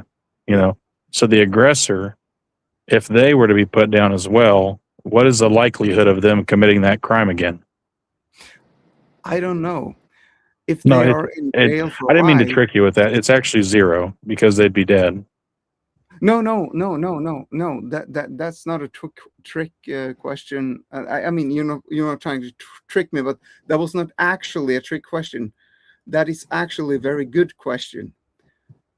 If you are in jail, and your only purpose is to work for, you're giving by working, but you're actually forced to work. It's forced labor, right? Yeah, that's fine. Yeah, it'd be stamping license plates or you will not kill anyone because you're under surveillance by people with guns, right? So I don't see any difference between what you're saying and what I'm saying. People do get murdered in prison. They make shivs out of toothbrushes. They establish. The people in prison are actually people in prison, right? So you don't want to go to prison, do you? Well, you shouldn't. Yeah, no one should want to go to prison. Yeah, right. It's supposed to But be. then again, you don't want entertainment. to get killed either. You don't like. So here's the thing. You get sentenced for a murder, and you did not commit it. You did not commit the murder, right? And then 20 years goes on. You're in this prison. Then the cold case comes on. More evidence comes up, and it proves that, oh, crap, this person didn't actually murder this guy or this woman. No, yeah, Right? that's so. Yeah, cases of wrongful prosecution where they have the wrong person. It's like that we're not God, right? So we have to do the best we can. But saying that this person does not have the right to live anymore, even if they murdered people, is not up to us. Now, when you say people, not so much a person, how many do they get? I mean, if we're saying if they don't get caught, which, granted, I'll give you that. Of course, the circumstances for a wrongful prosecution or the wrong place at the the wrong person at the wrong time, where hey, that it's the that specific person looks just like this other person who we think did it, and then the hungry justice of the society, they just nab that person up and say, well, this is the one who did it, and you're sitting there standing your guns. No, I didn't. No, I didn't. You have no evidence. And whether it be, oh, they have no video, they have nothing. They literally have word of mouth, and there's one person who says you're the person, the police officer who detained you. You're asking me for the red line. Yeah. No, and I agree. That's fair. That's a fair criticism of that. So, and those in situations where it's not so much clear cut, and there's no other damning evidence, I think that would be fair to say that person shouldn't get the death penalty if they were accused of it. But if it's a wrongful accusation. It's a very difficult and interesting topic. Oh yeah. Well, and I agree. I think that the capital punishment should require a long and detailed trial. It should be expensive to prosecute that stuff. I do disagree that. Well, okay. So here in the U.S., we actually have entire movements that have already softened. We cannot use prisoners for hard labor anymore. They cannot work in quarries. They cannot be forced to go build a house or to do any dirty jobs, right? They cannot be forced to work while in prison in the U.S. That is considered slavery in the U.S. So if someone knows that they're in a location where the death penalty is not an option for the state, and they just don't want to work anymore, they don't want to worry about having their own place, they want 3 hot meals and a bed provided for them, committing a capital offense for which they get life in prison could be seen as retirement, a blessing for some, a blessing. Well, it would be a blessing for the community as well, wouldn't it? Well, the taxpayer. Not necessarily. Not necessarily, yeah, because the community pays the taxes that are now feeding and housing this guy. You're not seeing what I'm saying. This would be forced labor. See, and that's the difference. That's the difference in the national. Okay to kill someone. You're saying it's okay to kill someone, but it's not okay to force them into slavery. Then make them choose. Do you want to die or you want to live in slavery the rest of your life? You can choose. I mean, here's the thing. If people know they're innocent, they would choose slavery every time. I think even if they're guilty, though, to be fair, I think they'd choose slavery. Right. I mean, and then it wouldn't be tax dollars. Even if it's like it wouldn't be tax dollar problem, right? So the thing is, if you're throwing the tax dollar card, it doesn't jive, right? Well, so even if they admitted to the crime and were awarded and were sentenced with like my home state of Utah in the U.S., okay, there is the death penalty, and nearly all, I think they have right now maybe 3 out of the 135 death row inmates right now that still maintain their innocence, right? Everyone else has said, yeah, I did it, but they keep appealing the death sentence and trying to get it reduced to life in prison, even though they said, yes, they did it.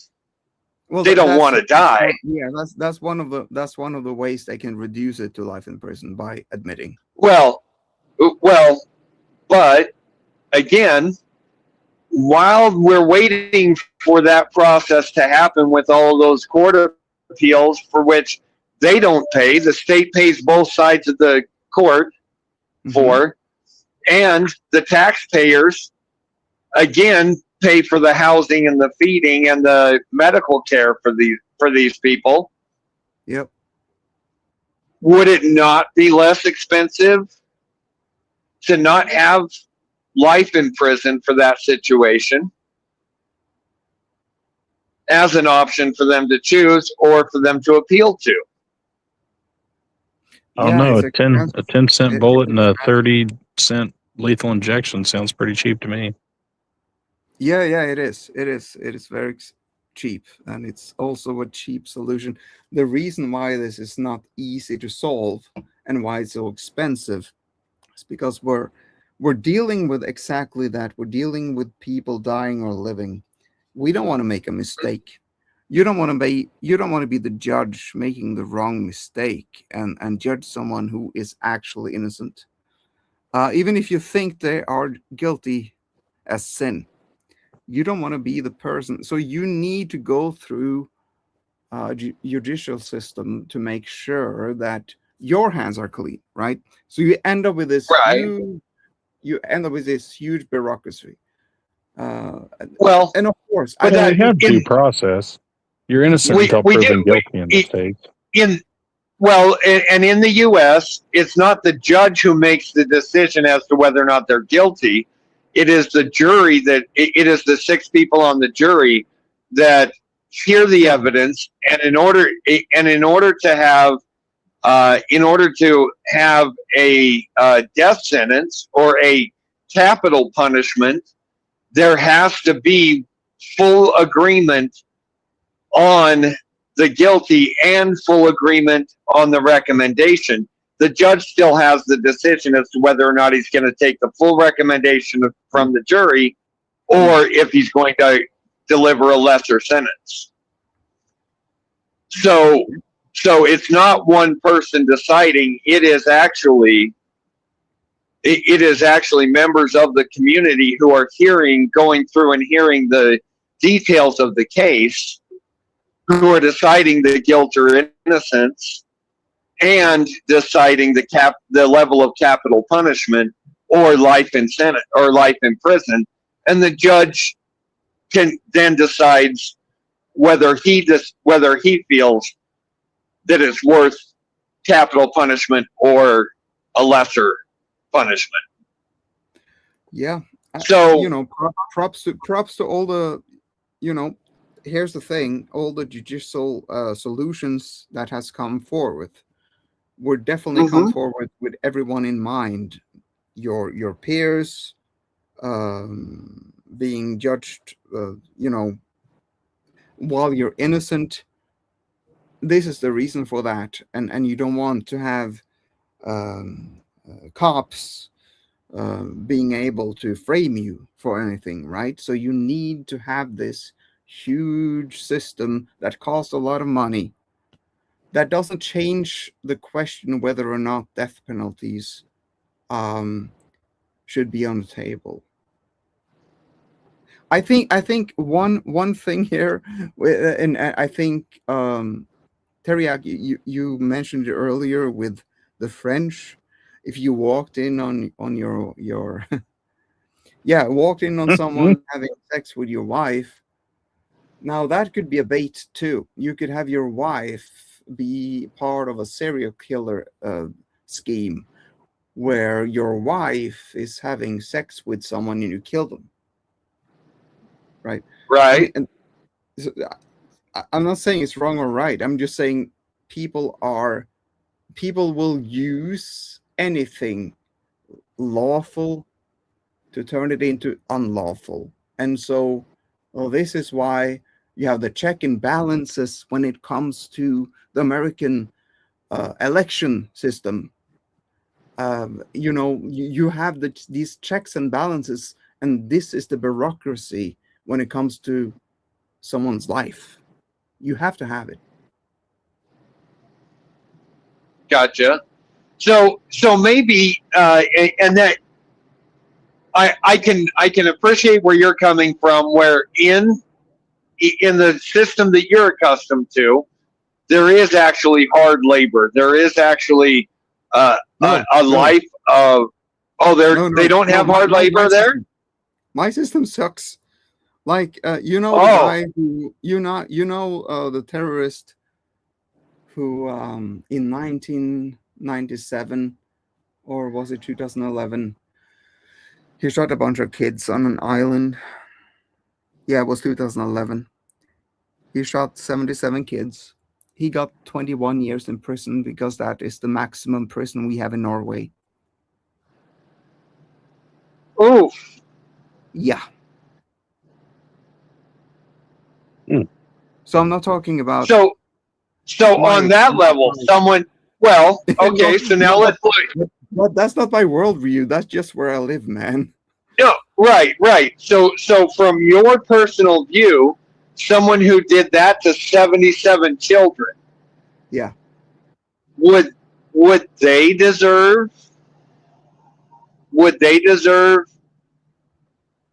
to have their life taken by the government? I would actually grant your question because your question is very astute. Yes, they would deserve that. Okay, so on the multiple of lives. However, I would not want this person to go anywhere. I would want this person to be held in prison for life, and I would want this person to be used as a human battery for the rest of his life. If he chose to die, then he could die if he wanted to, but that would not be our choice, right? So I would say it would be both a kindness and a cruelty at the same time. Are you seeing where I'm coming from? We're not God. I do. I do have a question on the human battery part. Are we talking like hook them up to a treadmill and make them run like a power grid? Yes. For everyone to see. So he's in solitary. His exercise would be, so we'd put him in solitary.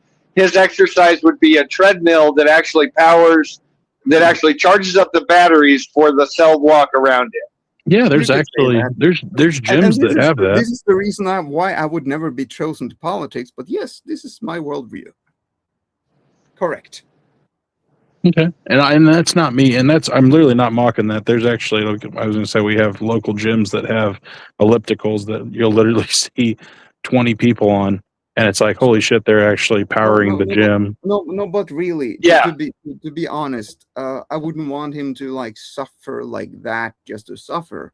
I would want him to contribute to the people who are actually giving him food and shelter, but putting him in the box and making sure he doesn't harm himself or anyone else. That's my point. All right. Okay. Well, keep in their own little box and corner. Personally, I would want to beat him to death. Yeah. Right? And I'm not disagreeing with you on the boxing. I think it's brilliant. I would want that. But here's the thing. Yeah, when it comes judicially, this would be my second best option instead of beating him to a pulp, right? Well, that or it's just we just have different boxes we want to put him in. You want to put him in a 9 foot by 5 foot prison cell, and we're talking about putting him in a 6 foot by 2 foot. No, casket, yes, yeah. And this is why you wouldn't be chosen, right?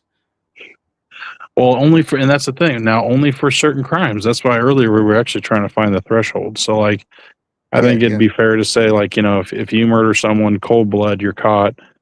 You know, you have no remorse for your actions. It's literally just, you know, just wanted to do it, whatever. Or you were going to go, you wanted to take your own life, but you weren't going to be able to do it. So you took it, you took someone else's just so you wouldn't go down on your own. I mean, there's certain degrees and levels that we were trying to find here.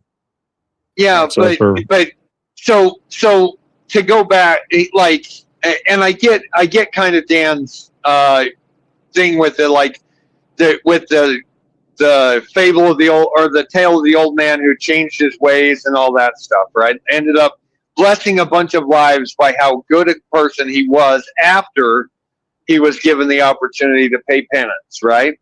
Okay, but because we cannot read what's in a person's heart, how many people through the U.S. justice system are able to say that they have felt really bad about all the things that they've done before?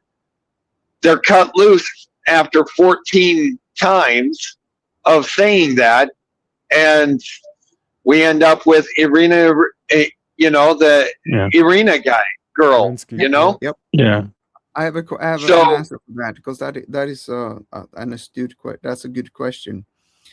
What I mean is that you only know this person if they are completely stuck where they are for the rest of their lives, and they know that they're stuck there. They know that if they change their behavior, they're still stuck there. If they know this, and they know that any type of acting will not get them anywhere, and they know that this is where they are, that's when you'll see those few people maybe who will change. But when you killed someone in cold blood and you are sentenced to death, if the option is to just stay in this facility and work until you're old of age and dies, you will show you who you are one way or another. Maybe here's the thing also, we don't know people. Maybe if they were let loose, they would kill someone more. But if they were just stuck in this facility with all these nannies around them with guns, they will be great people, because that's what they need, right? Well, we could hope for that. Yeah, but if they if they try to skip someone, you get a bullet in your head. That's your choice. So then, so then their actions would still dictate their fate, even if they were in prison? It would be like death by cop, right? Well, death by cop or death by other inmate, or right, whatever it is. So you don't want to be there, but at least you have a chance. See, I feel like it is more. I feel like it is more compassionate to the society to eliminate their opportunity to harm anyone else, whether it be another inmate or a guard or anything, just to eliminate their opportunity to harm anybody else after that kind of conviction. I feel like it does actually put. They wouldn't be free in that place. They would be in the box, right?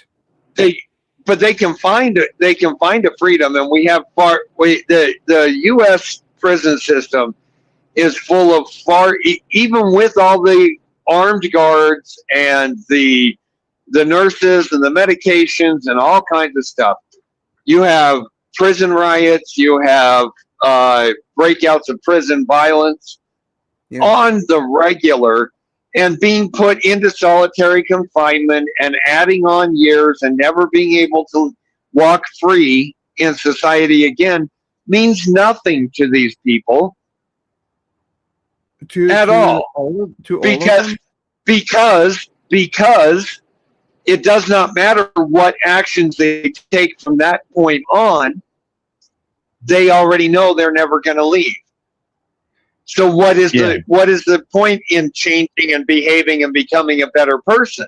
Well, what's the point of you staying on this earth? That's right. That's the same question, right? You're on this earth. You're imprisoned on this earth, right? They are just in a different reality. They have to now deal with this reality, but they're still alive. They can change their ways. Now, here's the thing. You said something about the people in prison and that there's a big prison system and it doesn't work, right? It doesn't help the community.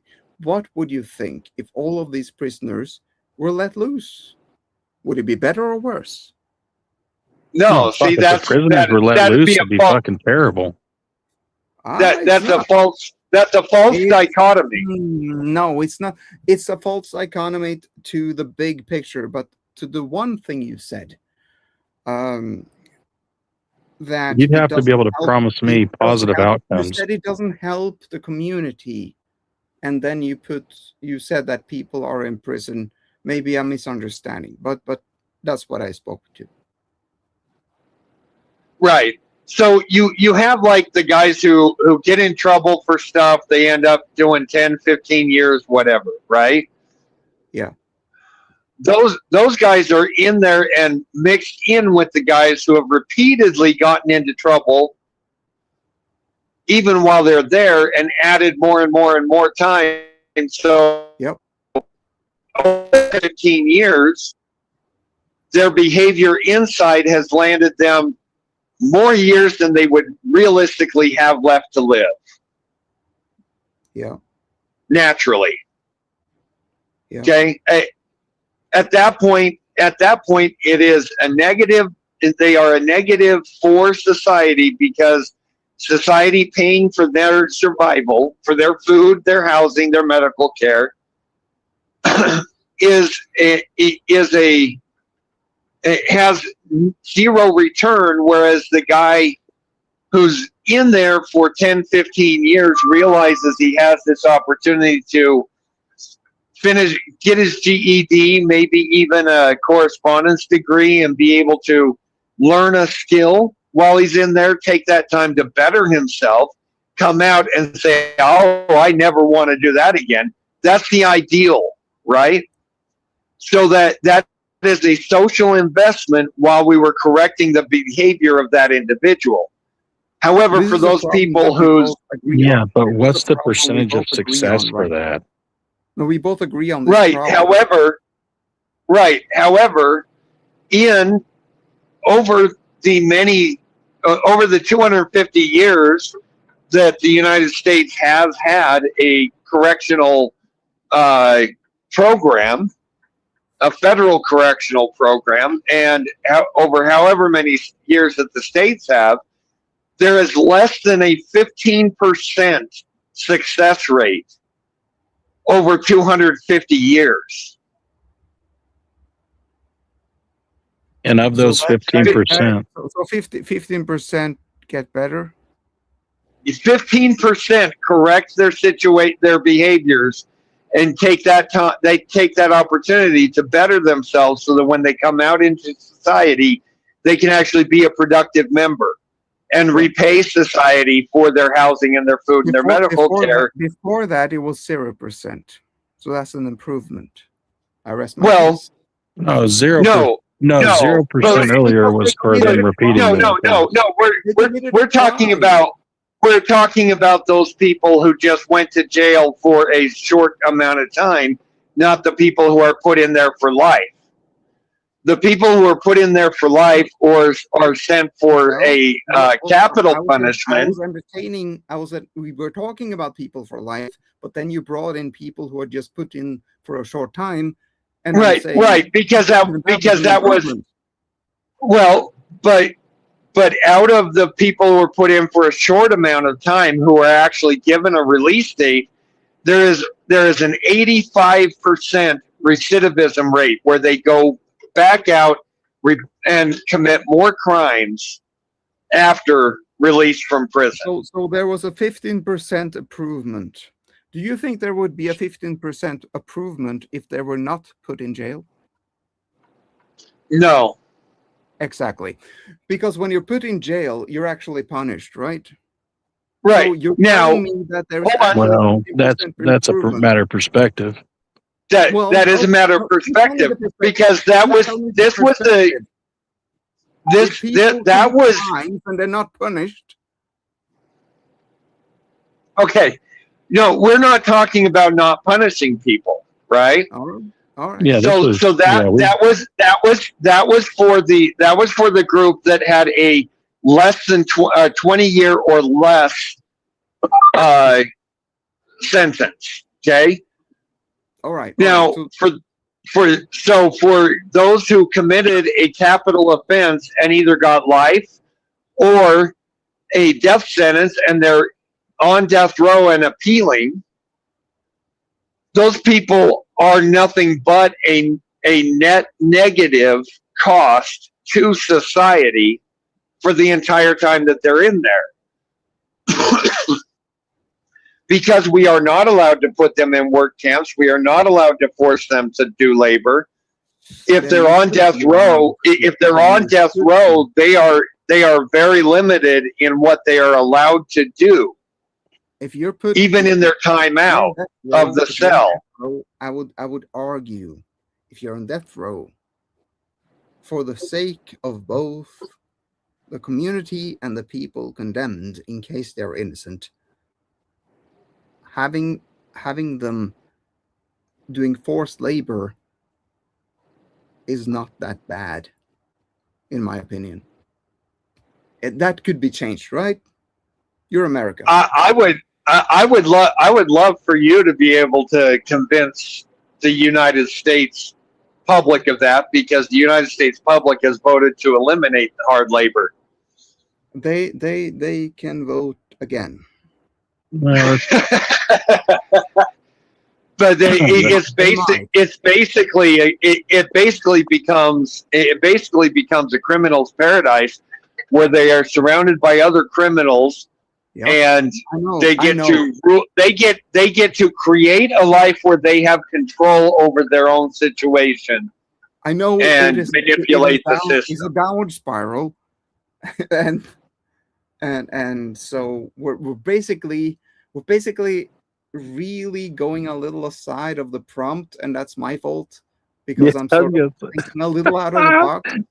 We went to the whole prison system, and it's like not everybody in jail is going to get death penalty. I know, no, I know, but the death penalty should be abolished for all crimes, is the prompt. But since I was asked, what do you think of the death penalty overall, I sort of pushed it. No, that's fair. Yeah. Well, and then it was kind of a devil's advocate. You were like trying to form a bond to like, well, the people who might have been wrongfully accused, or the people who would be in there under certain situations, like, hey, well, what if they did this and they're in there for a life sentence, but they didn't kill anybody? And then that's still fair to the prompt, because that's why we were trying to find the threshold breakers. Like earlier we came up with, obviously if you kill somebody else, then, eye for an eye, life for a life, whatever you want to call it, blood for blood. As there was like, okay, well then that could be a correlate. We talked about anyone harming minors or people who can't defend themselves, right? So then that would have been our next step, was like, hey, like, what would be your thoughts on that, Dan? If it's like, hey, this person literally kills the child, or does you name any horrific feat to them, are they worthy of the death penalty, or are they worthy of getting to stay in a 9x5 cell, air conditioned, 3 meals a day, place to sleep, a cot to sleep in, and all they have to do is follow a regiment of whatever the prison's daily routine is. Hey, you get yard time, you get, here's your time for activities, then you go back to your cell for, 8 hours a day. And there is two ways to look at this. We can look at the perfect murder, and we know they committed a crime. This is 100%. We could imagine it's 100% certainty that they deserve the death penalty, and then we can talk about the gray zones, although they might be very, very tiny. Well, it's one of those, like we said before, we kind of established that if it's wrong place, wrong time, then it's like, okay, well, if it's wrong place, wrong time, and it's not beyond a reasonable doubt, then it's like, okay, well, then that goes to court. it's judged on by a jury of their peers. If there's enough blood on that, person's hands, then you get some situations like in this case, let's say they were innocent, then you get, John Coffey in the Green Mile, Yeah. where, hey, he's in there and he actually didn't do anything wrong. He was trying to save the girls. Or you get what, 90% of most of those murder cases are. It's like, oh, this was cold-blooded murder. They were out to harm somebody. They couldn't harm somebody their own size, so they found somebody smaller and who couldn't defend themselves. So they end their life. And it's like in that circumstance, like, well, what's the net, what's the net positive and the net negative? Well, and that's where I asked earlier was, hey, what would be the 100% certainty that they couldn't commit that action again while also being not a detriment to society? And that would be, death penalty. Because then you wouldn't have to worry about them harming another child if they had the thought once, not saying that they're beyond redemption, but in the same breath, it's a comfort factor, if you will, where it's like, I know that person will never harm another person like that again. That crime by that person will never be repeated. Now, if somebody else wants to follow suit of what that person who literally, hey, they went out and murdered a child or something and they got killed for it, well, then I think them getting the death penalty is a greater deterrent than if it's like, well, they're spending the rest of their days in prison. They still have another 25 years to live, or 30 or 40 or 50 or 60 or 70 or 80, however long or old they decide to be, or however long they make it in there. So that's where we were just trying to find the threshold breakers to get there. Also, another scary point here is that it is increasingly more difficult to view proof as proof in our age. And we can all be framed by deep fakes and people who are paid enough money to agree on a narrative, to have us killed legally, right, through a death penalty. So what would that circumstance be that the collective puts enough funds to it? I have no idea. But you can, if you're evil enough to kill someone and deserve the death penalty, then I know that it will be people evil enough to go together to have you assassinated for whatever reason. I don't know. Maybe you have a lot of money. Maybe your death will mean something good for 50 people. I don't know why. I don't know why people kill. But if someone is willing to kill, if someone is willing to do this, then you know that people will be willing, if it is possible, and you can get away with it through the legal system, to have you killed. So I'm trying to follow here. Are you saying in the situations of, like, say, hired hitman for a corporation? I'm saying you can have a video of yourself doing something you didn't do. It could be what you just suggested. It could be something more simpler, because a hitman and a company, all that costs a lot of money. But in these days, you don't really need a lot of money to do a lot of things and to have a lot of evidence. And then you can just have enough people collaborate that evidence. So then you're talking about setups, or like sure. like a political hit. Yeah. I'm just spitballing it. Right, and there are those that happen now. Those could be defeated. Those could be defeated, actually, in cases of like a murder or a severe sexual assault. Those kind of things. Exactly. Well, then let's iron it down. What would be those could be worked out better and defended better, by if they used multiple blind firms to determine DNA, that kind of stuff. Well, that, or just to keep it simple, what would be what would be the political hit? What would be the threshold breaker for the political hit? If somebody doctored a video of, say, you murdering someone, or like, oh, hey, like, look, they went in this building and then they were there from, 9:30 p.m. to 10 p.m. and then they walk out, and then we know that that person died in that building between the hours of 9:30 p.m. and 10. Is this the kind of political hit we're going off of? Or let me simplify it down. So basically, it's like the dude has no alibi on this given night. You go, you murder someone, you plant a bunch of his DNA, like put his fingerprint on the trigger and all this kind of stuff, leave the gun there. Like you basically kind of like completely set him up for this murder. I How do actually you have avoid an that? answer. I'm a producer of a podcast in Norway, and there was something called the Baneheia murders, where 2 young children were raped and killed. And there were 2 people involved, and the person who was deemed guilty was sentenced. We just had his psychiatrist just a week ago, no, 2 weeks ago on our show.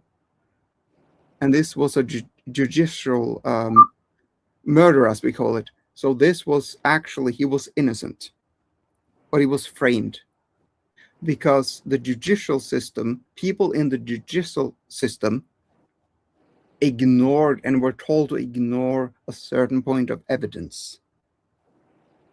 But it turned out he was actually innocent. well, and that's where we have due process in the States. That's why we flipped it. Instead of following like what Great Britain was doing, was guilty until you're proven innocent. That's why we follow the innocent You until say that. proven You say guilty that. beyond a reasonable doubt. You say that. The problem is that you have the same problem as Great Britain. You have people. Well, yeah, but at the same time, if we have the same problem, let's introduce a crime, right? Like we were saying, we can't say it was a political setup or a government, a government black op or whatever it was. It's just we have a person walking down the street. They hit a corner. It's a blind spot from cameras. A person dies there at the same between the time that the cameras caught them going before that corner and then after that corner. Yeah. So you have reasonable suspicion to assume that that person would have either A, witnessed something, or B, did something, right? Yeah. Yeah. So then in that situation, we take that case to court. In the States, it's okay. Well, we have this, we're building a case. We're trying to identify if this person's innocent or guilty. And here's our evidence to prove that. If it's not with beyond a reasonable doubt, then the judge says, well, with the evidence at hand and due to the circumstances that there's not enough to convict this person, we can't, this case is dismissed. Or let's say worst case, there's Very still enough. similar in Norway. You have to do Very 5 similar. years. It's very similar in Norway, actually. So then, So here's the thing. This is the exact same thing in Norway. What But- you're just saying. But, however, the people who avoided evidence are not being punished. the But the people guy is who, free now, and the evidence is Right. obvious. It was genetics. It was like genomes from the grapes and all that was ignored to begin with. It's a complicated case, but yes. But and that's what I'm trying to figure out. Wait, real quick, just real quick. From what I'm understanding, like here in the States, which I mean, maybe it's the same in Norway, maybe they've adapted some things here. I was gonna say I'm not a criminal law expert, but it sounds like from the States, you're working from 0 to a conviction, and from the across the pond, you're working from a conviction to 0. Is that not the case? That's what's so scary. We're actually from 0 to a conviction. Okay, so it is the same then. It's Yeah, it is the universal. same. Right. It is the same. So basically, the government, the state prosecutors, were able to were able to in that case that he's talking about, they were able to they were able to dismiss exculpatory evidence that proved despite everything else, that there would be reason to question the conviction or the guilt. So, and we have things that this also happens in the States. I don't have I mean, people are people. That's what I said. Like, we all have the same problem. We have people. We have people in power. We have people are corrupt. Killing someone is horrible, but then you have the next worst thing. You can tell that someone killed someone. You can say they are murdering someone, and you can prove it, but they didn't. And that is the next worst thing from what they are accusing them of. And this happens. And this is why I'm going against the death penalty, not because they don't deserve to die or a horrible death or the eagle lung like the Vikings did 1,000 years ago. I'm saying we have people in our midst who are not God, and they will make mistakes. So that's true. To be fair to the death penalty, though, if let's say in those situations where people make mistakes and somebody did set somebody up for murder, what would be the appropriate punishment for the person who did the setup? Oh, yes. Thank you. I've thought a lot about that, actually. Just think about it. If their morals are so low that they would lie. If it was up to me, if you know that a person did not commit crime and you accuse this person of the crime, you should be punished by the full extent of the law of the crime you accused the person of who is innocent. Because that will stop people from accusing people they know are innocent. Yeah, and so what would be that appropriate punishment for, for one, if you were to damn somebody else to death that would be completely different from law system to law system, right? Yeah. I mean, you could ask me the same thing. What would be an appropriate punishment for people murdering someone? Whatever that judicial system has in mind for whoever murders someone, if you are proven to say that someone murdered someone and knowing they didn't, then yes, I think that would be the same, whatever the judicial system has in mind, right? Because you don't want people framing. You don't want people framing. Framing should in our hypothetical in our hypothetical judicial system, let's say that the penalty for perjury or for conspiracy is death. Yep. Then that'd be fine then? I don't know. I wouldn't commit conspiracy. What do you mean? No, I'm not saying you. I'm saying I'm saying you're asking me. If the government were to decide that, it's a good question. It's a good question. We're both tuning in on TV, and it's like, hey, I wonder what they're going to do about this, and then you find out, like, hey, yeah, for the trial of this was a conspiracy. They got an innocent man murdered, and because they said that he committed it, wouldn't it? That would be indirect. Yeah, not saying that you got to be the arbiter of justice and judge, jury, and executioner. I'm just saying, like if you break it down, it would be a difficult thing for me to argue. I can only argue in extremes, like when it comes to if you know someone is not innocent of murder and you try to have them convicted of murder, then I think you should be convicted of murder, or at least the same extent of the law if you did convict murder. Okay. Well, so I think I support. I have been supporting the death penalty for capital crimes. Okay, loss of life, sexual offenses with children, that kind of stuff, right? So I got permission to talk about this case that I know of. So there was a guy who in the very early 80s, 81, got sentenced to 5 years in Utah State Penitentiary.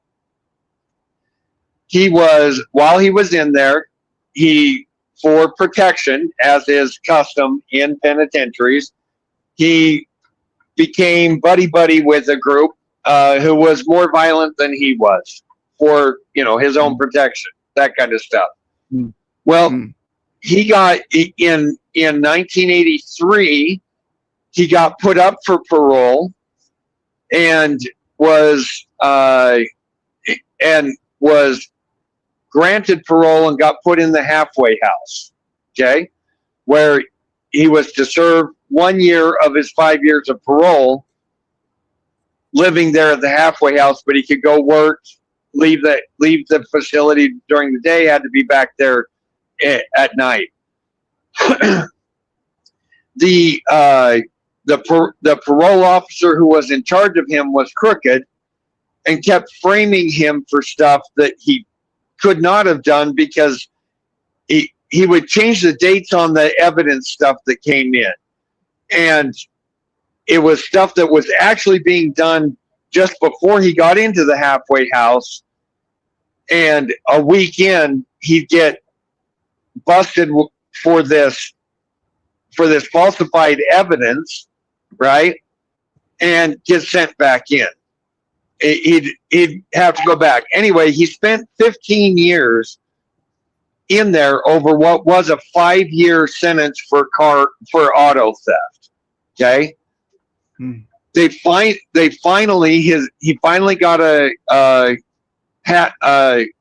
another parole and finally got heard, and they granted him a change of parole officer. Well, that was after he was in the halfway house. According to state policy, he had to go back into general population for the 24 hours it took for the paperwork to process to assign him to someone different. That way he was not unsupervised on paper while he was in the halfway house.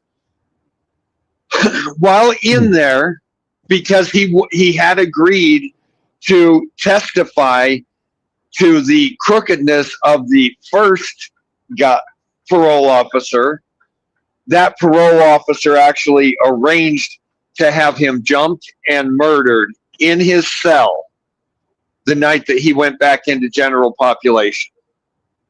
This is all proven. This has all been proven. This has all been proven. And should that parole officer, who was an agent of the court, who was an agent of the Department of Corrections, should that parole officer receive the death penalty for arranging the murder of someone who was going to testify against him? Okay, can I have two answers to this? Yeah, ask questions. I would, if this is true, and this is proven true, like you say, again, it would be good if I was not the judge, right? Because this goes in the line of my emotional response to this. I want to preface that I am not responding emotionally to your question. Okay. I think that people who are in power and have power should be judged more harshly. The judges, I would say, the president would have the most responsibility. Then you have the Congress and everyone, like in the House. You would have the judges. The three branches of government that you have. Then when it comes to the judges in the smaller courts, then you have the people who I love dearly, the the people who, every time I'm in the United States, I try to say thank you for your service. These people,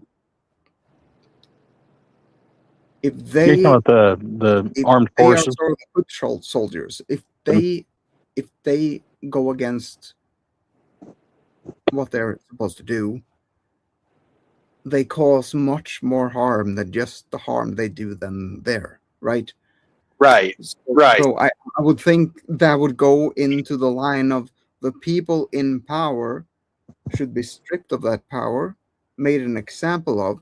They should be put on not a PDF file, but they should be put on a file so people know that these people have had power, because they have monopoly of power. They have monopoly to tell people to do what they need to do, and people, they just have to do it, right? Before it's proven. So yes, those people should have much stricter punishment than those they are. Yes, you know what I'm saying. Gotcha. So I can tell you that this case is actually true. These are the actual facts. I did meet the one who was killed when he went in for that overnight. I was there at his funeral, and I was there at the hearings for the people who were involved in it, because his family did not let that go. The family went into bankruptcy over pursuing that case. Anyway,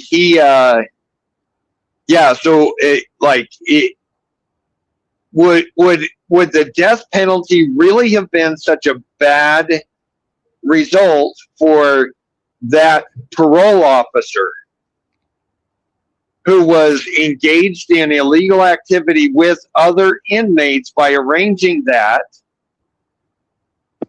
and who was protecting other people on the outside by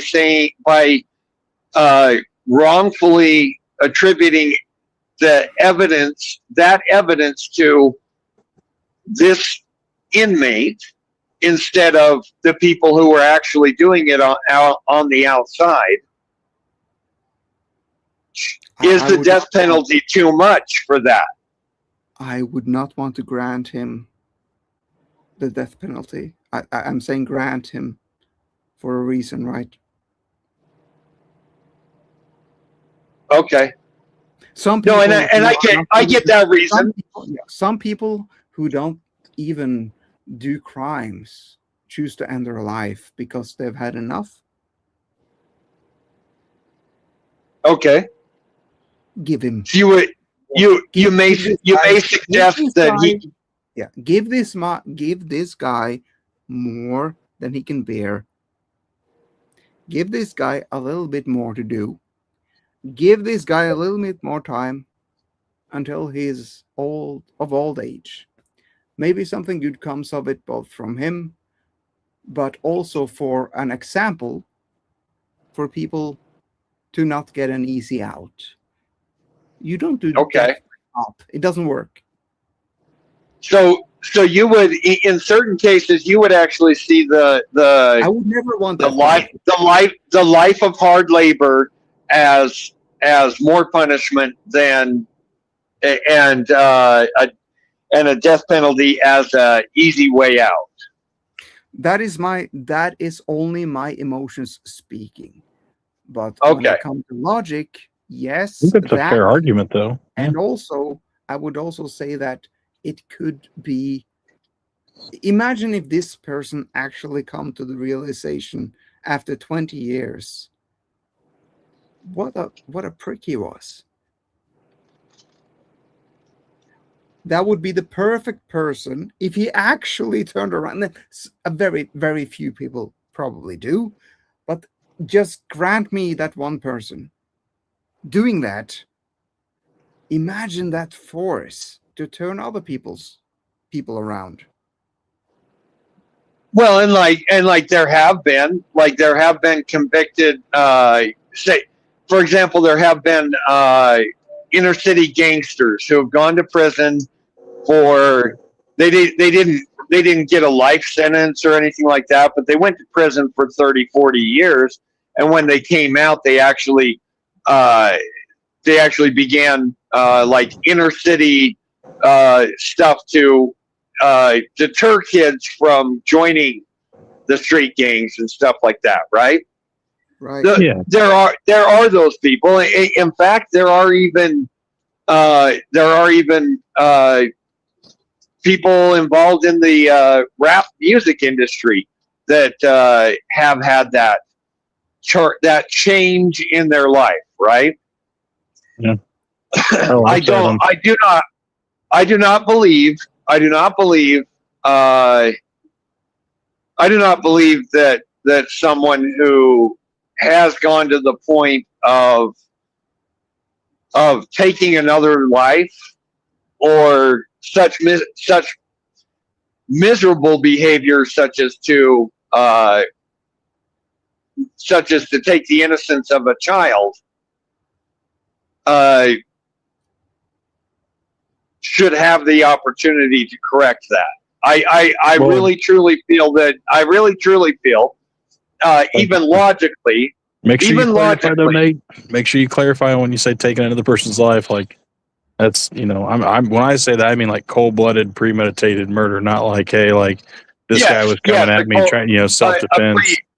Right, a premeditated, right? Yeah, like there's murder and killing, Right, exactly. So the premeditated murder, I do feel that it is more beneficial to society to not give them the opportunity to offend again, including while incarcerated. To not give them the opportunity to have that power over another life again by just sending them directly to the final judge. No. So they're confined to solitary then? No. I feel that you need to arrange that meeting, expedite their meeting with Judgment Day. Oh yeah, I'm sorry. Yeah, I thought you were kind of going towards Dan's point, where it's like, yeah, if it's something where if you don't want to end them, then but no, you did clarify with the premeditated murder and then harming someone that can defend themselves. So yeah, those cases, expedite their appointment with the ultimate judge. Yeah. And I would say that's probably fair. So, because they're not going to, at that point, they're no longer a burden on the taxpayer, and they're no longer have the opportunity, even while incarcerated, to harm another person. Well, I sort of refuted the taxpayer thing, right? But yeah, and even if you take the taxpayer out of it, I think more of it's just call it a moral judgment. I mean, it's just I get it's also the moral, right? The moral judgment. Here's the thing. I would if you put this out to a vote, I would vote for kill the guy. Like that's the thing I'm saying here. So, gotcha. You get that, right? Put up the chat poll. Let's see. One's in the chat. There you go. No, the thing it's going to be broadcasted live. Like the thing is, the human part of me really wants this guy, if I know he did something horrible, to get the ultimate punishment. If I can, and I'm not saying that there's never a death penalty, like Hitler, for example, or someone like that. But like there is always a point. I mean, less than Hitler. If I just see someone, let's say, hurting someone I love, I wouldn't want to wait for the judicial system, right? Right. I agree. So I get it. I definitely get it. I wouldn't. there are individuals that I would take that right. Even under my own description of those conditions. Yes. There are individuals in my life that I would gladly put myself in the path of the death penalty if someone hurt them. Yes. And I would do that willingly, right? So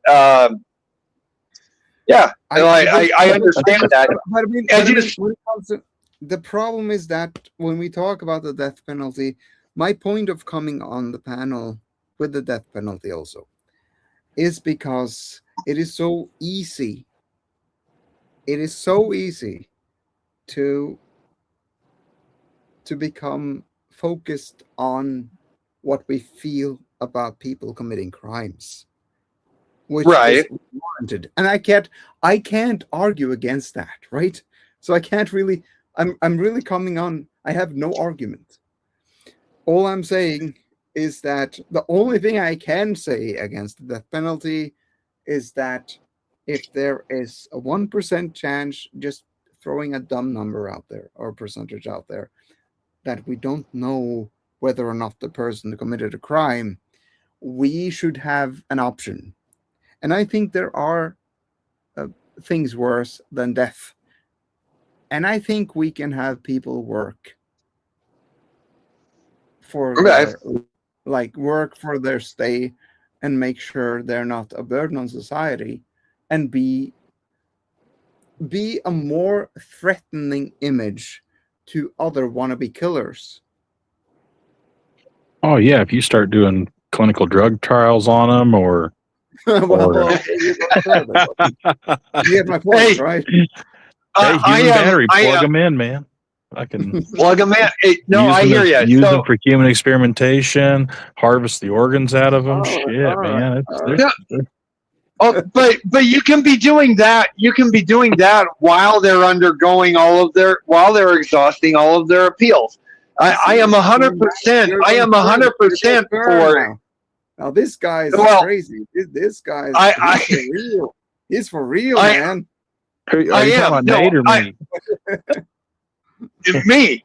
So I am 100% for having an exhaustive legal system, a seriously conservative evidentiary process to make sure that whatever the jury decides, it is a fully informed decision based on exhausting the facts. What would you call that? If you have a name for that, what would you call those trials? That would be justice. Justice trials. Well, because on one side you have your justice trials, and on the other side on the spectrum you have the witch trials, and those can be changed very quickly based on who are in power, right? Right. But I do want trials in 98%, 97%. You can go down the percentage, and you will have people sentenced to death based on nothing. Yeah, that's up. January 6th is a prime example. Yes, they got jail time for literally walking in. Hold on. But that is, but yes, but that was not an equally applied justice system, because you have more deaths to the government employees that have resulted from everything from BLM to the new ICE riots, whatever you want. Protests, whatever you want to call them. No, right? You could just say it was an injustice, just because it was. I mean, it's not like the people who were there peacefully protesting.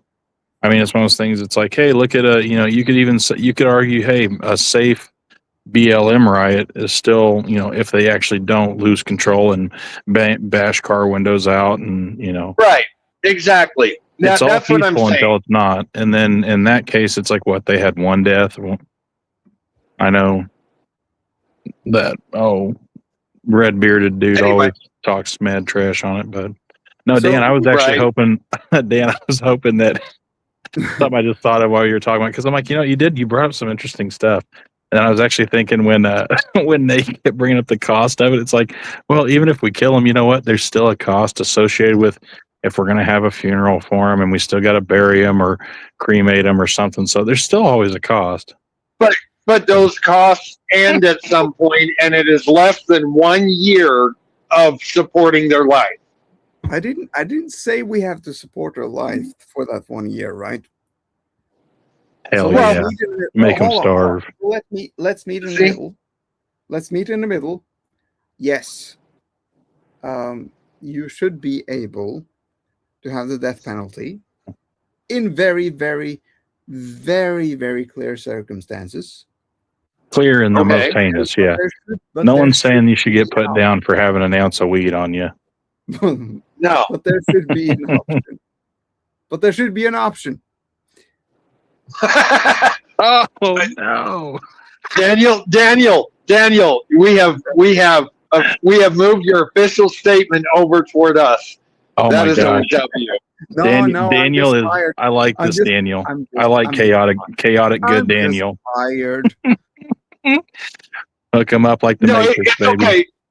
It's okay. I just want everyone from the Norwegian government to know that this was under duress.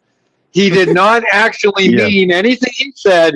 It was full Norwegian coercion. government, it was not under duress. It was very, very clear, and I stand by every word. Damn it! We did not ask him to undress, dude. Come on, that's nasty. We Oh Yeah, yeah, yeah. man, take off your shirt, Dan. Come on, Dan. Too late. I don't even have my derby cat on. Where, you know? Yeah.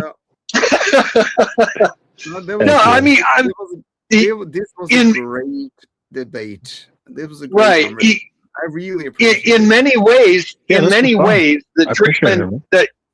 in many ways, the treatment of the United States prisoners is far more gentle than even over throughout the EU, because you're not allowed to force them to work. They've even stopped that with the private prisons. They moved all like the license plate and all that stuff. Yeah, Out but of- this is- out of- we're working in a system here where you Right. are not allowed to do things judicially, and then suddenly we're just we're not allowed to do that, but killing someone, that's fine. Yeah. Yeah, that Well, works. we have devalued life, and there is I'm saying Yeah. I'm saying that. now I'm going to not rant in a there. different direction, so I'll stop it. Right. Yeah. All right. No. Please go on. Well, no, it's completely off topic. Did Oh, Teriak sure. fall asleep? Yeah, I'm Did still- I'm still- Teriak fall asleep? Okay. We all right. we can go tangential. No, there's no way. I think we are ready for a wheel There's spin. nowhere though. else to go. I want to get Dan on another one. I like it. Dan takes the opposite. That's nice. You heard it, Yeah. there, folks. He says, "Spin that wheel." But you can talk about yours as well, Nate. Especially if this one's not a good one, as they say. Gentlemen, should the country invest heavily in building new nuclear power plants? We kind of already broached this one, Nate. I'm not gonna lie. So we can. Yeah, we already. Well, not with these two. So which nation should we give us? Which nation, Teriak? Well, you said the country. Well, my country. I think any country should. Ooh. Yes, because What would we be the have- conditions? I want to we know the have- conditions for no. this said nuclear power plant. What would be the detriment? What would be? Oh. Why wouldn't you? Oh, I'm not. Nuclear I'm not saying, power. Well, here's what I have to say. Yes, we should invest in nuclear power. 18 nuclear power plants spread across the U.S. could replace every one of the coal and natural gas burning power plants right now. From the moment they're up. It is the safest. The two meltdowns that we have had between Chernobyl and 3 Mile Island, right? Those were both caused by someone intentionally skipping a step in shutting it down for routine maintenance. Not only that, but those were old models. The newer Right. models do not have these problems. If these things happen in the newer models, it will not be Yes. the same problems that those faced. No, they are far more automated. Have multiple checks. It is far more secure now. And also, In fact, another good reason is that the green movement, who are so against fossil fuels and so against CO2 and so against all this pollution, they are against nuclear power plants. And when that group is against it, I know it's good. There you go. The same ones who want to tear down the hydrostatic dams. Yeah.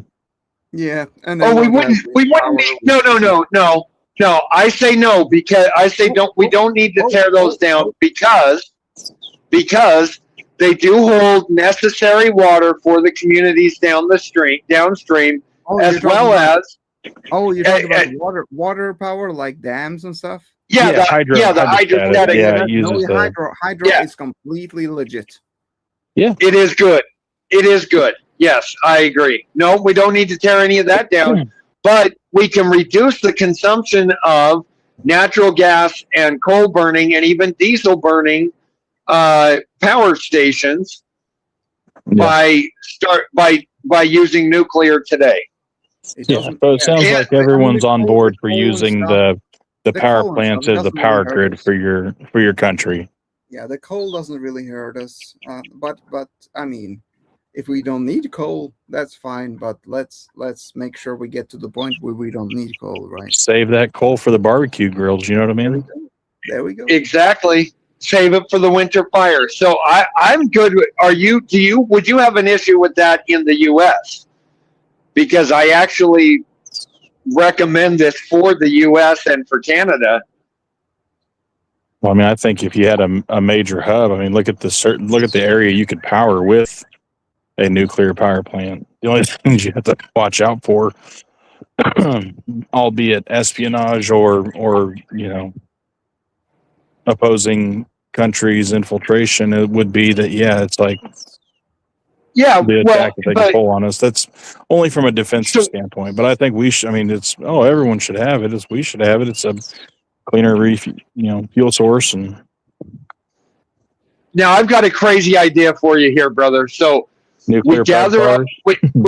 We gather. Actually, yes, those would be great. But we'll work on the power stations first. So first, we gather up all the illegal and overstayed visas and all that stuff, right? And we gather them together. We have them be the labor to construct the systems, right? Then I changed my mind. Oh no, you go ahead. Hear me out. Think about mine. Yeah. No, I haven't finished my thought. Then we deport them, and because we have so many extra DHS trained agents, we already have everyone we need to monitor and protect from sabotage the power stations. That infrastructure is already there. We don't even have to downsize DHS. Heck yeah. No, I was going to say, I would change my mind. I think a way better power source than the nuclear power plants would be if we actually caught and detained all of those illegals and took all the people in prison and put them on treadmills, baby. Fucking ellipticals and fucking hamster wheel. Oh, it'd be their daily service. Just here you go. 8 hours a day. Take your shifts. You get 100,000 people putting out some wattage, and give them a battery. Right. The human powered battery. Dan's got me converted. I'm thinking about it now. See, this is going to give us something to really talk about. I gotta say, Asmongold was the one who convince me of the human battery part. Yeah, There you that go. sounds like something he would say. Old Hasbin Gold. He's got some good ones. He does. He does. That he does. Just take that extension cord and just ram it right up their ass. All right. Tell you what, boys, I'm going to have to leave because I'm almost done with my day of driving already. But I'm going to drop down into the chat and I'm going to cover another wheel spin or two for you guys. Nice. I want to hear you guys find something you disagree on and talk it out. My man, appreciate you. All right, God bless. Any shout outs before you God go? bless. Hell yeah. God bless Long Haul God Nate. bless you too. For Haul Nate, yeah. Appreciate you, kindly, folks. So, sounds like we need another wheel spin, boys. What do you think? I'll get one more in, and then it's actually 5:47 in the States. So, I mean, I might just skip taking a nap or whatever and rough it through the day. A good shower will get me woke up. But yeah, no, let's do it. Let's do it, baby. Now, we don't have to stick on this one because we do have another 20 in the bank as well. You know what I'm saying? No, all right.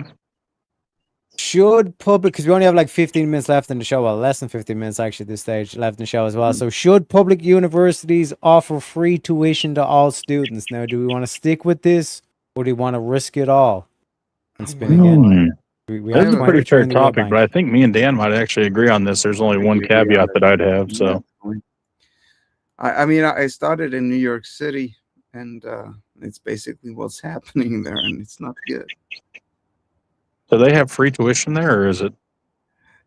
Basically, but it depends. You have to be able the correct race or whatever. Yeah, that's where I was kind of wondering when it says all students. It's like, yeah, it's. I mean, if you get illegal immigrants and shit like that, then it's like, well, shit. Then it's in how free is free tuition? Somebody's got to pay for it. All Government. students would be worse than all the free students, right? Because all students would mean they wouldn't have any income. So no, of course not. Yeah. No, I would say yeah. Same. Shout out to Nate as well for the $20. So we got 2 spins left in us, folks. But let me give him the shredding clip for the $20.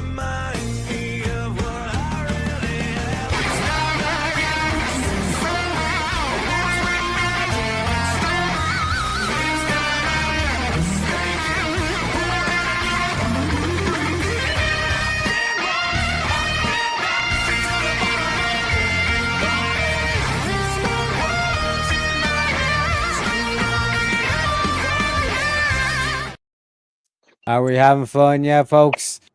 So, what is the next topic? That is the main question, ladies and gentlemen.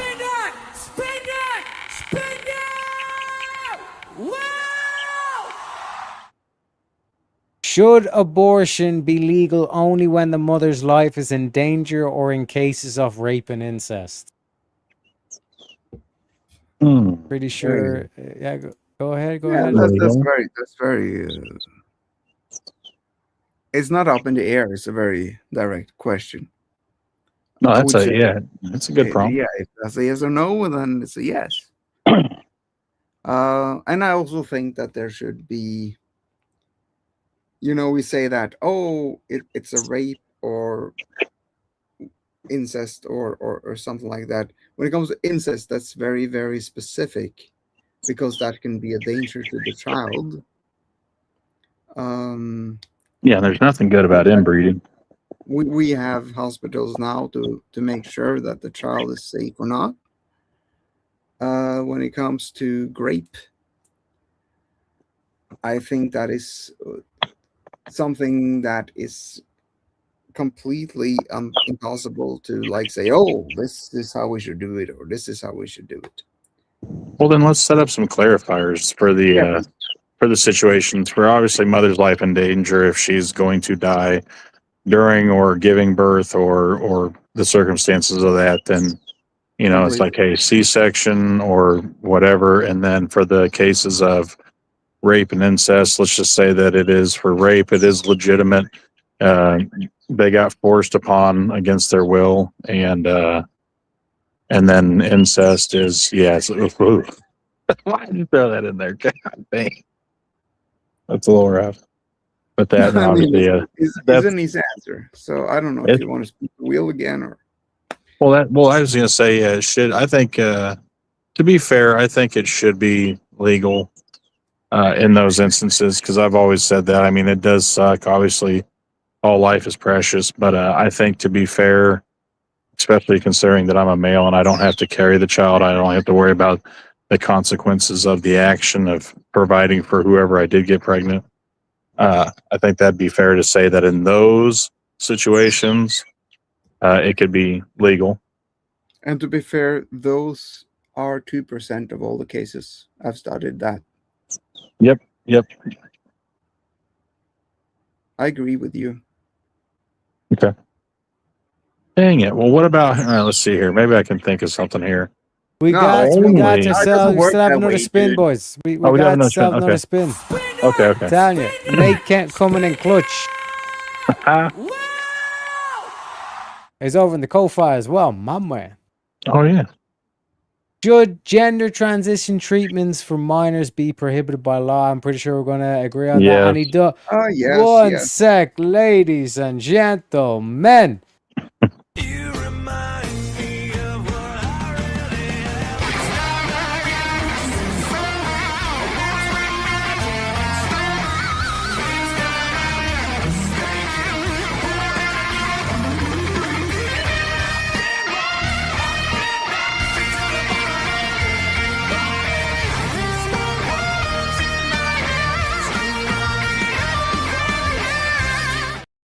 Nate on the Ko-Fi coming in with $40, putting us up to 83 in the spin bank.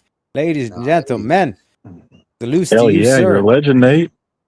So we got 4 spins here. So I'm just going to do a quick fire. So let me know if you think it's going to be spicy, okay? So let's get on to the next one. See if this, try to look for a little bit of disagreement, but like I said, we only really have 8 minutes left. Should the U.S. have a Medicare for all single-payer health care system? What is that? We just have Medicare. Is that like Norway's system? You know, I'm not not positive on sure. that. You want to do a reroll just to be safe? Well, what is Medicare?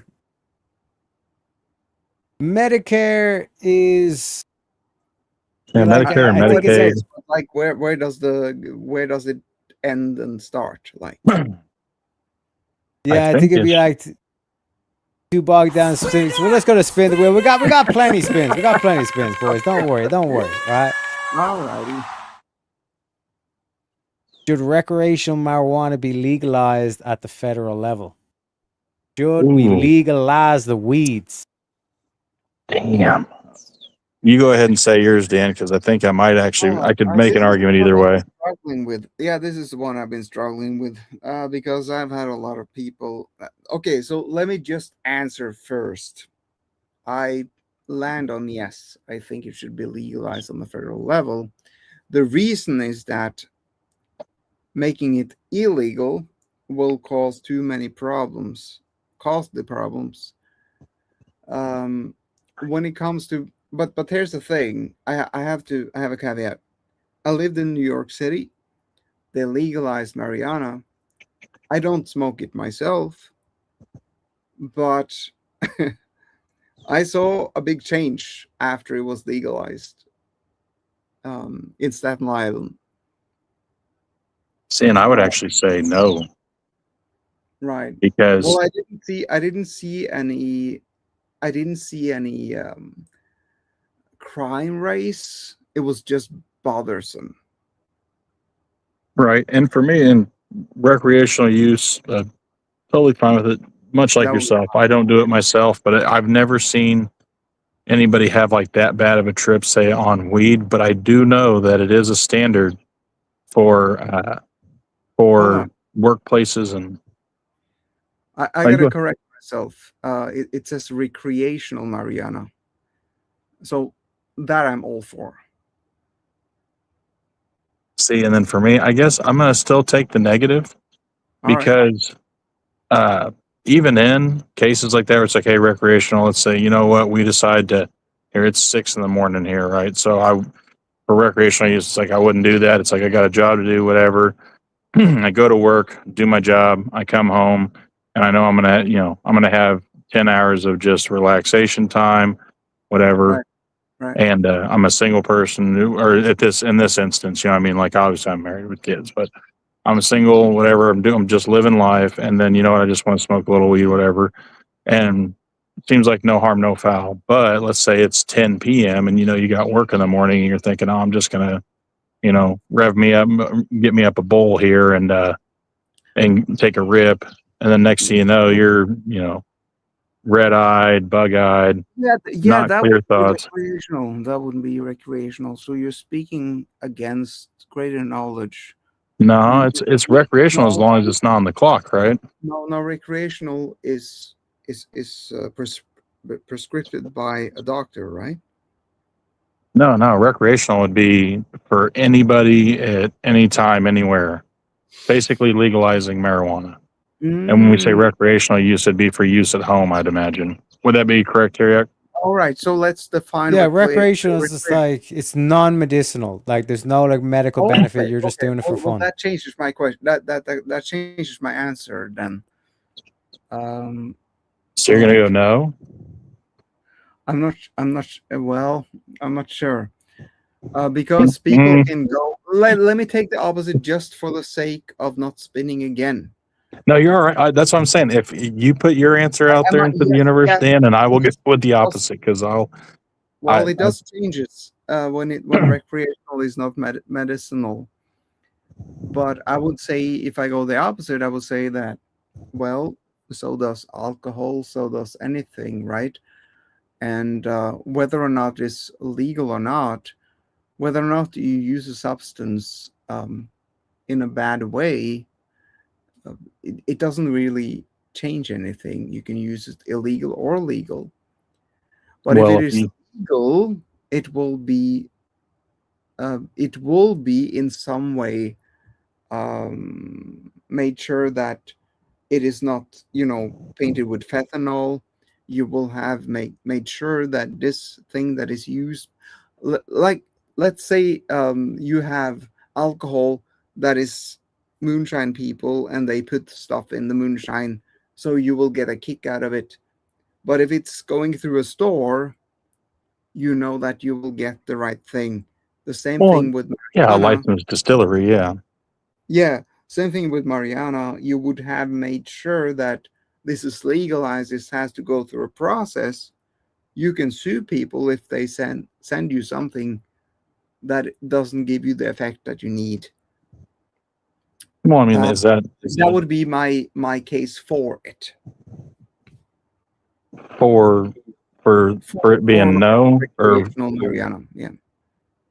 So are you for recreational marijuana then, or are you not for recreational marijuana? Because I'm taking the for. So you're saying yes? Okay. I'm not personal here, but yes, in this case, I'm going for it, right? Okay, so you're saying it should be legalized. Okay. Yes. Awesome. No, that's fine. I'll stick with my original argument, and I'll say that it's depending on the time that you use it, it can actually still pop on a drug panel test if you for I think at least 24 hours to 48 hours, and if you do get caught using it, you can lose your job. It can endanger you in your workplace. Not if it's recreational and it's legalized, then you will no longer have that problem. No, companies and corporations in states can still impose a rule that says that you can still smoke it in the state. No, they but will you not can't have it. If it's legalized, they will not be allowed to. Oh, come on now, Dan. Think about this. Are you going to go to your job and roll up a joint in front of your boss and just rip one when you're getting ready to, whatever it is that you do for work? If you're cutting grass or operating a forklift, I wouldn't sit across from my boss and pop off a beer and just sit there and drink it, right? Yeah, but it's legalizing marijuana doesn't make people stupid. You'd be surprised. Do people still show up, or do people still drink and drive? Oh yeah, sure they do. So then, do people still operate motor vehicles while under the influence of marijuana? Oh, they do that with if it's legalized or not. Making it legalized doesn't make more people do it. Well, whether it makes more people do it or not, is there still not a punishment that gets imposed on those who do it and say do something that would still be against the law, like operating a vehicle under the influence, or say Although I concede and agree smoking with you, somewhere in that doesn't go the, against my argument. you what? Sorry, you cut out. Although I concede with that and agree with this argument, that doesn't go against my stance.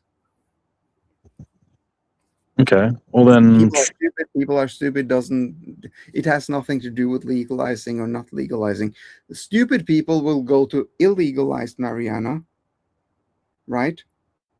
And they will do stupid things, and they will use stupid. They will go to people who sell marijuana that are horrible for them, and they will do stupid things, and it will be laced with fentanyl or whatever.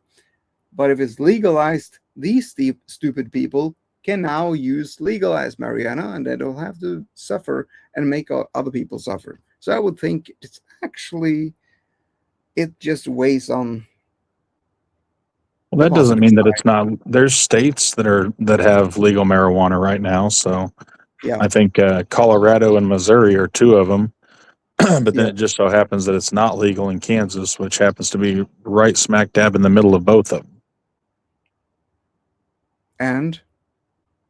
And if you get, so what I'm saying is if you get caught smoking marijuana in Kansas, you can get in trouble. If you get caught smoking marijuana in Yeah, now Colorado, you're saying you or could be caught in trouble because it's not legal. But I'm asking that in the middle. Do you have like, are the people there better off right now because of it? it's hard for me to say. I don't use it myself. Same here. I'm not saying that as I'm not like owning your. Yeah, Yes, and that's where yes, my they my are only going to be punished in the middle of it. So there what is a would be a comparable substance to abuse like marijuana? I don't know. Would it be cigarettes or alcohol or More alcohol than cigarettes. other strict drugs? You know, like you said, More you alcohol mentioned than cigarettes. fentanyl, and so then, I mean, what would be the federal moderation on that? How much is too much? Can I own 100 or 1,000 pounds of marijuana if it's legal and start my own dispensary? Or Well, since we can compare it to alcohol, I'll turn it back to you. What is the legal amount to have of alcohol? well, I think legal consumption, you can consume as much as you can drink, but I want to say for you to, if you get caught driving over the limit, which I think is like, if you blow a 3 or a 5 in certain states, that's too much, and then you can go to jail. And you cannot do it while you're at the work, right? You can go Yeah, to and you work. should not be able to do it at your workplace. Yeah. So what we're actually doing here, we're asking, should recreational alcohol be legalized at the federal level? Is what we're actually discussing. Well, that and marijuana. Okay, so we agree then. Agree to the topic? No, because alcohol and marijuana is the same thing. Well, yeah, I think any substance that impairs your thought process. I agree with you when it comes to that also. It's like, well, dang it, Dan, we're not here to agree. No, my agreeing at this point is me winning the argument. Is the point? Fair. If the argument, I don't want marijuana to be legalized. To be fair, I agree with you there. What? No. But no, that's cool if you're fine with people just getting high and doing whatever, you know. Yeah, man. If they don't cause the rockets, I don't really care. Yeah, I was gonna say I'm trying to think of any major negative effects there. Yeah. Other than it's 0.05 for cannabis. Hard to look stuff up here. I'm not sure legal limits of things for how many ounces and all that you can To be have. fair, you sort of have to have. I mean, because we're in the minutia when it comes to these stuffs, and you sort of have to, because there's different when it becomes legalized, I know there's like different ways of having marijuana. You have more hemp, like the CO3 or whatever it's called. You have more of that. CBD or something. Yeah. Thank you, CBD. And if you have more of the CBD, you get less of the psychological effect, but it helps with the body pain, and that would be medical marijuana, right? Yeah, medicinal purposes. Yeah. Yes, and so you have different. You would have sort of if you legalize it. To be fair, that would be a positive. Although, yeah, you know my stance on it, but THC, is that? Yeah, I think that's another one. THC or the Yeah, you have two different, right? the droplet ones or something. Yeah. So I don't know. The only thing I've heard is there's sativa and indica. I think that's two different strands of it. And yeah. So then, should it be legalized? Well, you could say yes, but then the gray zone is whether or not it's legalized. What would that entail? And that is where sort of the argument should go, and where it would be an interesting debate. But I don't really know enough about it, so I can only compare it to alcohol. And no, yeah, that's black and white. And to be fair, if it was, let's say, even if it matched all the criteria for alcohol with intention to distribute, being how do you want to say that? Like if you purchase beer, you could still give it to pretty much anybody as long as you're over a certain age.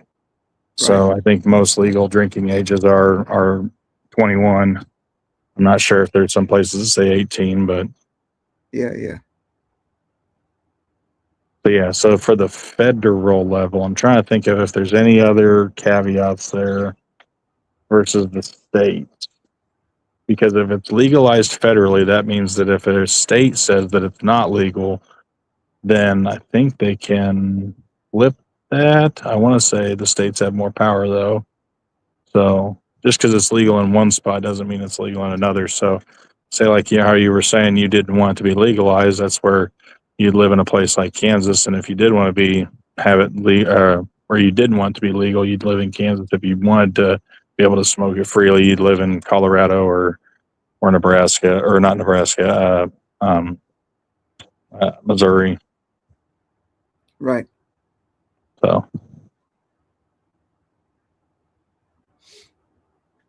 I think. Well, we got to debate some on, and I think that's nice. Yeah, not bad. I was actually kind of hoping that, because I mean, in the long run, if we do call that, like if that satisfies the debate, like I am more for the legalization of it, but I do understand there does need to be some strict standards for and liabilities for businesses and companies to be able to protect themselves from people just literally rolling one up and putting it, I'm on my break. They go smoke on their break and then they come back in. It's like, dude, you're glassy eyed. You're eating all my fucking product here. We work in a Walmart and you're eating the produce. With alcohol, but you would do it marijuana, right? Like it's easier to just put something in your joint and not like show it, maybe. Yeah, so I think it'd be fair to you'd have to implement a standard similar to alcohol to it.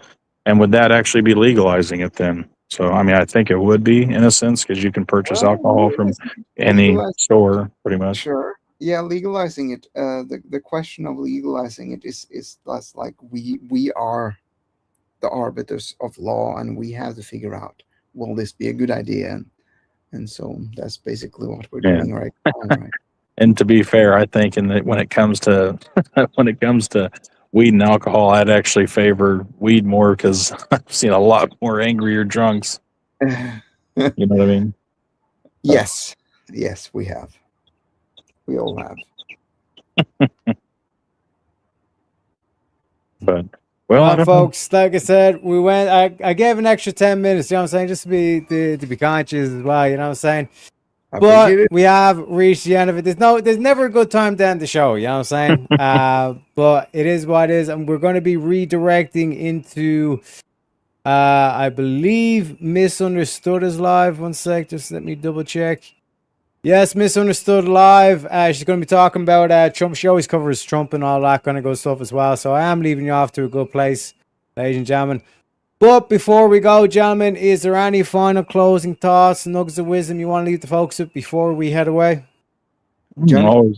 Always appreciate your thoughts and input and your show, of course, Dariak. And yeah, looking forward to see what you're gonna do on Verbal Combat Friday, and then definitely looking forward to seeing you or hearing from you on the live, man. Really hope you can make something happen for that. So yeah, from all the panels, brother.